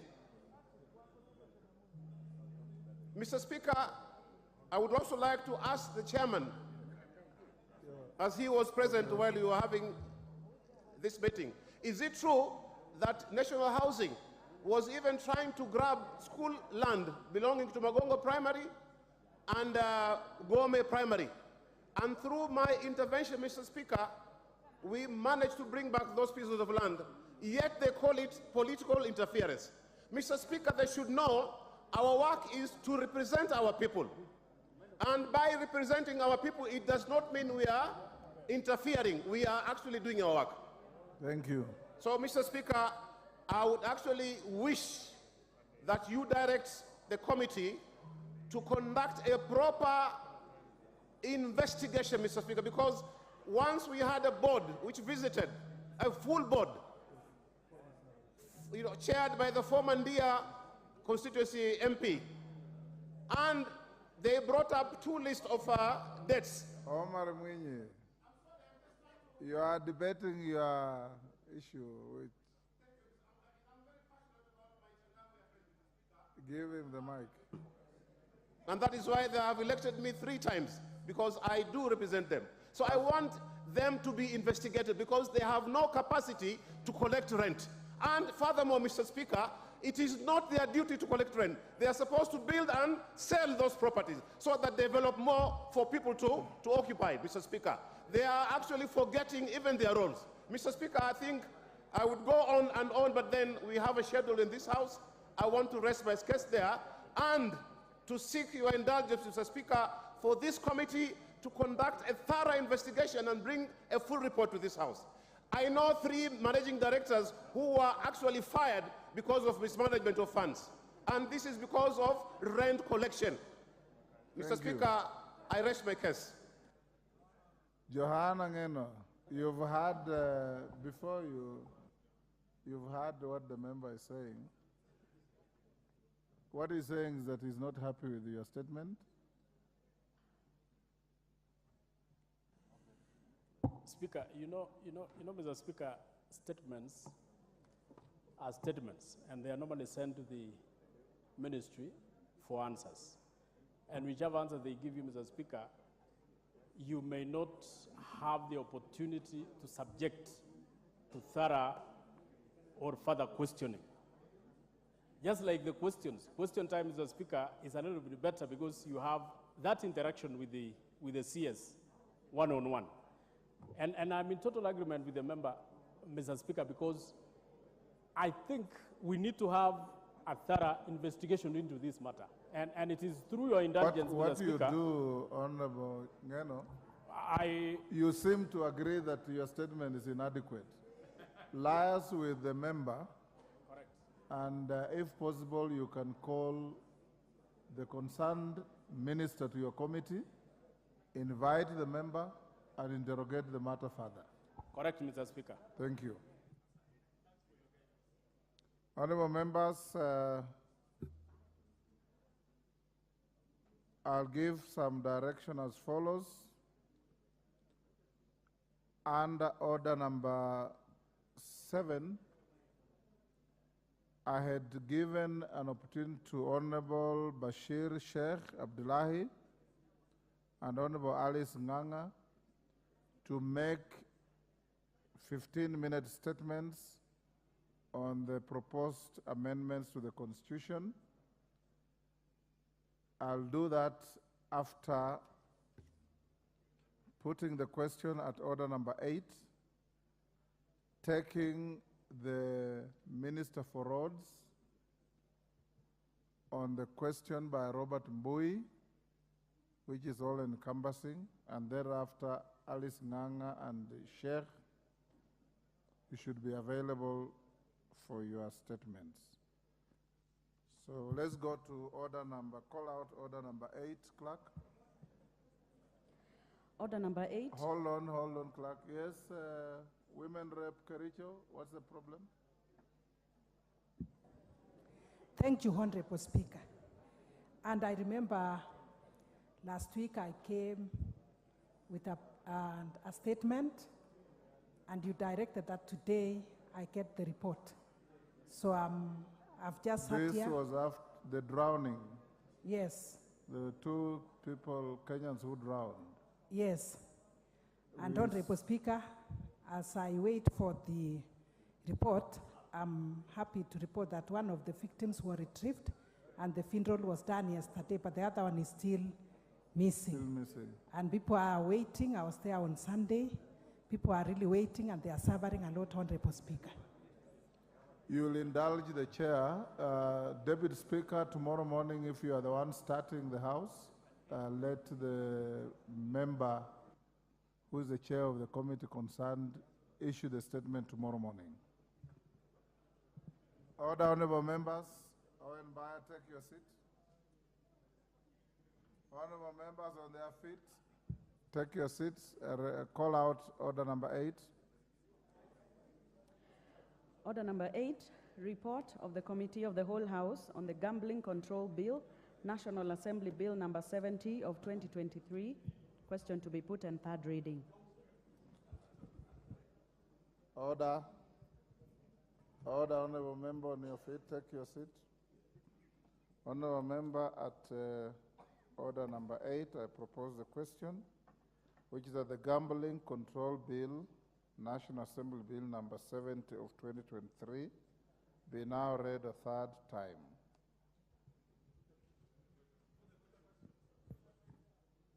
Okay, I'll now put the question, and I confirm that we have enough numbers to vote on the question.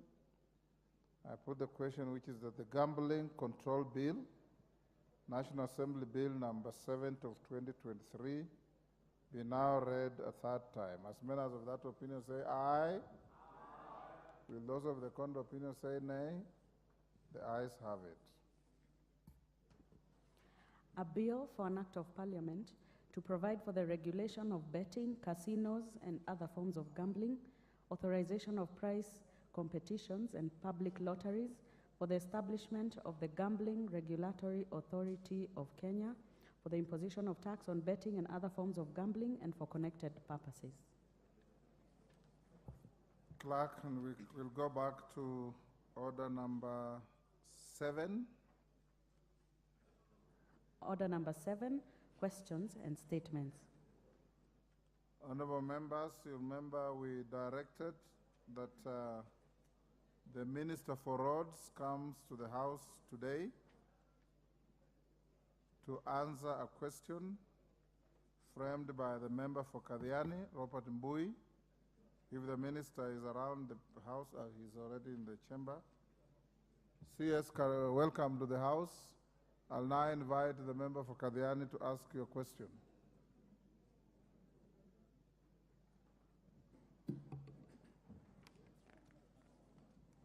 Thank you, Mr. Speaker, for this opportunity. Mr. Speaker, I rise to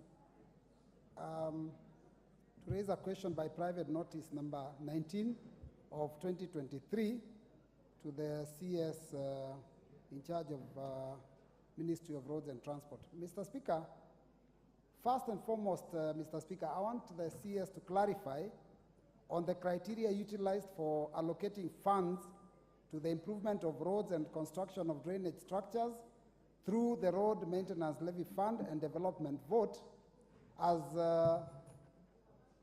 outlined in the tender notice published by the Kenya Rural Roads Authority on 29 September 2023.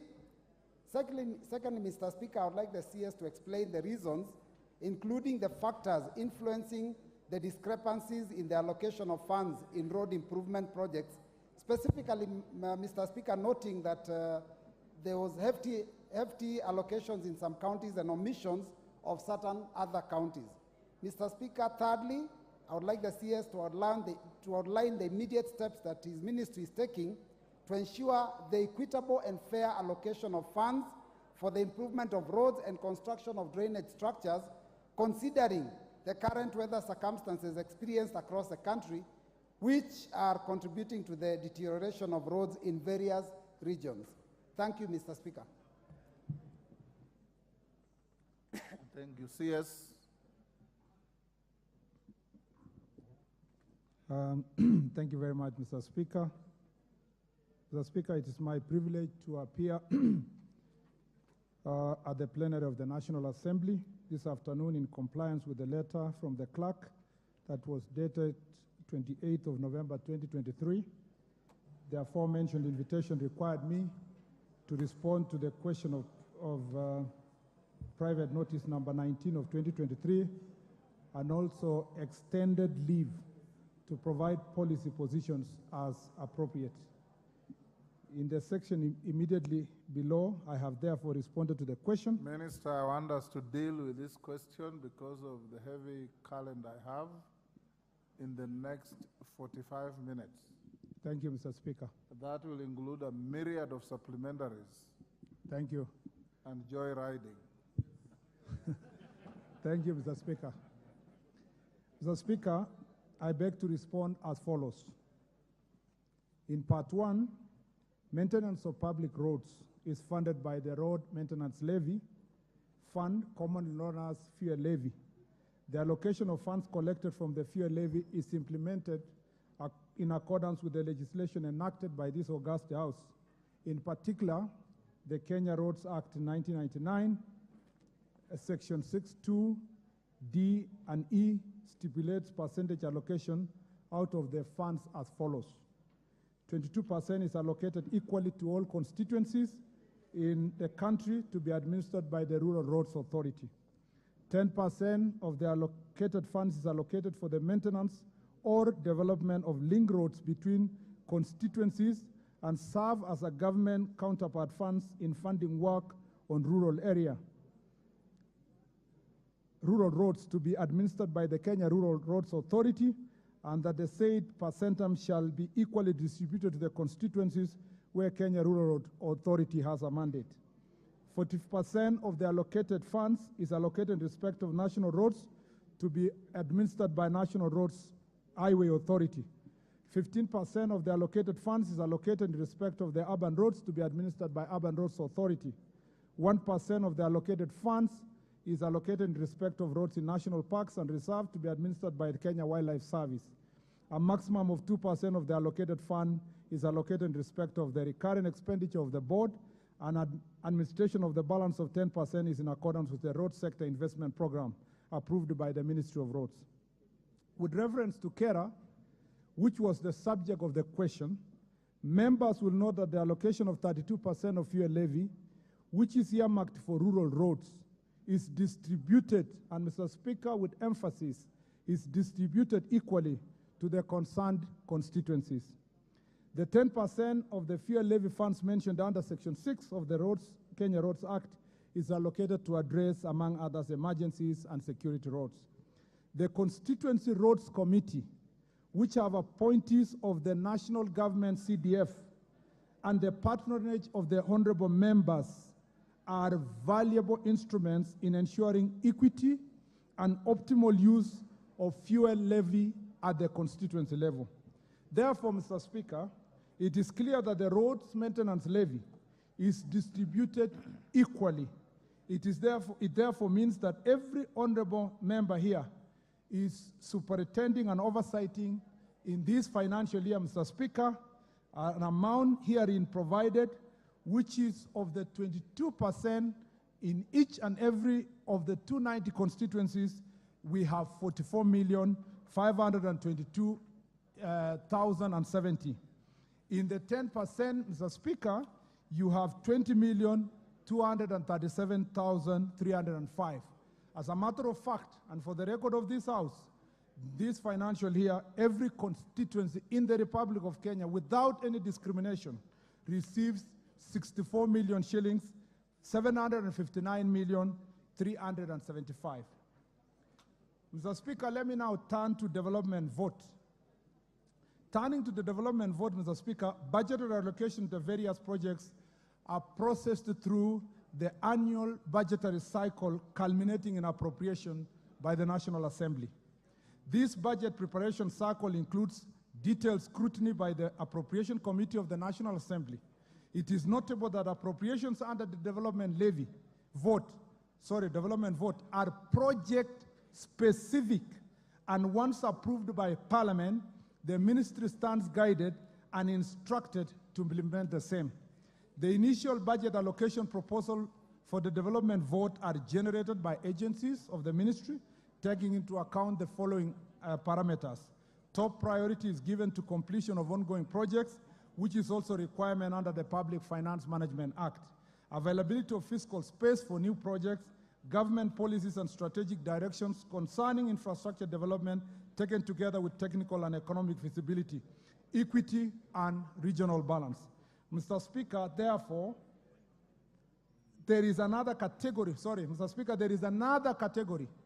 and I wish honorable members can help me appreciate this point, Mr. Speaker, because it's the cause of so many of the questions that either come to my office privately or as generated by members of parliament in this chamber or are as addressed by members of parliament in public square. There is another category of projects which come about as a result of constitutional imperatives and public participation as guided by Parliament. Mr. Speaker, projects arising from public participation process are implemented by KERA largely without modification to the priorities selected and approved by Parliament. Through this distinguished House, I hope to make it clear to the public that such projects are entirely consistent with fairness and due process and should not be ascribed to any deficit of equitable allocation of projects by KERA. Mr. Speaker, turning to the tender notice published by Kenya Rural Roads Authority, and Mr. Speaker, I will be coming back to this issue of public participation funds that are appropriated every year by Parliament, including how much was appropriated this financial year and how this has become a matter of immense contention, despite the fact that it's the honorable members of this chamber who approve these resources. Mr. Speaker, turning to the tender published by the Kenya Rural Roads Authority on 29 September 2023, serious misunderstanding and misinterpretation of the notice appeared in various fora. I am grateful for this opportunity, Mr. Speaker, to set the record straight for this distinguished House. Allow me to mention 5 key points, Mr. Speaker, at which the public were misled when the tender notice by KERA was taken in isolation as evidence of iniquity. First, Mr. Speaker, the tender contained projects that are based on termination and retendering. KERA, in implementing various development vote projects, has encountered a number of non-performing contractors. After repeated efforts to revive the affected projects failed, it was found necessary to terminate the projects. Permission has been obtained from the Attorney General to wind up the projects and conduct fresh tendering to enable continuation of the projects. For avoidance of doubt, there are other similar terminated projects for which replacement contractors will be sought through open tenders even in the future. Number 2, Mr. Speaker, is the inclusion of public participation projects. Public participation projects are identified, Mr. Speaker, and approved by Parliament before being handed over to KERA for implementation, at which point the tenders are advertised. Extraction of public participation projects from the procurement notice without background and origin being made clear and use of the same comparisons, which projects funded by other sources, leads to invalid conclusions. The projects are distributed across the country in line with the principle of public participation and other constitutional imperatives considered and determined by this House. The question, therefore, as to whether it is just, fair, or equitable is not answered, is not better answered by the Cabinet Secretary. Indeed, Mr. Speaker, it is better answered by this House. And Honorable Mbui, being a distinguished leader in this House for 2 terms, has a better answer than Cabinet Secretary or any other person, Mr. Speaker. Mr. Speaker, in fact, Mr. Speaker, since the budget is itemized to specific roads, Mr. Speaker, the ministry or its agencies cannot for sure establish where the roads are located. Mr. Speaker, for the last 5 years, the fund distributed by this House through these mechanisms is in the knowledge of this House. And therefore, Mr. Speaker, I would like to say for this financial year, this very chamber, this very House, Mr. Speaker, budgeted a sum total of 21 billion shillings, which is far higher than the money allocated to KERA under road maintenance levy through the RMLF. So if the distribution of these resources, Mr. Speaker, to various agencies as budgeted is unfair, then neither KERA nor the ministry will be blamed, because we are constitutionally bound to implement the decisions of this House without injecting a scintilla of doubt, Mr. Speaker. Mr. Speaker, the third indicator of the projects that were advertised is where we have cases of emergency, like the situation with El Nino. The ministry allocated resources either from the emergency fund or other sources to address these emergencies. The emergencies arise as works are tendered by any road agency for purpose of repair. Those activities are specific to network reinstatement, to the geographical location in question, and generalized comparisons with other counties, for example, are not valid. Such projects also include security roads aimed at improving security operations. Where we have cases of emergency, like in the case of El Nino, the ministry will allocate resources either from the contingency fund or from other sources, including those budgeted by this House. Such allocation shall not be misconstrued to mean unfair allocation of resources, because they will be addressing, Mr. Speaker, what in law is called force majeure, or otherwise known as the act of God. Fourth, Mr. Speaker, is the aggregated funding towards constituency roads identified by Constituent Roads Committee. Mr. Speaker, a number, and this is important also for emphasis, Mr. Speaker, a number of the Constituency Roads Committee having gained experience, have found that it is best to combine various approved budgetary allocation into one bigger project, which is tendered as one package. Mr. Speaker, the consequence of this approach was that the size of the project tends to exceed the regional threshold of 10 million, which necessitates KERA to conduct the procurement at a national level. It can be seen that if these aggregated initiatives are extracted in isolation from their procurement notice and used in general comparison with CRCs, which have not adopted the same approach, errors would result, Mr. Speaker. The notorious constituencies for which type of costs are those that are in urban and peri-urban areas, such as Kikuyu constituency, where the majority leader, Mr. Speaker, comes from. When the adverts appear nationally, people tend to question why are these areas having been considered with big projects, when in reality they have aggregated their resources to one project, Mr. Speaker, and like many other constituencies, especially in rural areas, which receive equal amounts to the same constituencies, but choose to allocate them to projects of less than 10 million shillings, and therefore advertised at the regional level. So, Mr. Speaker, some of the members of parliament here guiding their constituency roads committee decide that instead of funding roads of less than 10 million shillings, they aggregate their money to 20, to 30, to 40, and decide that it be advertised at the national level by KERA because of the constitutional and legal imperatives for advertisement. As a result, you will find, for example, Kikuyu constituency in the advert that was shared by Honorable Mbui, they are there advertising a project, but the other constituencies across the country where they advertise their roads below 10 million cannot appear in the advert because they will appear in the regional advert where these advertisements occur. And again, Mr. Speaker, taking it in isolation would appear as though one constituency is getting more than the other, yet it is just about how those resources are being utilized by the constituency. Mr. Speaker, it is, Mr. Speaker, 50 is misinterpretation of project cost as an annual budget. And this is where, again, the question of Honorable Mbui, Mr. Speaker, is extremely important.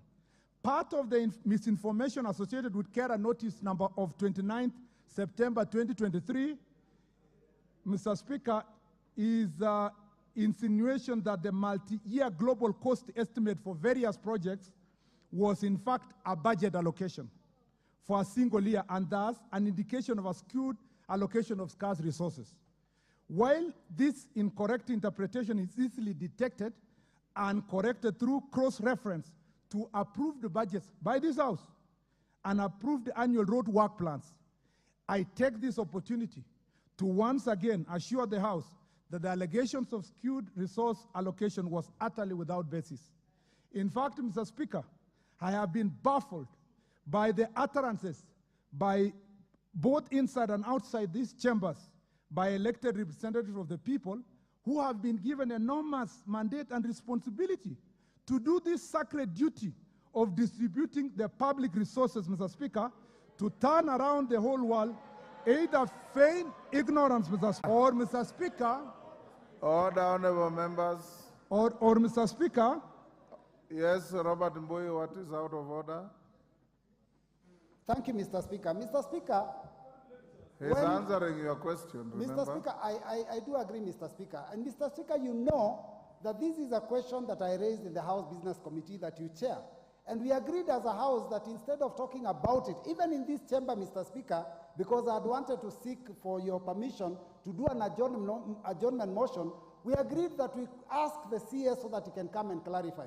Mr. Speaker, is the CS in order to lecture members of parliament? And I want to say what he has said, that he is baffled by utterances, both inside and outside these chambers, Mr. Speaker, by elected representatives of the people who have been given a mandate to turn around the whole world and either feign ignorance or deliberately mislead the public. Mr. Speaker, is the CS allowed to say such words in this House? Mr. Speaker, the CS has to withdraw that statement and apologize to this House. He is answering your question. Let him finish. You will interrogate him. Mr. Speaker. Minister, order. Order, honorable members. I have brought the minister for you to grill him on whatever you want. That grilling and questioning excludes shouting at the minister.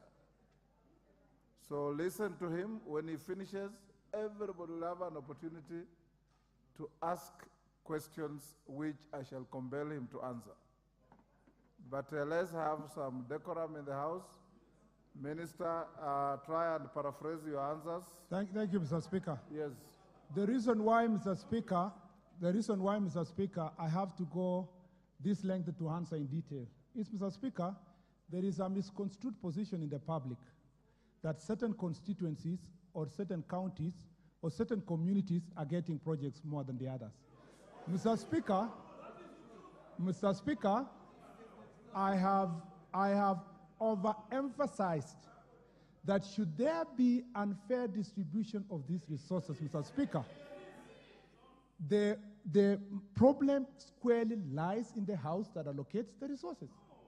Mr. Speaker, I will be willing, Mr. Speaker, I will be willing to be educated where else budget takes place in the Republic of Kenya.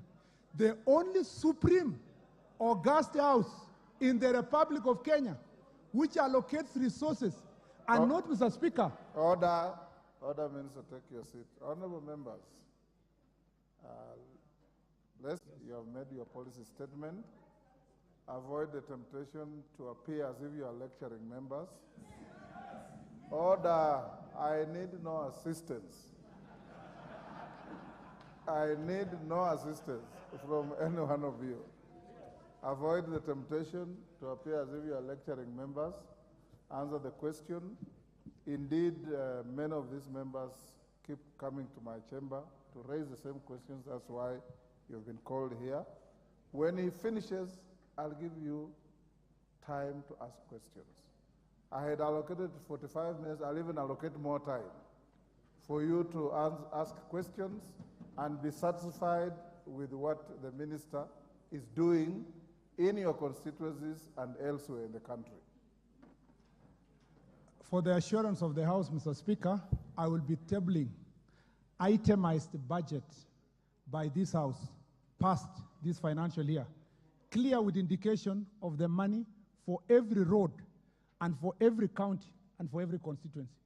So that, Mr. Speaker, it becomes clear that there is no other entity in this country or in the world that budgets for roads for our country, except this honorable, august House.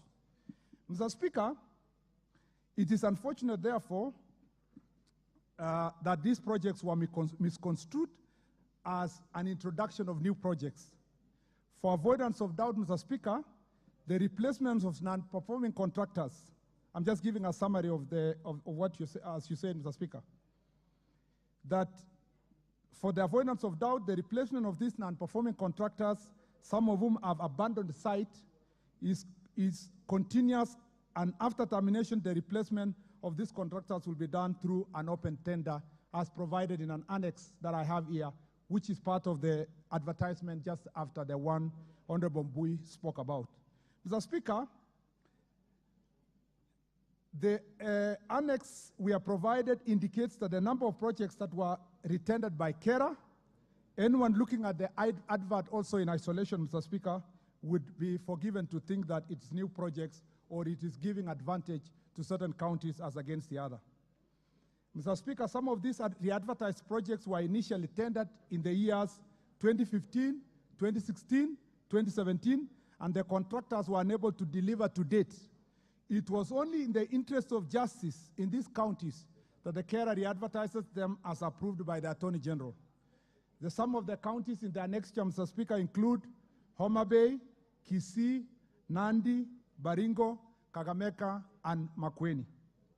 Mr. Speaker, as indicated earlier, each year Parliament, in its wisdom, allocates resources to various projects across the country, which are later advertised by three road agencies, including KERA. A large portion of these projects is actually implemented by KERA. Therefore, the extraction of the public participation projects without the benefit of background can be easily mislead the public to think some of these projects are being funded afresh, when in reality, Parliament in its wisdom is using the budget process to add resources to address inequality. So as I said earlier, Mr. Speaker, there is no better institution that can understand the origin of these projects than the National Assembly itself. And there are no greater public officers to explain the wisdom behind the allocation than the members of this august House. In summary, therefore, Mr. Speaker, the notice published on 29 September 2023 by KERA was not a budget or an instrument of allocating resources. Instead of KERA waiting until other approved projects across the country were ready to commence procurement, thus delaying those which are ready, KERA moved this batch towards procurement in the expectation that subsequent budgets will follow. As a matter of fact, the notice was followed by subsequent notices and others will still follow. I believe that by moving with speed on procurement matters at all times, KERA is fulfilling its mandate and meeting the expectation of this House. The final part of the response, Mr. Speaker, is in relation to the question about the factors influencing allocation of funds to projects. It is seen in this response to part 1 above that the initial budget allocation proposal for development vote are generated by agencies of the ministry, taking into account the following, which I repeat for purpose of clarity: completion of the ongoing projects, availability of fiscal space for new projects, government policies and strategic directions concerning infrastructure development taken together with technical and economic feasibility, equity, and regional balance. The initial budget proposal are then subjected to extensive review before eventually being enacted by Parliament on one project per line basis. I submit for consideration of this august House that there are no unexplained discrepancies in allocation of projects funds, that no counties have been omitted. Concerning the published KERA notice of 29 September 2023, where a batch of ready tenders was submitted for procurement, it is seen that subsequent publication of more budgets of ready tenders will address the remainder of the projects which are captured in the budget approved by Parliament. Indeed, there would have been a risk that the publication of future budgets of tenders in which those tenders were not on 29 September 2023 are of course not mentioned, could have generated another wave of concern of iniquity in the reverse direction, were it not for you, Mr. Speaker, and this House granting me the opportunity to explain this issue during this session. Mr. Speaker, the Minister has taken measures to ensure equitable and fair allocation of funds for the improvement of roads and drainage structures. You have 10 minutes, Minister. Improvement structures in light of the prevailing weather circumstances. These measures include the Ministry's playing an active role as part and parcel of the National Disaster Response Team being coordinated Ministry of Interior to ensure that we respond to the El Nino situation. Number two, under the Equalization Fund, Mr. Speaker, this House approves a budget that deals with marginalized areas, and the Ministry, through its agencies, implements the same. Minister also, Mr. Speaker, by ensuring prompt, simultaneous, and adequate disbursement of RMLF funds to all constituents to enable the timely tendering and commencement of works. Ministry, through Kenya Roads Board, continues to review applications from county governments on roads that are matured enough to be moved to national level, Mr. Speaker, for reconsideration depending on the resources that are available. Fourth, equal allocation RMLF to KERA under 22 and 10% are usually advertised in two ways, which I have explained. If it is less than 10%, 10 million, Mr. Speaker, in the region, and if it's above that, it is advertised at the national level. Fifth, as a matter of fact, Mr. Speaker, the notice that was in public domain contains only engineers' estimates, and it is not, Mr. Speaker, the actual cost, which will be determined after advertisement and when the tender is awarded, Mr. Speaker. Mr. Speaker, utilizing the remaining 7 minutes, let me say this. Mr. Speaker, we are in danger when it comes to the road maintenance levy. And this is where this discussion is coming from. Mr. Speaker, the primary source of this road maintenance levy is levy applied designated to petroleum, which is 18 shillings per litre. A challenge has emerged in recent years in terms of revenue collected under fuel levy. In 2021-2022, it was 87 billion, Mr. Speaker. In 2022-2023, it was 86. In this financial year, Mr. Speaker, it's still 86 billion. In short, the collection of fuel levy has stopped increasing, and in the worst case scenario, may reduce going forward. This situation will not improve if electric mobility picks up quickly as anticipated. While the rate of the fuel levy has remained static for about 7 years, inflation has continued to chip away the purchasing power of the amount collected. It is notable that in 2016, the price of litre for petrol was Kenya shillings 95, while the levy was 18. 7 years later, Mr. Speaker, the price of this petrol is 218, while the fuel levy is still 18 shillings. While the fuel levy collection trend has flattened, the length of the roads, primarily rural roads, which have been upgraded to bitumen standards over the last 10 years, has increased by 4,000 kilometers. These newly upgraded roads need to be maintained. There is a comprehensive and modern approach to road maintenance known as performance-based maintenance. Under this approach, a service provider is engaged competitively to provide maintenance, which is measured in terms of specified output indicators, such as whether surface damage has been repaired promptly, drains are cleared, and the vegetation is always trimmed below a given height. The performance-based approach gives strong incentives to serve providers to do quality work at all times, since it is the most efficient way to avoid repeat jobs and associated costs. In the ideal scenario, a road should be placed under active performance-based maintenance immediately it's constructed and throughout the lifetime until new major upgrade. Unfortunately, Mr. Speaker, The National Highway Authority, whose heavily trafficked roads are well placed to benefit from performance-based maintenance, is currently not able to roll out this approach due to insufficient funds despite getting 40% of the fuel levy. The backlog of the road maintenance for the national highways is actually increasing, meaning that we may start to see potholes on major arteries due to delayed interventions. The Urban Roads Authority is not faring any better. Whereas the mandate of KURA is to maintain roads classified as urban national roads, in practice, KURA has had to intervene massively in cities, major towns, and county headquarters across the country. KURA is suffering from lack of resources to discharge this mandate. However, the most alarming situation, Mr. Speaker, is rural roads. The Rural Roads Authority does not have a robust mechanism to secure funds for any kind of regular maintenance of paved rural roads, let alone performance-based maintenance.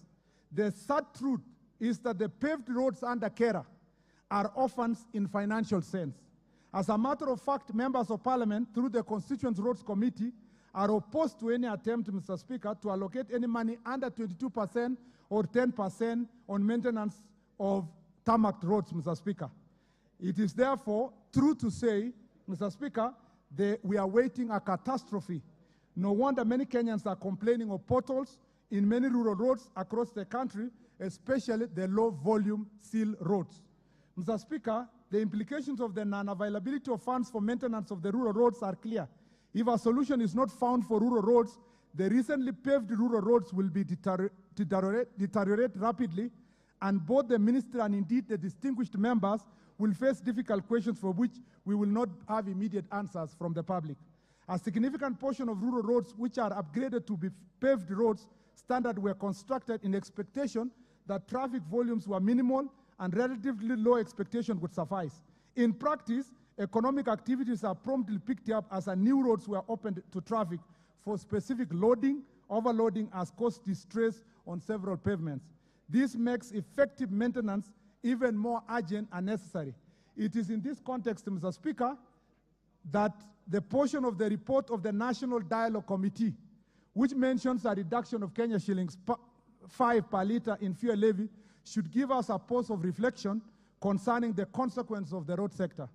Going forward, we anticipate the government will be reverting to this distinguished House for assistance and support in relation to securing adequate funds for maintenance of the various classes of national roads.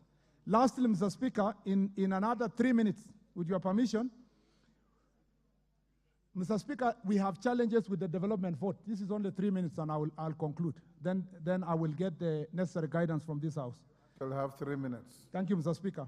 Having outlined the basic principle of fund allocation under the development vote, allow me to go to specific details in regard to the challenges of road financing, which have a bearing on the project implementation and equitable allocation of funds. In summary, Mr. Speaker, it is not true that the Minister of Roads and its agencies are in any way marginalizing any part of our country. Instead, the ministry works hand in hand with this august House to ensure resources are distributed fairly across the country. Mr. Speaker, the State Department of Roads has a significant budget deficit, leading to inadequate allocation of road projects. The implementation of the Road 10,000 program from the year 2013-2014, which took place in the absence of anticipated progressive rise in budget ceilings by the National Treasury, led to a portfolio of projects not being adequately funded.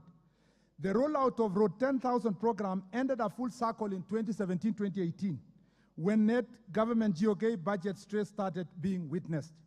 In the first and second years of the Road 10,000 program, an average allocation was given to be 20 billion provided. It was expected that this allocation would progress upwards. However, over time, ceiling allocation for roads in states started diminishing into an average of 55 billion from the year 2017-2018. In the 2021-2022 financial year, the State Department of Roads had allocation of 55 billion for contracts against, Mr. Speaker, an outstanding project portfolio of 900 billion shillings as of July 1st, 2022. In order to address the issue of outstanding portfolio vis-a-vis the resource available, the State Department embarked on reduction of portfolio, which currently stands at 700 billion. The reduction entailed dropping some planned but not yet awarded projects. With an average of 55 billion GOK component for contracted works and land compensation, the outstanding portfolio will take a minimum of 15 years to complete, assuming all factors remain constant, including inflation, claims, and interest. The limited allocation vis-a-vis the outstanding project portfolio result in thinly spread allocation for projects. Most of the projects that current government is implementing were awarded prior to 2020-2021 financial year. In order to address the issue of marginalized counties in terms of roadworks, the State Department would have to increase the portfolio of projects to address the disparity. This would, however, mean even thinner spread of allocation and more years to complete any of these projects. Mr. Speaker, the thin spread of GOK funding available means the road projects take longer to complete, become more expensive due to passage of time, and attract interest and more claims. Mr. Speaker, and this is my last and important point, in the current financial year, the government of Kenya allocation from this house for Department of Roads is 76 billion, against the request by the National Treasury of 250 billion. The State Department therefore started the financial year with a budget shortfall of 70%.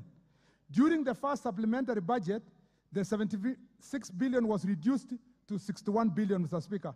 Out of the allocated 61 billion, the amount for the development of the roads is 46 billion, has been allocated for development.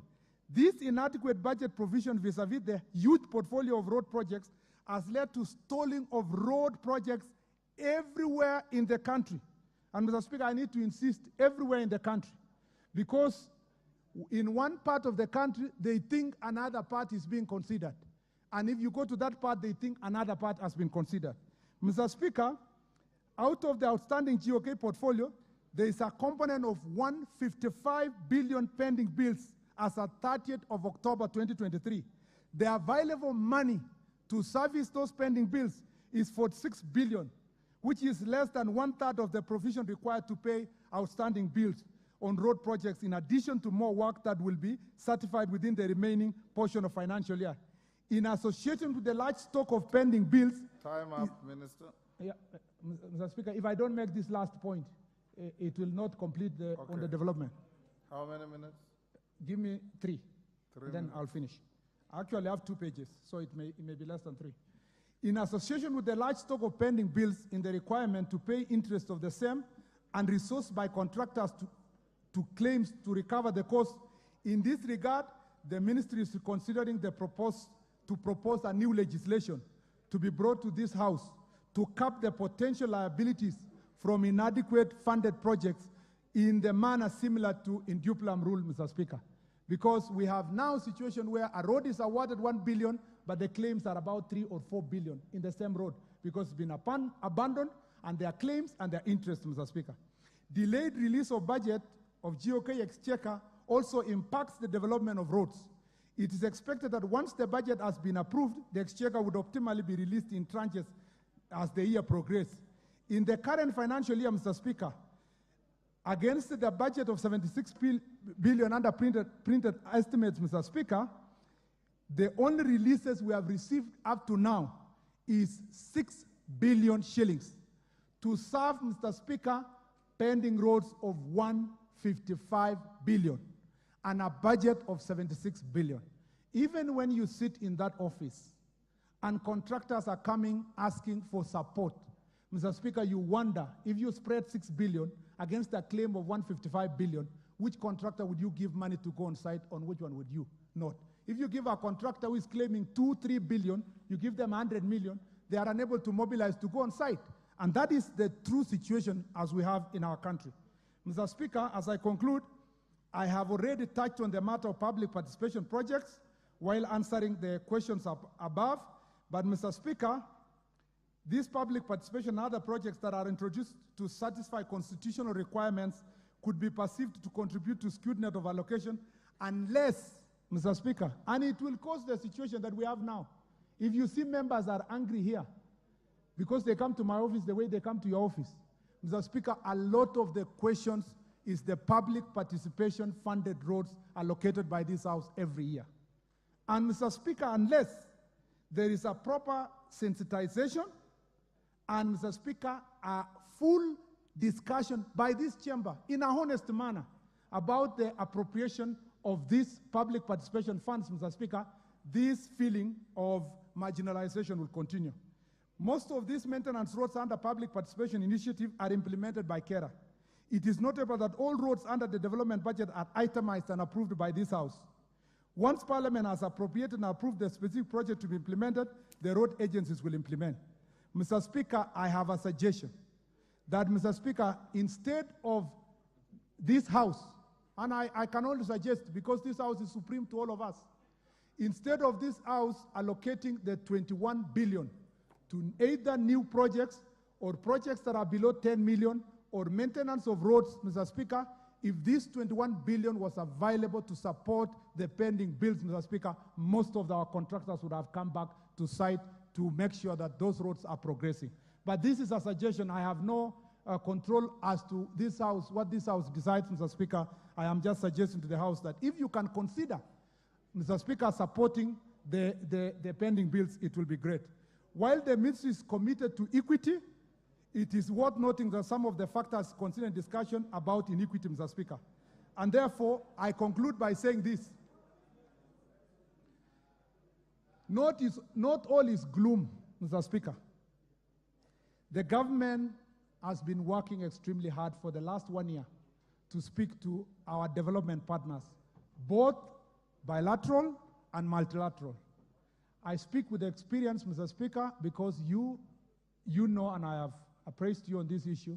I have had to travel to many different parts of this world, Mr. Speaker, and particularly to one of our bilateral partners' countries to try to request them to consider supporting us.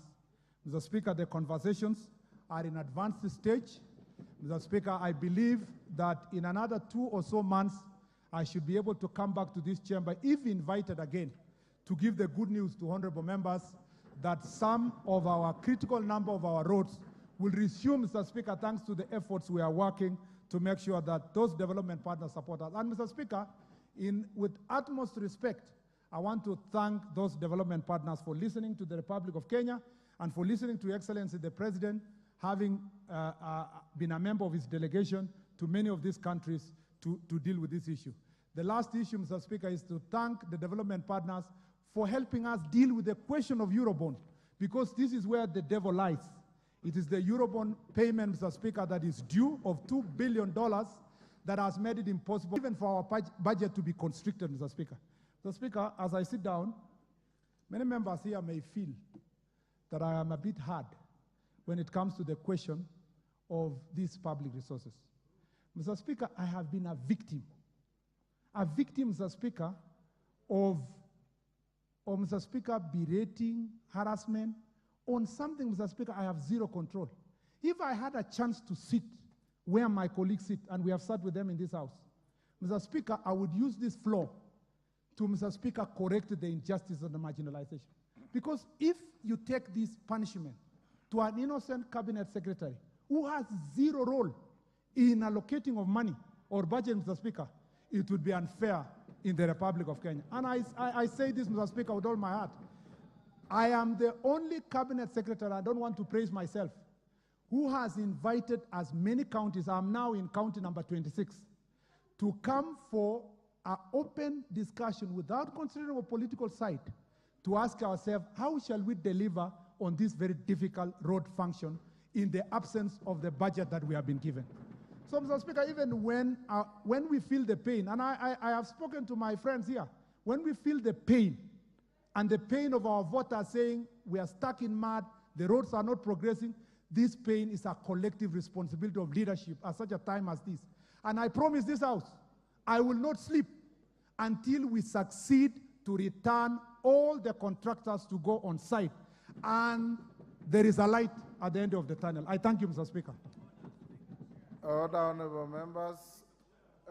This was Robert Mboi's question. The minister, hold on. The CS is no longer on the floor, so there's nothing out of order.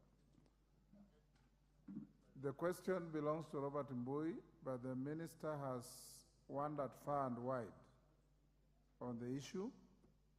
I'll give the first shot to the questioner, Robert Mbui. Then I'll give Minister Yunot the questions. I'll give 5. You answer, those will be joyriders. After the first 5, I'll give another 5. Depending on the interest, I'll see what to do. I'll start with Robert Mbui, the questioner. Thank you, Mr. Speaker. CS has just said you will not sleep until all pending roads are completed.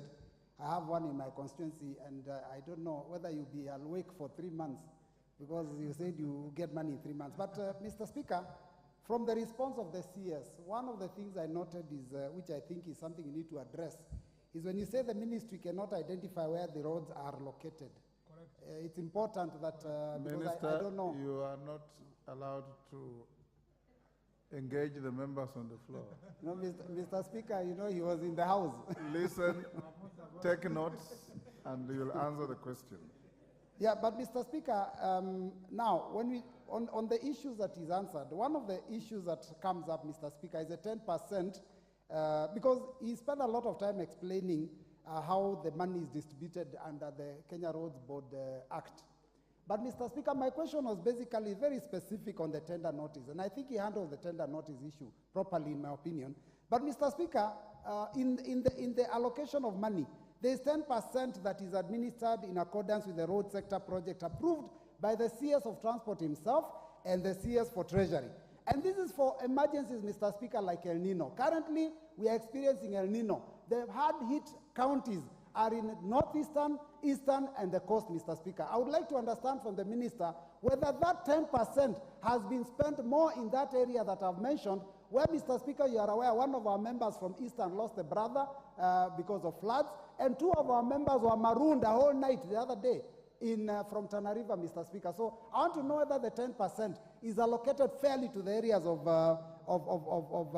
El Nino. Thank and then, you. Mr. Speaker, just to finish, Mr. Speaker, because one of the reasons that he's pointed out as a problem that this was an advertisement by Kera, and it was not exhaustive. Mr. Speaker, why can't Kera allow each constituency or county to advertise for their roads so that we stop seeing one advert and then all of us are convinced that that is a national cake being distributed? Isn't it fairer and possible that every county or every constituency can advertise their roads even when they go beyond 10 million? Thank you, Mr. Speaker. Thank you. Moses Sirma.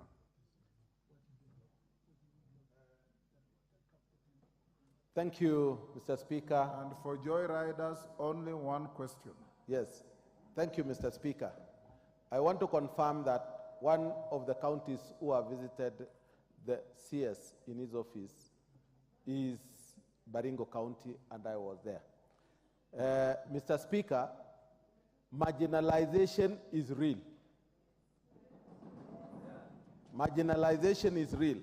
And I want to take advantage of, I want to take this opportunity to talk about my constituency. We have 3 roads which are going, just passing through my constituency. One was done by the colonial government. The second one was done by the Kenyatta government. The other one was just a road which was done by Moi to go to his house. So, in other words, all other governments have never. Ask him a question. Can you use the, we want this issue of marginalization. Could you consider those constituencies which have not gotten a road for a long time to be considered right now appropriately, as they have not been considered in the past government? Can I be a beneficiary of this government? Thank you. Yes. Rosa Buyu. Rosa Buyu. Mr. Speaker, I want to thank you for this opportunity. Mr. Speaker, I'm surprised that the minister or the CS is actually saying that his office is open to everybody and he sees so many people in other counties. Mr. Speaker, I'd just like to ask the CS, is this all the counties in this country, or is it for only the shareholding counties? Because I've tried time and again to get to the minister, and it is impossible. Impossible. Thank you. Who is the member at the end? Is that a member for Turkana or for? No, the member behind you. I can't see that far. That is Honorable Akucha, is it? Go ahead. Thank you, Speaker. My name is Emathe Namwar. Yes, the Namwar. MP for Turkana Central. I can't see you very clearly. Turkana Central is the headquarters of Turkana County. I know Thank you are not Turkana. Ask your question. Thank you, CS, for coming, and thank you, Speaker. Now, the point I want to put across actually is, they say the arrow is not afraid to shoot from the bow, but it is afraid to reach the target. Why am I saying that? Is because I have heard the minister, and he has actually said that the problem lies in this house. And that is where the rubber meets the tarmac. Why does Turkana, Samburu, and these other counties get zero allocation, and we have other counties like Muranga, like Kiambu? Actually, 15 counties are getting zero allocation, while others are getting a lion's share. That is the point. And he has gone ahead to say the budget or anything that he receives is itemized. The question is, how can the minister prevent such kind of cannibalism and marginalization of some areas getting an allocation of zero? Because I know there are people who are sitting in committees You have that's asked your responsible with question. the past. Next, Honorable Member. And so, Speaker, Likuyani. Thank you very much, One Mr. Speaker. question. Yeah, just one question. On his submission, the CS alluded that there are certain constituencies, and he mentioned Kikuyu, that consolidates their funds to advertise for a road. I want the CS to tell us the particular road and the amount, because we know what we get on 22%. The particular road that was consolidated and the amounts. Thank you. Minister, those are 5. You can now answer. Hold your horses. I'll give you the chance. Thank you, Mr. Speaker. I'll be very quick because I can see the interest is high. I want to thank my friend, Honorable Mbui. He has asked me the question of how can a minister not be able to identify specific roads that are funded by the specific counties or constituencies for roads that are funded under this allocation by Parliament using public participation. This is the problem, sorry, Mr. Speaker. This is where the problem lies. When Parliament is allocating that money, they allocate to the road. They don't allocate to a constituency or a county. So during the itemized budget of Parliament, they allocate to specific road. The only time carer now will discover where that road is when they issue the authority to incur expense, expenditure, to the regional manager, or they advertise the road.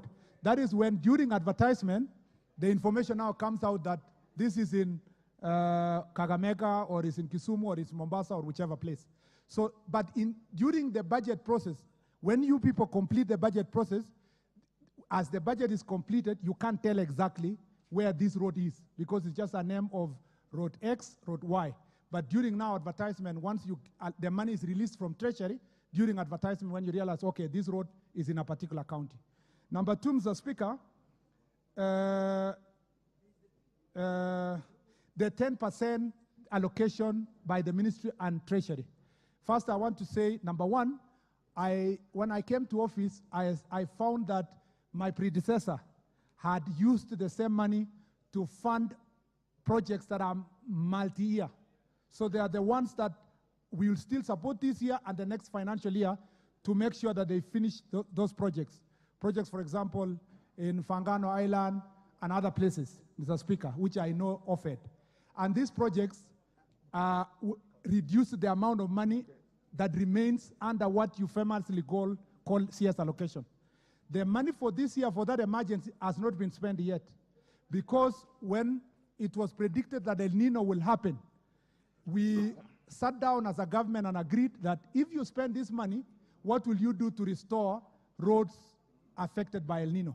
So you are right, Honorable Mbui. What we are going to do after the El Nino process, we have been predicted that by January or February, we will now do an assessment, and then the agencies, Kena and Kura, who control their procurement, will determine which roads are going to be restored. You will help us as members of parliament under the 10% and 22%, which can be done through those ones. And then under this emergency funding, we will cover the difference for the period. Again, for the benefit of the House, this week the Treasury released the contingency fund of 1 billion shillings for us to enable us to deal with the massive destruction of El Nino at the moment. Again, we have told our agencies we will only use this money to restore structures. The usual maintenance that was always done, we use the resources that we have for maintenance. And as I said, Honorable Speaker, if there is a point I need to overemphasize here, ladies and gentlemen, honorable members, we are going to have a problem with maintenance money. The orphaned roads of care of 5,000 kilometers. With this rain that is coming, you will find potholes in most of your roads, especially those ones that were low volume seal standard. And you know across the country they are now potholed. Some of them, the contractor has not left the site, he has not finished the road, but behind you, you know there are potholes. Why? Because unlike Kena that tries and Kura, Kera does not have any other location that is set aside to maintain tarmac roads. And you know, you honorable members, you don't want the 22% and the 30% to be transferred to maintain the tarmac roads. That is where we are in catch-22. Number 3, Mr. Speaker, is why can't Kera allow each county to advertise their roads? It is indeed allowed.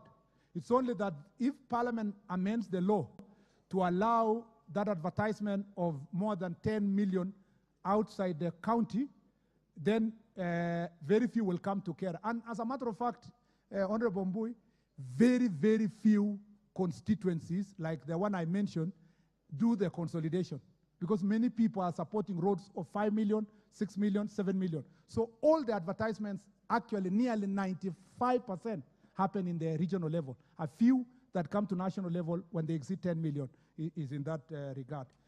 And just to answer the Member of Parliament Lukuyani, I can supply that information later because I didn't come with it. But that the information within my knowledge, I know one road in Kikuyu that was about 20-something million that was advertised by Kera because they consolidated their resources. Mr. Speaker, Honorable Musa Sirma has talked about marginalization of his constituency.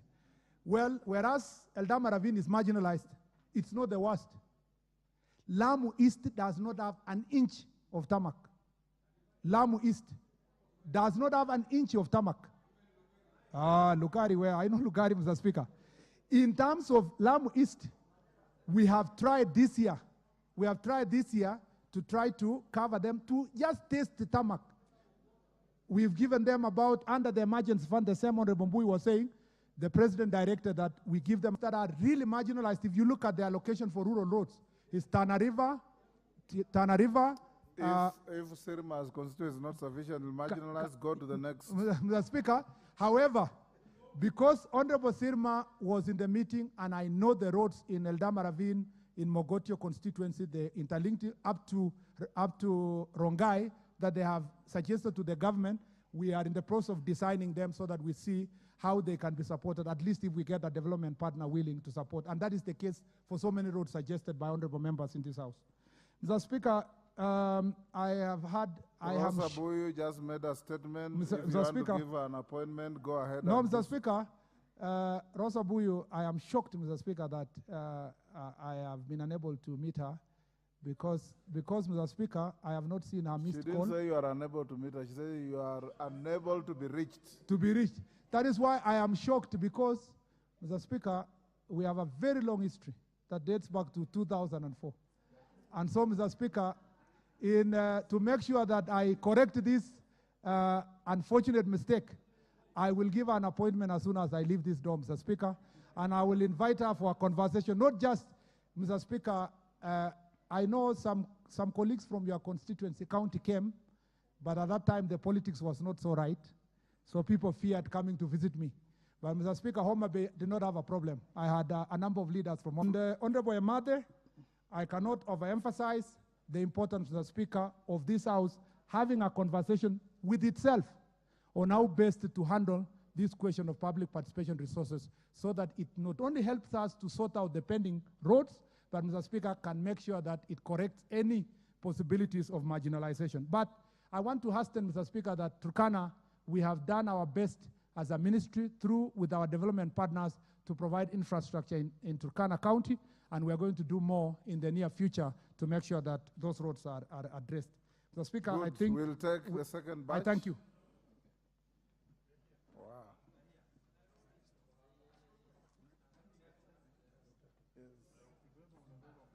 Julia Sunguli. Mr. Speaker, I want to... Only one question. Mine will be actually very brief. Mr. Speaker, I'm interested in the Minister's answer with respect to the low-volume seal roads. And I don't know, because the Minister has given us very bad news, except the good news at the end that he says the government is working hard. But in reality, what is the plan for maintaining those roads?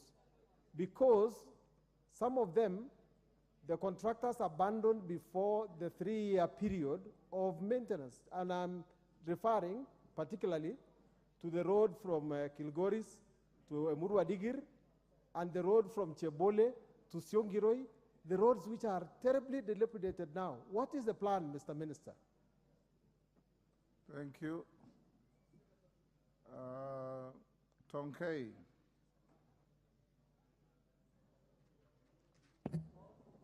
Thank you, Mr. Speaker. Mr. Speaker, the CS has spoken. For so many years, Narok has been among the counties that have been marginalized on roads. I want to ask the CS, what is he going to do to address this issue of marginalization? Because, Mr. Speaker, when you talk of other counties being given money for roads, and there are counties that have never seen a tarmac road, what is he going to do to address this issue? Thank you. Wamboka, one question. Thank you, Honorable Speaker. For the record, I come from Bungoma County, and I want the Minister to be aware that all construction works, roads in Bungoma have stalled. All. Starting from Mateka, Bomula, Mianga, going to Misihu Brigadier, Sirisia, all of them are stalled. How do we feel as taxpayers when our roads have stalled all of them for more than 3 years, while Muranga, every other day, they get new roads? Thank you, Honorable Speaker. Hillary. Thank you, Mr. Speaker. Mr. Speaker, most of the roads that stalled, Mr. Speaker, are roads which were designed through marginalization. And the roads the minister is trying to solve, Mr. Speaker, are the roads that were constructed Hillary, by... you are not the minister. Sorry, sir. Ask a I question. want to ask the question, Mr. Speaker. Yes. So, Mr. Speaker, I come from... has the capacity to answer questions. I come from Kipkelian constituency, Mr. Speaker, Yes. and there is a road that is a security road. When there is demonstration and these people of ODM decide to close Awasi, we lose a lot of patients who are supposed to be taken to referral hospital. And we have asked the government of Kenya to construct a security road that will link us to Eldoret without necessarily going through Awasi. And I'm talking about Kericho County, which for the last 5 years didn't get a single tarmac. And if you talk about marginalization, Mr. Speaker, it is the worst marginalized county in the previous regime. So, Mr. Speaker, I'm asking what the minister is doing to help the situation in Kericho.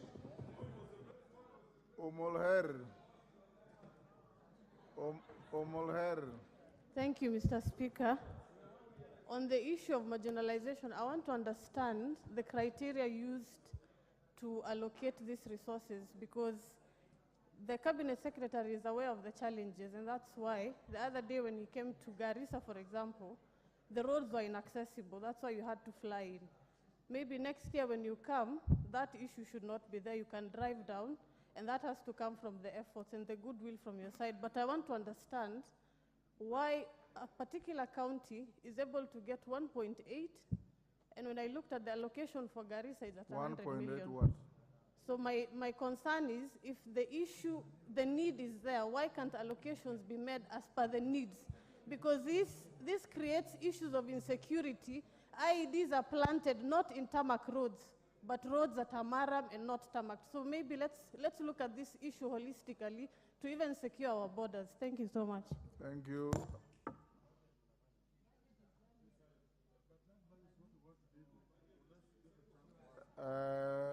Owen Bayer. Minister, those are very short questions. I'll take a few more, and in answering also be precise and concise. Honorable Speaker, thank you very much. And, Honorable Minister, you know you and I, where we come from, we were same place for school. But I want to ask you this. Well, I appreciate what the answers you have given, but you have been accused by members, some of them may not be in this house, that of being arrogant. In fact, one recently in a radio station said that you are Mr. 10% on a radio broadcast. What do you have to say about such accusations, Honorable Minister? Yes. Wow. I'll give to Badi Twalib.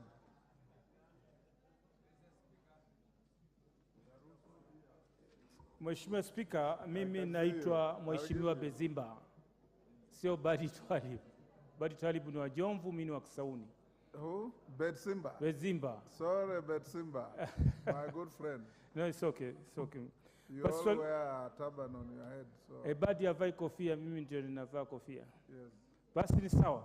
Swala langu liko kwa waziri ni kwamba Mheshimiwa Rais alikuja Kisauni akafungua barabara rasmi, akaanzisha barabara rasmi ya kutoka Kiembeni, Mwakirunge, Bondora.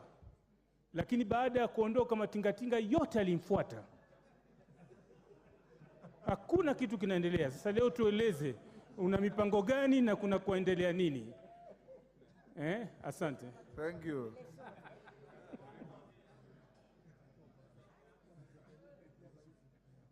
Morugara. Thank you. Thank you. Bwana CS. Okay. Tharaka Nithi is one of those counties that actually got no allocation in those tenders. You've given us an explanation. Tharaka Nithi is also notorious for having stored roads in the 3 constituencies. And those 3 roads are in Ichuka Igamba Ng'ombe, we have Chuka Kareni. In Imara constituency, we have Keria Magutuni, and in the Raka constituency, we have Marimanti Chakariga. Can you kindly give an assurance that there is an allocation for those stored roads which have been outstanding for more than 10 years from today? Thank you. Thank you. Minister, those are 8, and they're very short questions. Answer them now. Mr. Speaker, check for me that route. Mr. Speaker, I'll be quick on Honorable Sunkuli's question, Mr. Speaker. as I said earlier, I really don't have that answer. We will have to have a honest conversation, all of us. In fact, I would be happy, Mr. Speaker, if you organize at the beginning of next year, if you have organized a session between our ministry and the whole house, a retreat of some sort, to ask ourselves whether the road maintenance levy, the Roads Act as it is, can continue as it is. What are we going to do with KERA? Because the other roads have fairly annual maintenance. What are we going to do with KERA? Is the 10% and 22%, should it continue just maintaining Maram continuously, while the road that used to be Maram has been upgraded to tarmac, should be abandoned completely without any resources being allocated to it? Mr. Speaker, it ends up sometimes under KERA to advertise them through the support of this house again, to do the budget, the public participation budget. Sometimes we do something called stage improvement. And that's how the Chebole Road got some money for maintenance that are going to be done. So this thing, one of the reasons why I was excited to come and respond to this question is for us to find ways of addressing these 5,000 kilometers that I have christened abandoned roads or orphaned roads that actually don't have allocation of specific resources for maintenance. Number two, as KERA, after discovering that this low volume seal is just counterproductive, KERA on its own motion stopped all roads. Even if they were advertised under low volume seal, they instructed the contractors to deliver it to the standard required. It's better we deliver a quarter or a three-quarter instead of delivering full and all of it gets chipped away as we work on the resources. Mr. Speaker, and therefore the road from Kilgoris to Emurwa Dikir faces that challenge, and we are still thinking how to do it.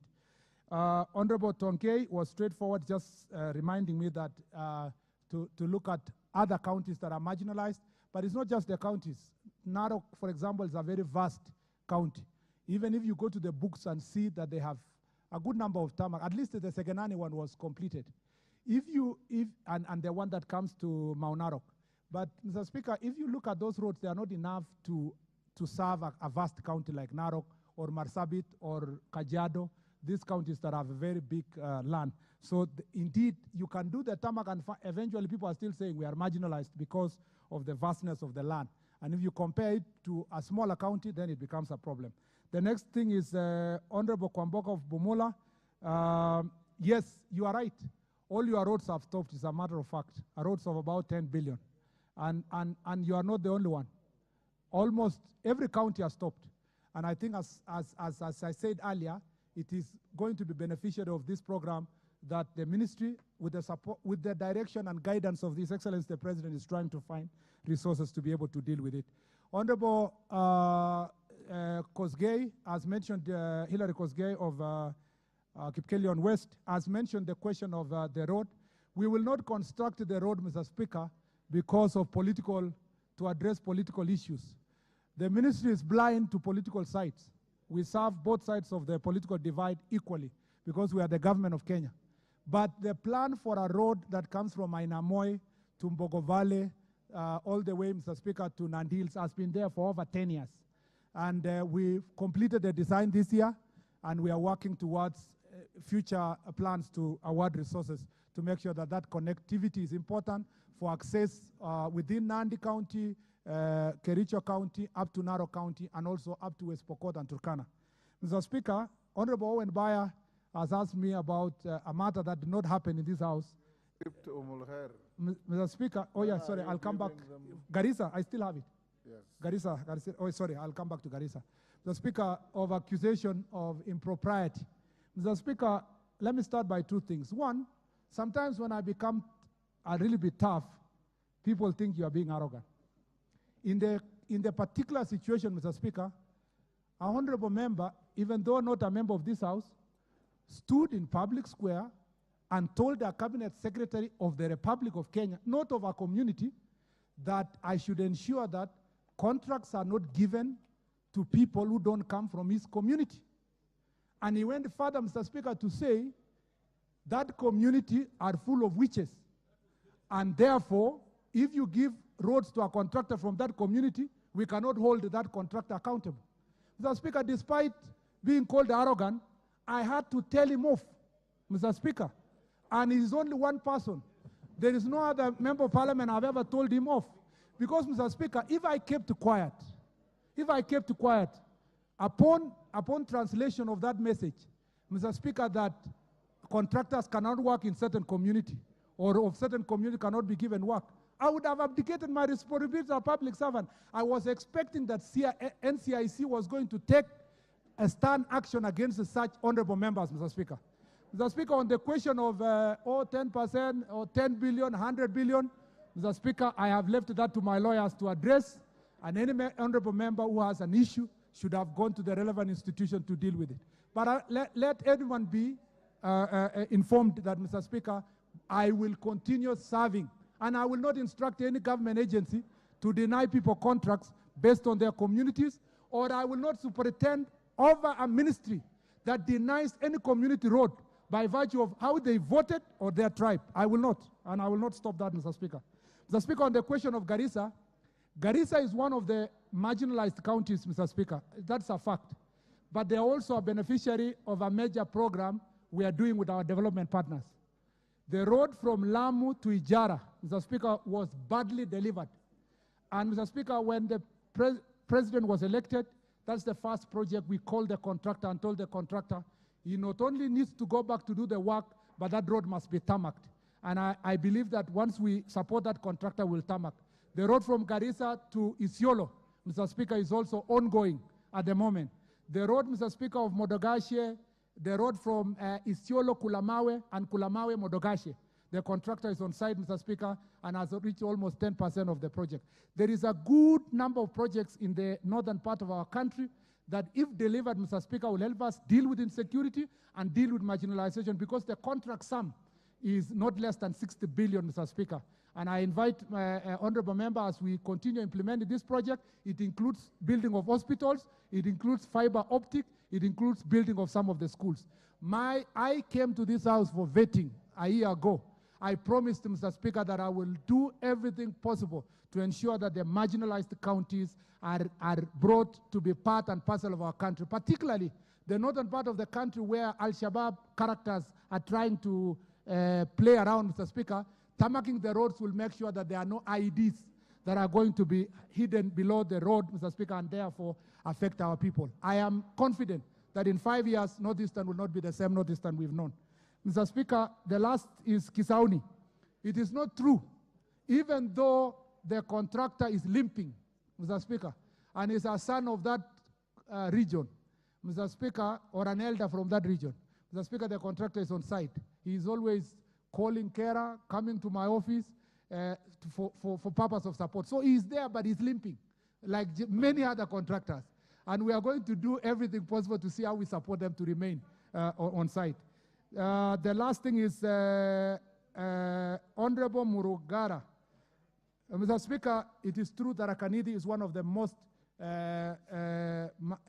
marginalized in that regard, and I know your roads, including Chakarika Marimanti, that I went there in 2013, 2014, that has not been delivered. Mr. Speaker, at least you have a road portfolio of about 7 billion. We are doing our best to see that one is completed fast, but we have discussed with you. I don't want to say further on how to survive on connecting the other roads, that we have a challenge in Tarakanidi County, Mr. Speaker. The last thing, there is some honorable member who said, Mr. Speaker, that the roads in his county are not progressing, but in Muranga, they are progressing. If you are watching the news, the honorable member from Muranga, Kehongi here, who is my friend for many years when he was a councillor, was on news hammering me, because also contractors in his county have stalled. As I said earlier, Mr. Speaker, everybody thinks the neighbor is eating. So the one who is in Muranga thinks that the one in Nandi is getting roads. The one in Nandi thinks it's the one in Homa Bay. The one in Homa Bay thinks the one in Kisumu. So let's not blame each other. We shall be able to deliver these roads if we work together. I thank you, Mr. Speaker. You know, for a cow, grass is always green across the fence. Honorable members, just lower your guard. You know, seeing the interest and the time available, I've already done 1 hour, 15 minutes on this question. Can I promise you that upon resumption from recess, I will call a Kamkunji to which this minister can come and respond to your issues. Because even if I give 5, the whole House wants to ask something.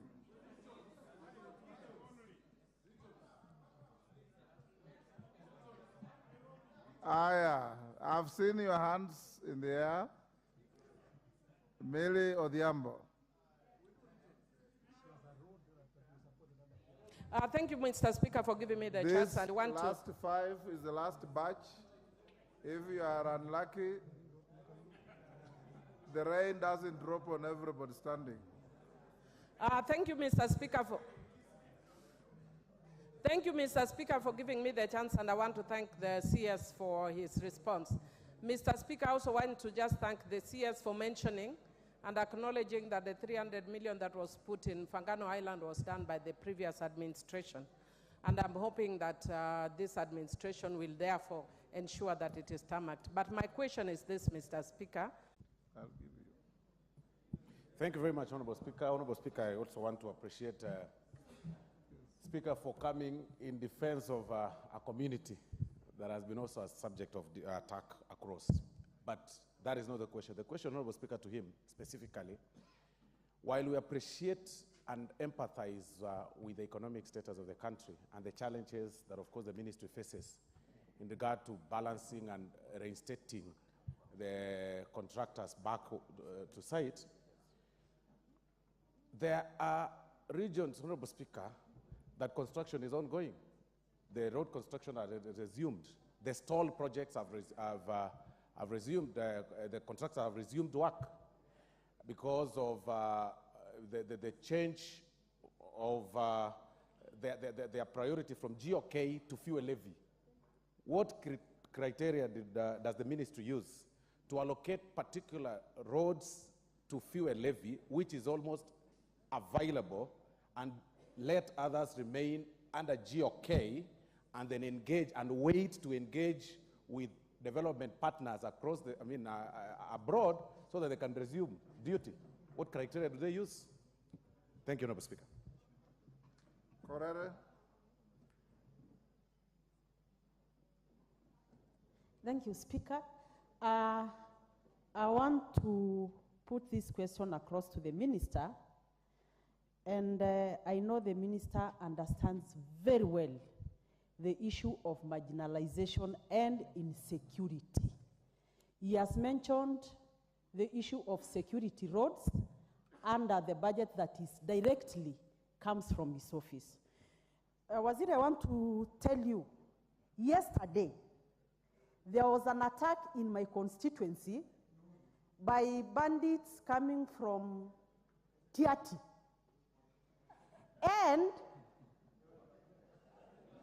an NPR was injured, and he had to be carried by others for 15 kilometers on their backs because there was no car that could access the road between Mugie to Shuro to bring that fellow to Mowarak for first aid.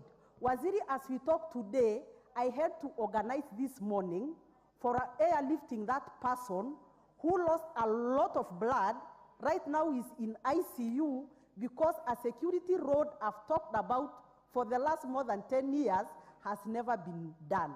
I want to plead with you that if nothing else in Laikipia North, the road between Mugie and Shuro, please, Waziri. We really, otherwise, these fellows will finish us.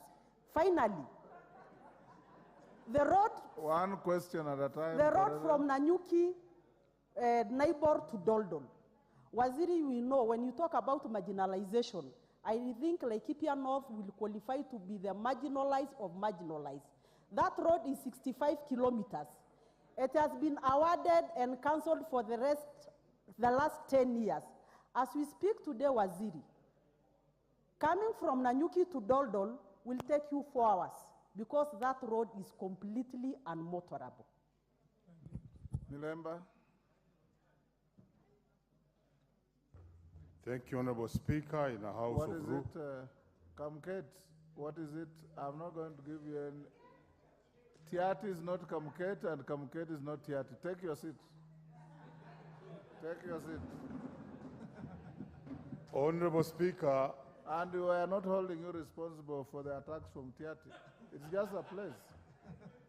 Go on. Thank you, Honorable Speaker. In the House of Rules and Records, the CS and members could be forgetting this, indicted this House and said the imbalance in distribution of roads was courtesy of the House. He did not withdraw, but he did not table the list of imbalances that have been caused by this House. It's very important that for us to also reprieve and vindicate ourselves, the CS tables to you, Honorable Speaker, the list of imbalances that we caused in the so-called public participation roads. Finally, Honorable Speaker, in the same spirit of imbalance, a road was made 5 years between Kombewa and Maseno. And the bit just stopped in the side of Nyanza. The part that remains in Muhaya and Luanda has remained for the last 6 years. Could the CS speak on this? Thank you, Honorable Speaker. Thank you. Yes, Honorable Member for Wajir South. Thank you very much, Mr. This is the Speaker. last batch, Waziri. Actually, it's baffling to hear the pampered parts of the country complaining about marginalization. What are we to say, those of us from northeastern Kenya? Ask your question. Which is a monument for marginalization. Mr. Speaker, my question is, there is a difference between bad roads and no roads. What we have in northeastern Kenya are no roads. We cannot even describe them as roads. As we speak, 3.5 weeks is what it's, for the last 3.5 weeks, no vehicle has entered my constituency. And we keep hearing from the government promises that they will deliver the Horn of Africa Gateway project, which many people in Northeastern today believe is a hoax. The road is 50 kilometers away from Wajir. When are we going to see contractors on the ground building that road, which the people of Northeastern Kenya have been waiting for the past 60 years? Thank you, Mr. Speaker. Member for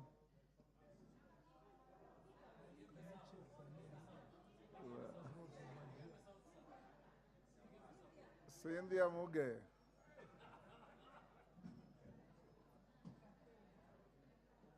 Give her the mic.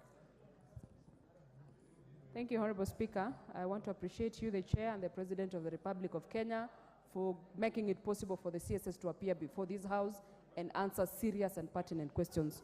Honorable Speaker, I want to say that I was part of the people that went to the office of the CS, whom he says 26 counties have been there, and he was not generous with information and data, but I want to appreciate him for being fair today. My question, Honorable Speaker, is that what exactly is emergency? Because when I look at the road that was considered under emergency in Nandi County, I fail to understand what is emergency. On that question, again, Honorable Speaker, I want to ask the CS, what measures is he putting in place to ensure that this emergency, whatever it means, is not used to perpetuate iniquity in the allocation of road funds, Honorable Speaker?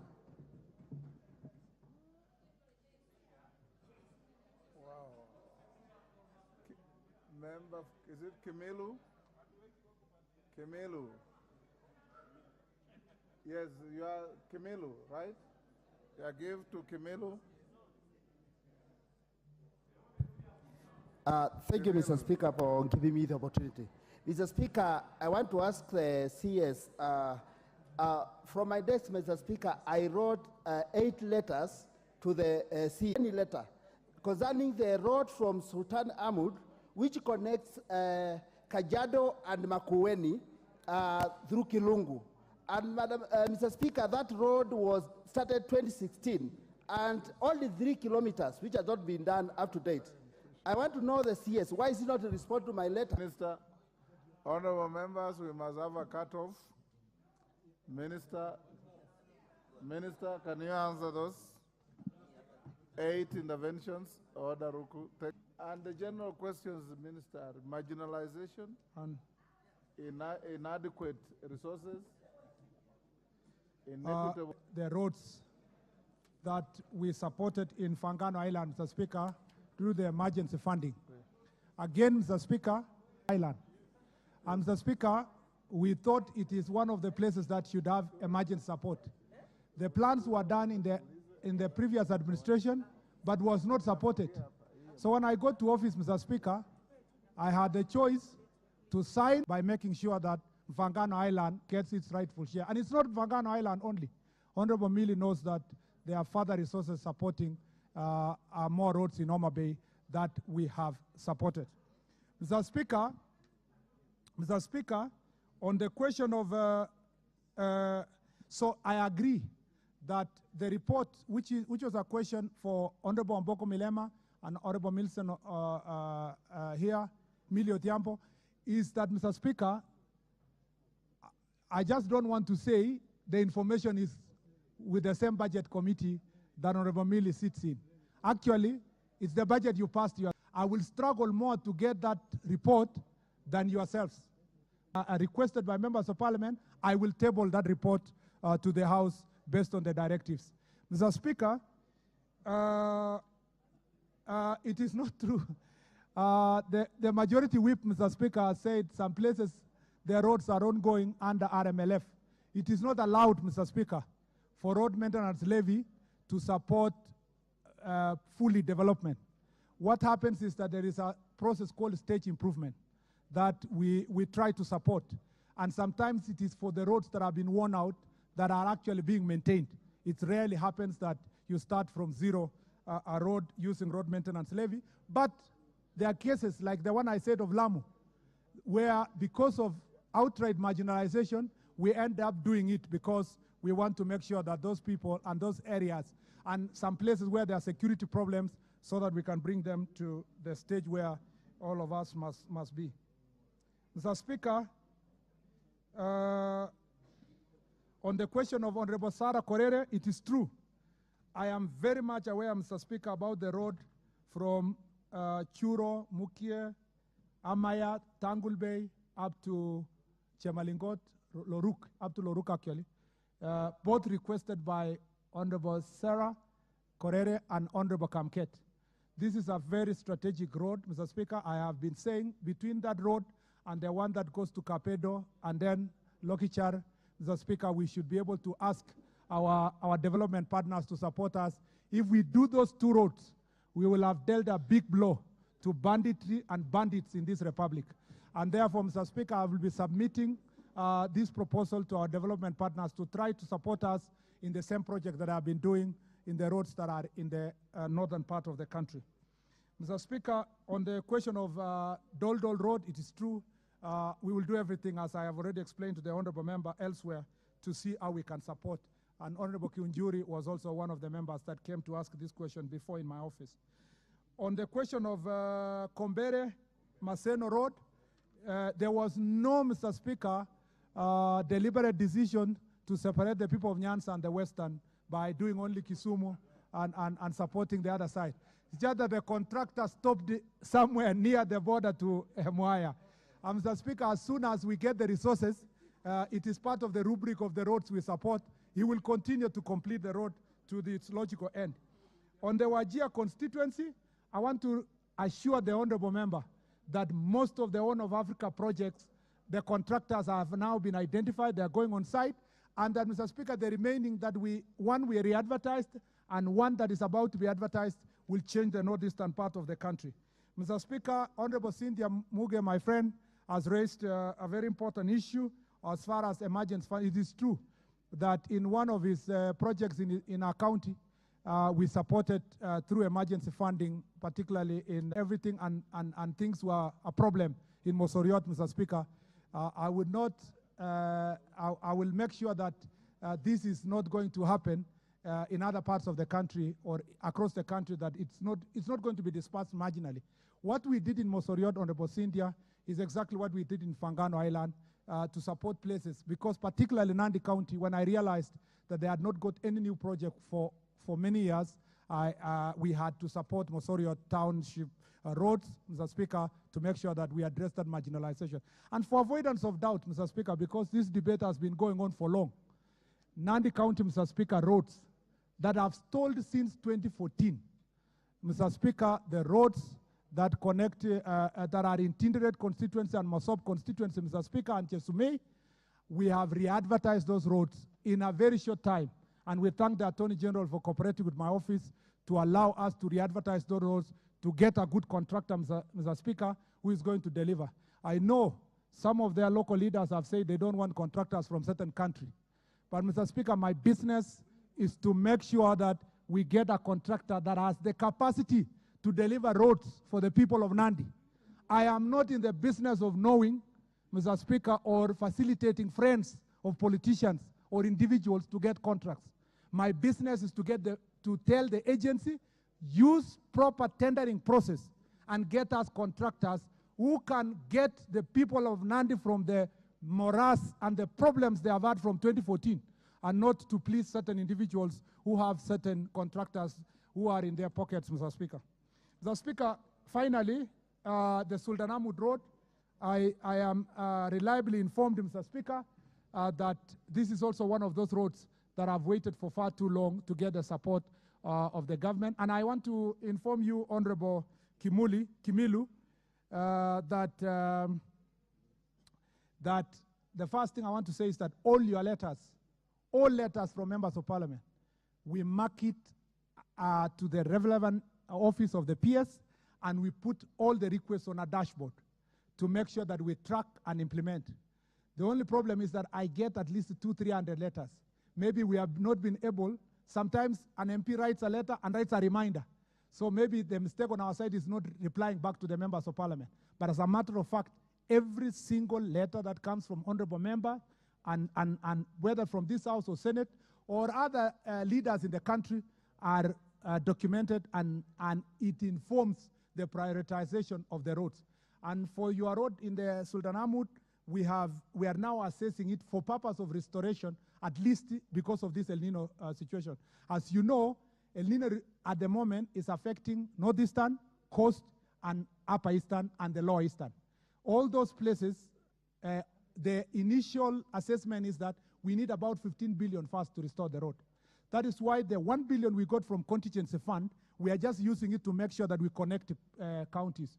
And that's why the place in Abaswein there, Kotulo to Mandera. I was in Garissa the other day. Today, if you see the news today or you get the information from social media, the road in Lamu, connecting Lamu to Mombasa, has been destroyed because of the rains. And so we will continue assessing it. Eventually, we will now sit down and say, what is there from emergency fund? What can we come back to this House to try to allocate for purpose of restoration of our roads? I thank you, Mr. Speaker. I'm afraid we have to end here. I'm sorry to all those members who have burning questions. I've assured you I'll give you a kamkunji with this minister, and I'll give you time to ask each and every conceivable question. Some members have come here with very burning issues and very genuine and legitimate concerns, and time is not on our side now. We have spent almost 1.5 hours on one question. Let's move to the next order. Yes, Minister? Speaker, I thank you for giving me the opportunity to come here. I know there was a specific question sent to me regarding Mau Mau roads, Mr. Speaker. It falls within all these roads that are pending across the country are the same. And we do not discriminate on any road because it is Mau Mau or it is any other road. I don't know, Christian, whatever. We are going to support all these roads as soon as we get the resources. And no part of the country has received more consideration than the other. And even as Honorable Mukunji has been pushing me, we will make sure that we compensate those who need to be compensated. We also check some counties like Embu, that though neighboring counties have Mau Mau. And I seriously beg you, Mr. Speaker, this is a formal setting. But if next year you can put for us a day, we have an informal setup to discuss the future of our roads with the honorable members. we will be very grateful from the ministry Get in side. touch with my office. I then thank you, we'll Mr. Speaker. agree on the program and the timing. Honorable Speaker, a very quick one. When I firstly saw the list which has generated debate here, I firstly thought that it was fake. And I believed at worst that the minister was going to distance himself from this list, but he has owned it. Honorable Speaker, this is my suggestion. Because it has been demonstrated here beyond doubt that there was a lot of inequalities in the distribution of these roads, why can't the minister go back and cancel everything so that we begin on a new slate, Honorable Speaker? Just like CDF, which cuts across all constituencies within the Republic of Kenya, why can't we adopt this model?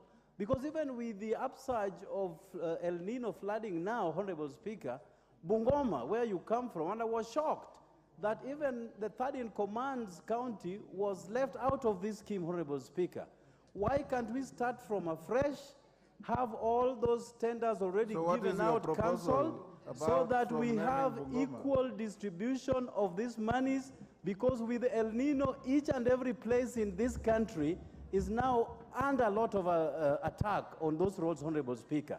Nyando constituency, so as I finish, Honorable Speaker, Nyando is not... Thank you. We will prosecute all this in the Kamkunji. Thank you, Jared, for mentioning my county. Yes. Mr. Speaker, Honorable Jared is my friend, and I think I ably prosecuted the part of the question until members have agreed that we need to sit together and see the public participation resources.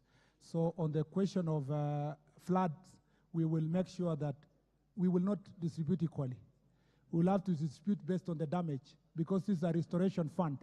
We must deal, the roads that are going to be affected most must receive the highest resources.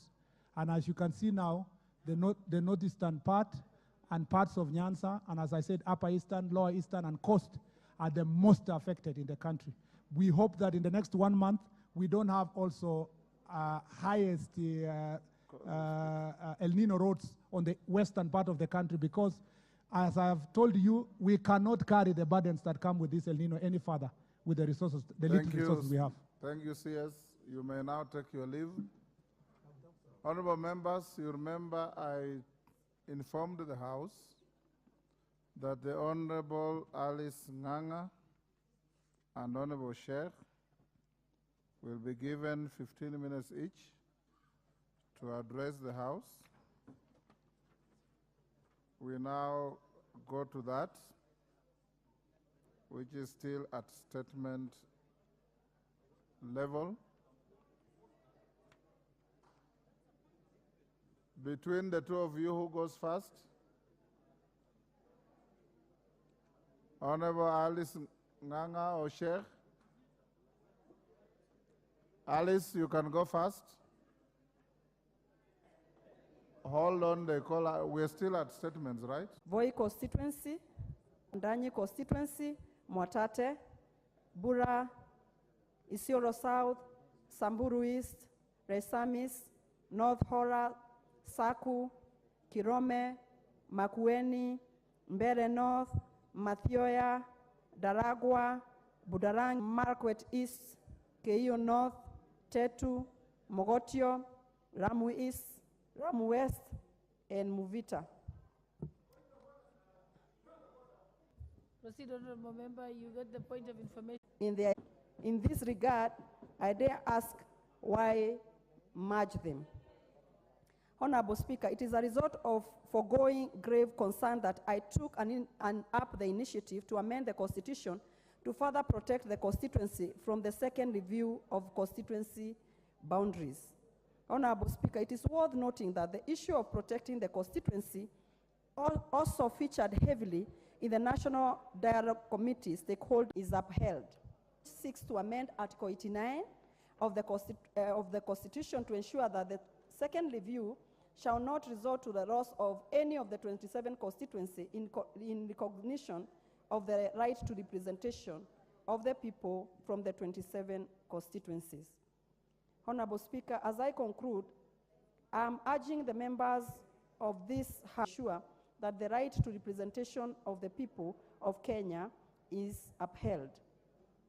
Honorable Speaker, with these few remarks, allow me to quote the words from the 16th U.S. President, Abraham Lincoln, who once said, "I have never had a feeling politically that did not spring from the sentiments embroidered in the Declaration of Independence." Honorable Speaker, for me, in this case of the 27 constituencies, allow me to go on record and state that I have never had a conviction that does not spring from the guiding principle, which is the welfare of the people of Kenya. This is what I stand for, and I am here on behalf of the people of the 27 constituencies to ensure their right of representation is not taken away by the second review. Honorable Speaker, we know once upon a time there were 210 constituencies in Kenya. When the review came, it did not take away the 2010 constituencies away. Rather, it added 70 more constituencies, and that is why we are 290 constituencies today. Even right now, the IBC should look into it. Instead of getting away with the 27 constituencies, they should be looking on a way on how to add more constituencies rather than taking away 27 constituencies that are already represented by honorable members of this House. Honorable Speaker, it is good, even if Thika is not one of them, but once you come to this House, you are no longer representing only your constituency.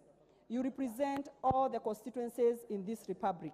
And that's why I took an initiative to make sure that the 27 constituencies continue existing even after March. And that's why I stood today to bring this statement to this House and tell members, let us protect the 27 constituencies, even if we are going to add the other constituencies. But the 27 should continue existing. Thank you, Honorable Speaker. Thank you, Honorable Bashir.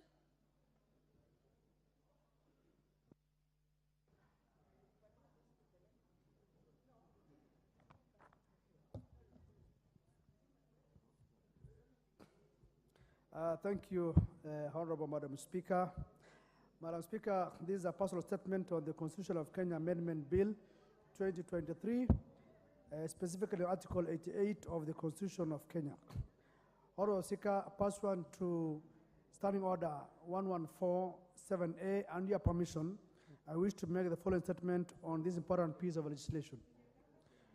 Honorable Speaker, the principal object of my bill is to amend the Constitution to ensure a continuation of the function of IBC as per Section 4, 7A and 7B of the Act. Further, this bill seeks to ensure that in case where the Commission is not constituted and can therefore not gazette a constituency returning officer to conduct a by-election, that there is an officer, most probably the Chief Executive Officer of the Independent Electoral and Boundaries Commission, who can gazette a constituency returning officer. That this is also provided for under Article 1012 of the Constitution. Currently, Honorable Speaker, the Commission is bereft of the chairperson, vice chairperson, and the other Commission members. That Section 7A and 7B of the IABC Act 2011 cannot be applied to resolve the vacancy of the chairperson and members of the Commission. This has resulted in some constituencies and county assembly wards that were scheduled to have by-elections go without representation, contrary to the provisions of Chapter 7 of the Constitution. My amendment bill proposes amendments to Article 88 to provide that when the Commission is not constituted, the Secretary of the Commission, who is also the CEO, can perform the functions of the Commission that are only limited to conducting by-elections pursuant to Article 101(4)(b) of the Constitution. Honorable Speaker, currently the IBC has no commissioners. We found ourselves in this situation.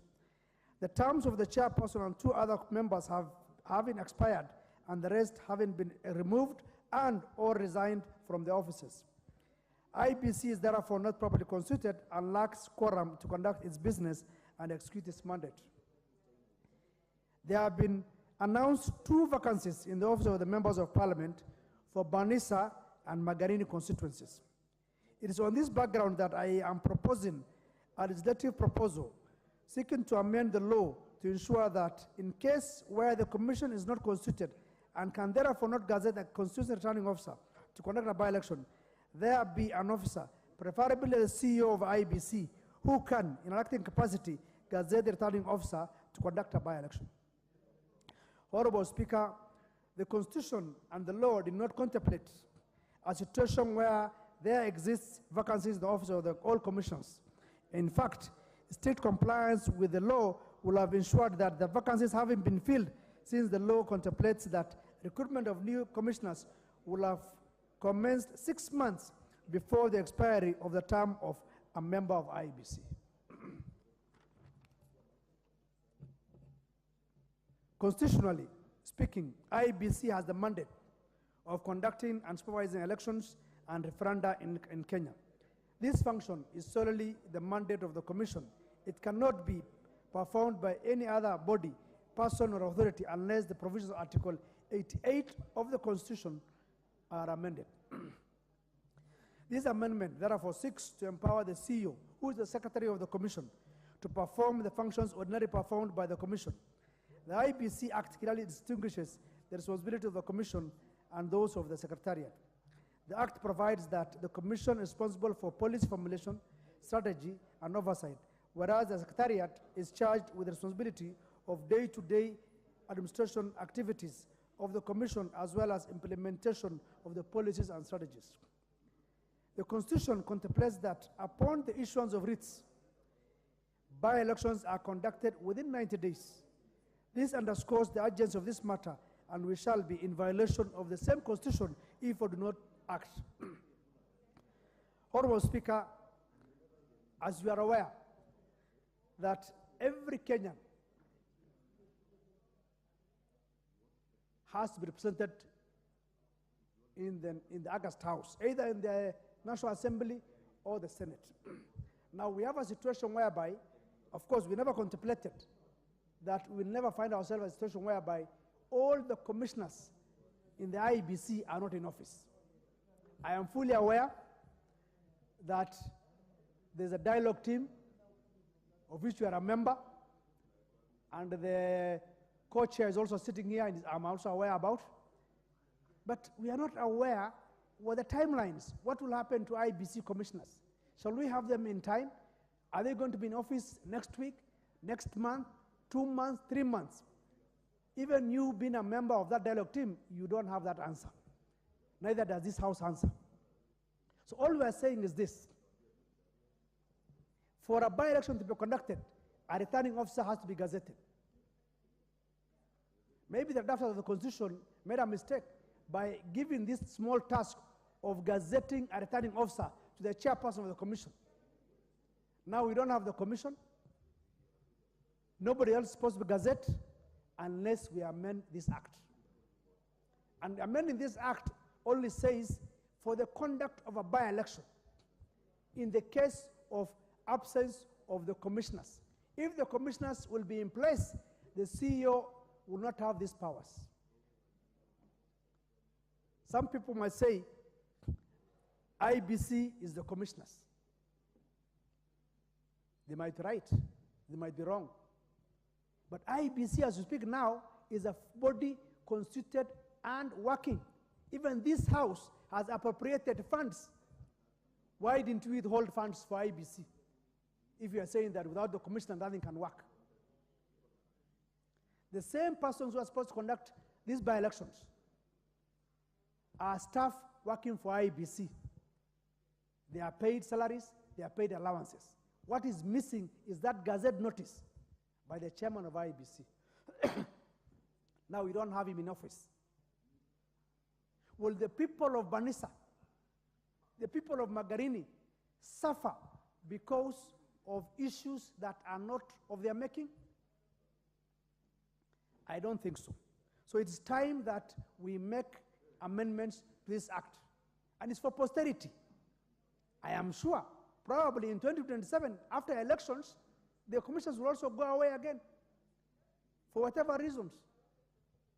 But if this act is in place, then if there's a by-election in a constituency, in a county assembly, then the CEO will be able to do or gazette a returning officer.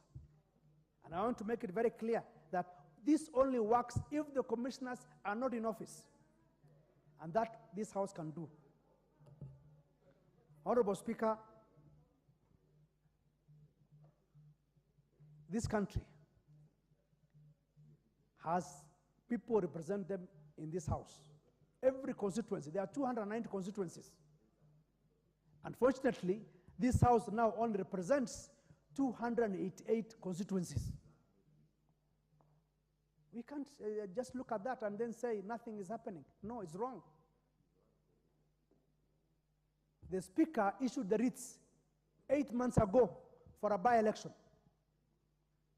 The Constitution says after issuance of writs, by-elections shall be conducted within 90 days.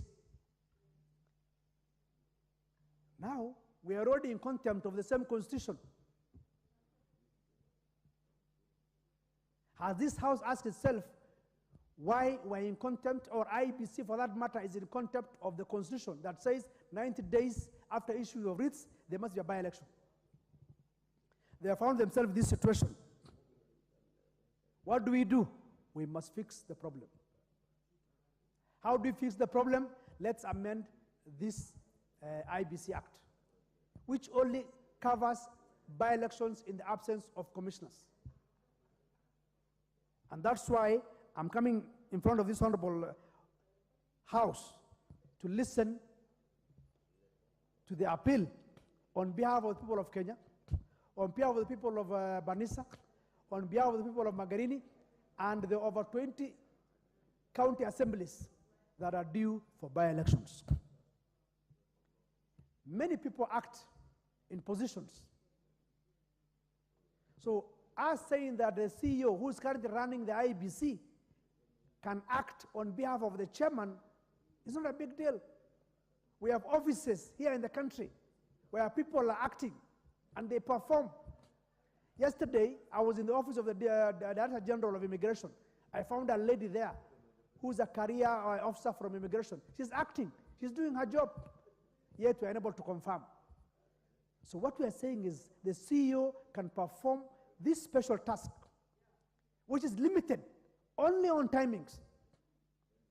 If commissions are in place, and we hope that your team and your dialogue team will do it, are in office, then this task of IBC by the CEO cannot be done. He will have to relinquish to the chairman and the commissioners. But it's unfortunate that 9 months almost down the line, a constituency doesn't have a member of parliament. It's not fair. So let us do this amendment. I know the amendments are done in 2 ways: popular initiative and parliamentary initiative. I am bringing this as a parliamentary initiative. And it can work. My plea to this House is to support this amendment. When commissioners come to office, that means the task of the CEO, he will relinquish the task. So, Honorable Speaker, I don't want to say much. I've spoken much. I know members have listened to me. And with or without the report of the dialogue team, this IBC amendment bill can be used for posterity in 2027 and beyond. So let's also say the commissioners will in place probably next week or 1 month or so. If we amend this act, it will be used for posterity. So I don't want to take much time. Honorable Speaker, it is against this background that I seek the support of this Honorable House and colleagues that this proposal gets the support and that there's no lacuna in law and afford the people of the right to to franchise and presentation, and especially the two constituencies that are now not represented very well in this House. Thank you, Honorable Speaker. And The Speaker has directed that he will appoint a later time, at which time he will allow members to make general comments on these particular legislative proposals. And before we move to the next order, I wish to recognize visitors seated in the Speaker's gallery, Mr. David Sang, and familiarize themselves with the proceedings of Parliament on this invitation of the Honorable Member for Mosop, Honorable Kirwa. Thank you. Next order. Order number 9, the Statute Law Miscellaneous Amendments. Number 2, Bill, National Assembly Bill number 68 of 2023, second reading. I think Honorable Bayer, you were going to second? Yes, yes. Thank you very much, Honorable Speaker. Honorable Speaker, I stand to second the Statute Law Miscellaneous Amendment Bill number 2 of 2023, National Assembly Bill number 68 of 2023. Honorable Speaker, this miscellaneous amendment bill 23 number 68 of 2023 is being read for the second time. And Honorable Speaker, as it is normal with miscellaneous amendment or statutory law amendment, it contains within it several pieces of legislations that would like to amend certain items that are just specific for short items within it, and therefore that's why we may move the statute law amendment bills. Honorable Speaker, in this bill, we talk about the Oath and Statutory Declaration Act that's being amended. And the reason for amending this, Honorable Speaker, is to provide that an advocate who has been appointed as a commissioner of oaths shall sign the roll kept by the Chief Registrar of the Judiciary, and that the registrar or deputy registrar of a superior court or subordinate court may administer an oath or affirmation or take an affidavit or statutory declaration under the Act. That is what this bill wants to do in the Oath and Statutory Declaration Act Cap 15. Honorable Speaker, in the Advocates Act, this statute amendment law, Honorable Speaker, would like to amend the Advocates Act Cap 16. In this bill, the bill responsible for keeping the role of advocates shall be the Chief Registrar of the Judiciary. Also, the bill proposes to amend the Act to provide that the Council of the Society may, with the approval of the Chief Justice, make rules for the admission of advocates. Honorable Speaker, the Notaries Act, Public Act, that is Cap 17, the bill proposes to amend the Notaries